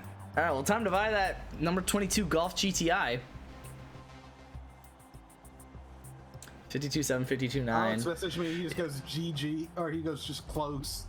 Yeah. Like seeing that. Me and Mulhoagie. Yo, apparently me and Carlos Felipe would have been close if he qualified. He got up 16 positions and ran a better lap time than me. Pretty sick, dude. One of these times I do just want to not qualify and see how high I can climb. You should do it. I feel like I'm not good enough to like race through people though. No, I'll just yeah. end up wrecking out and get really pissed. Well, but you would Like, know what that do you're you doing mean? a stupid challenge, so it would mean- have like a little asterisk in your head. Yeah, but also I'd still be like, this guy in 20th just took me out. What the fuck am I doing with my life? Dude, someone took a single 4-second penalty. His best lap was flagged. That's normally a contact penalty, I think, for 4 seconds. Just I think 4 absolutely seconds is the wiping someone. biggest penalty they give out. Dude, that's Unless crazy. it's an automatic Oh, I reached DQ. level 50 on a car. Should get an achievement for that, right?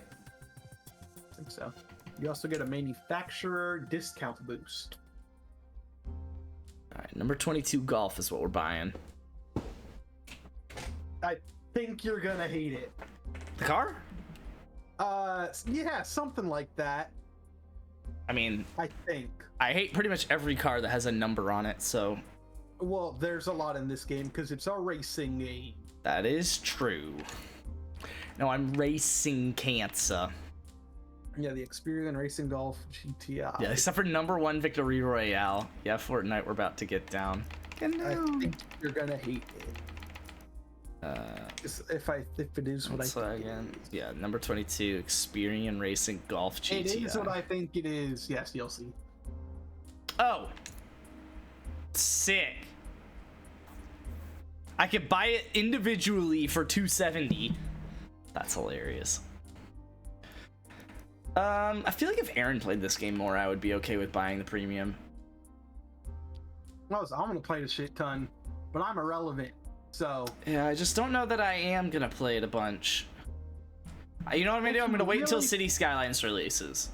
I was gonna say we're just waiting for it to go on sale because, like, you know that they Yeah, plan that's on true. this being the long-term motorsport. Yeah, it'll go on sale So at some any point. sale you have it is worth it. Of course, the DLC car is the best in the group. Can I? Admittedly, the stock Civic isn't bad. Like, it sucks that the DLC one's the best, but the stock Civic one is competitive. How do I live without you? No, how do I see like what this like? How do I get to touring cars? Can I just filter by touring cars? Yes, filter, Oh, Forza division, Touring and then to the cars. right. And I imagine that's gonna get me. Okay, yes, it does. And granted, the PI you see here Oh my aren't god, like the right ones. to three of say. them are 4 of them are DLC. Car 4 Pass, of the baby. 9. Car Pass, baby. So dumb. Wait, what are the 4? Number 1 Subi, number 66 Vauxhall, 22 V-Dubs, and the 17 Ford. Oh, I guess it doesn't show me the icon because I have it. I kind of want to buy the Benzito, just because.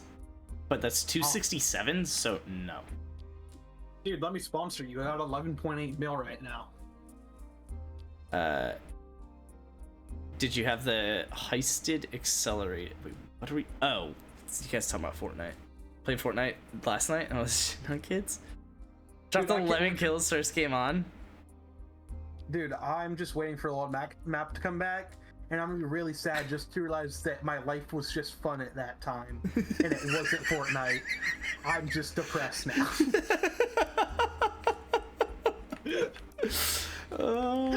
Oh. Oh man. It wasn't the map.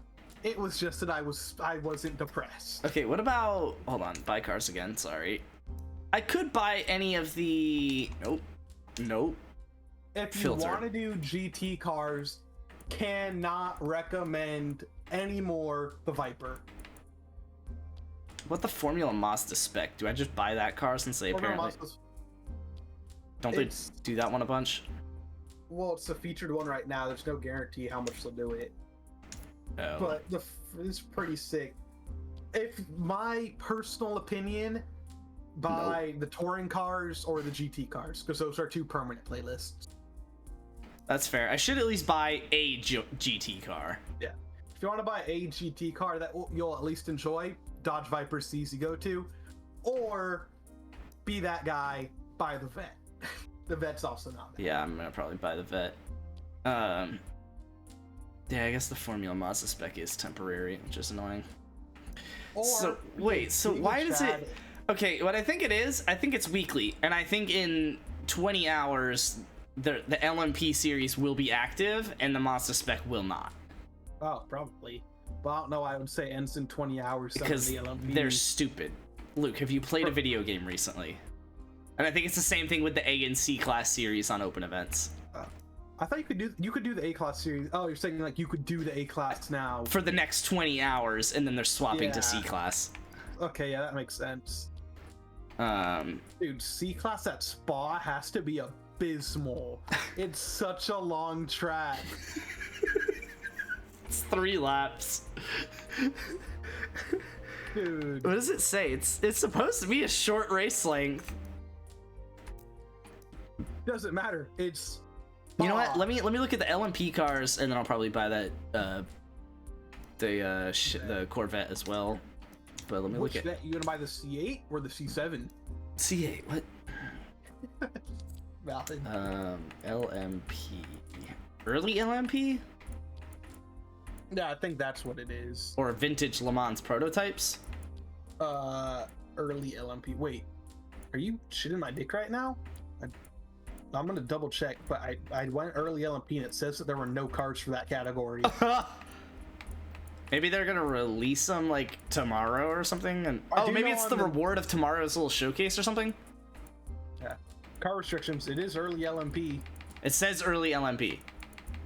Yeah, car restrictions. Early LMP. Okay, early LMP. Yeah, I have a bunch of options here. Oh, it didn't show There's me 4 of any. them. Maybe I had like a different. Do I want Toyota, Ferrari, BMW, or Bentley? Definitely not going that Ferrari. The Ferrari looks stupid. Okay. So you're gonna go the Ferrari. I'm tempted. But also the one that just has Dell painted all over it is tempting. Oh, the BMW one? Yeah. I might go the Bentley just because the Bentley one looks sick. That's just because it's But- black. No, it's because it's the only non. Okay, Oh, I guess it's Toyota. The BMW is also the highest PI and the most amount of money, so Dell, take my money. I think the BMW one. God, but it's P racing. Am I really gonna race P racing next week or tomorrow or whatever? Yeah, let's do it. That's so much money. No, I'm gonna buy the Corvette first. Whoops. All right, I'm buying the Dell because I think this is the of the options, the only one I've actually seen in a YouTube video be mentioned. Yeah, 2020 vet for sure. A lot of fun options here though. They're all 300 grand because My of course favorite they is are. the American V8 Road Racing Challenger. Wait, can you wait? The Ascensa gets detuned. Detuned. Interesting. Like its PI gets lowered. It's not. It's Okay. fine, but it's not the best. And the Expos, do not buy either of the Expos. Well, I They do have. not qualify for online. They don't qualify for online Like you can't use them in online. the GT series. Yeah, in the GT series, you can't use them online. That's so stupid. You There may say, is "That's an stupid, they're in open the series right Ultimate now, GP." but that is There's an open stupid. series? Yeah, that uses max like 900 or something. Huh.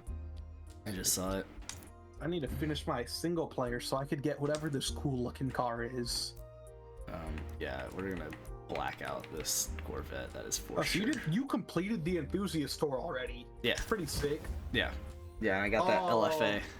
Gotta do the power tour so I could get the Dodge Demon. How do you see the reward? You just scroll all the way to, and then it's the car in the Legacy Reward Showcase. That was just the one that it's showing. Yeah, the Audi R8 is the open class. Interesting. Hold on. So I did Porsche. enthusiast. The power tour is the you said this is Demon. Yeah, that's the Demon. The Legacy tour. Oh, that's so cute. The little Porsche. And the I think open it's class the 911 Gunther Works. is the Audi R8. And then what about the modern tour? Oh, I should do that. The modern tour is the one I'm working towards right now. Yeah. I'm one into premium performance. Yeah, I might work towards the modern tour next, and that unlocks the next ones, right? Because I haven't even Yeah. unlocked power tour, What so I car have is to do that? built for Oh. sport anyway. Is that a Ford GT? Yeah, I think that's a Ford GT. Like a racing edition though. As the It's got number 2 on the modern side, award so. showcase. Yeah. And I need to do my featured races to get that. Oh yeah, because the one came out. Oh no, it starts tomorrow. Yeah, so tomorrow I'll do the featured race. I might not be online tomorrow. I might just do the featured race and then Builders Cup or Rivals or something. So I don't know. I'll probably just wait for all the featured to get released and then just grind them out in a day and hate. Oh, you myself can do for it. multiple? I thought it was only available to do one at a time or whatever. I could do my track day and the built to race right now. So Okay. There you go.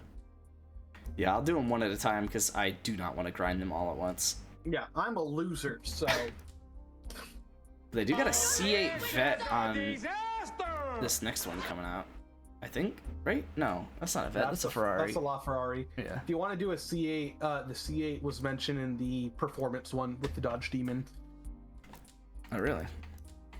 With the Yeah, it's like performance the one. second the power. Oh, the C8 Power. challenge is before the, yeah. Cool. Yeah, I'll probably do the modern tour next and then the power tour. And then it is going to take everything in me to force myself to do Legacy and Open Class.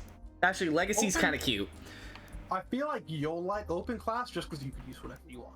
Oh, okay. Then actually, yeah, that's not too bad. Yeah, I might actually vibe with those then. Because I like the cars of Legacy and I like the idea of Open Class. But yeah, I think Modern Tour's got to get knocked out because I got to get that GT. I'm a devout. So yeah, you gonna accept this traitor? What? Wager, are you a real human being? Like, for Rizzle. I thought I already declined it, if I'm being honest.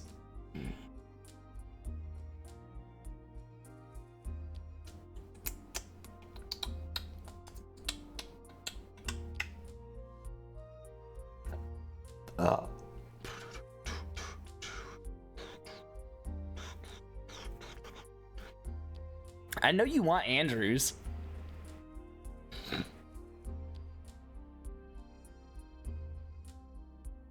God, if you had a fucking halfback.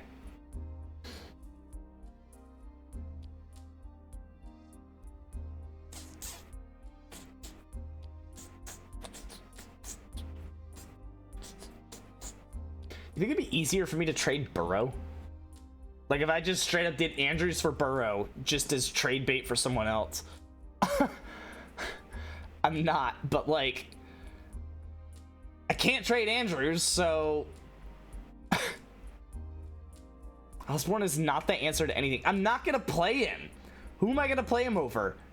He's not better than any of the 3 receivers I'm playing right now, or Mark Andrews, who I'm also playing right now. I really hope Roshan gets the start this week.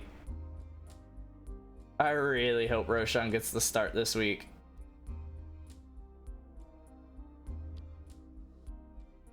Or I'm gonna have to find something creative for my RB2. And then the same problem's gonna happen week 9. We'll see. Alright, I need to hop off. Alright, well, I just checked. I got my $16 bid on Sam Howell. And another 16 on each of the halfbacks. Osborne's gonna have 60 yards at a touchdown this week. You're gonna wish you accepted. I wouldn't have started him. It won't matter. Also, Mark Andrews is gonna have 60 yards at a touchdown, so I don't want to hear it.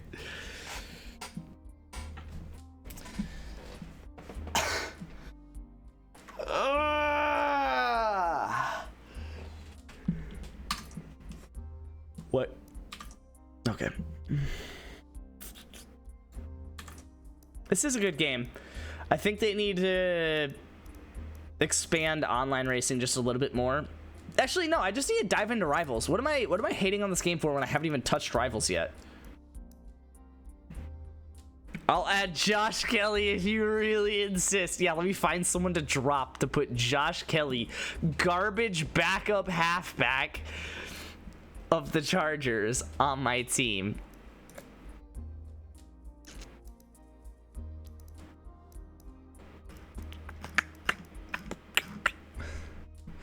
Yeah, I need to start working on figuring out what cars I like for each class.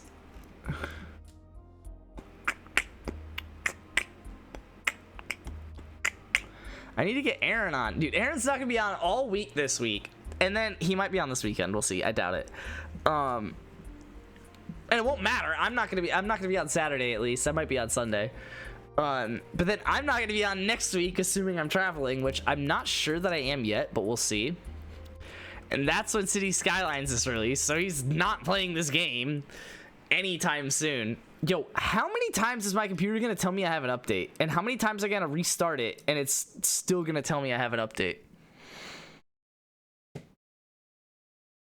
Download now.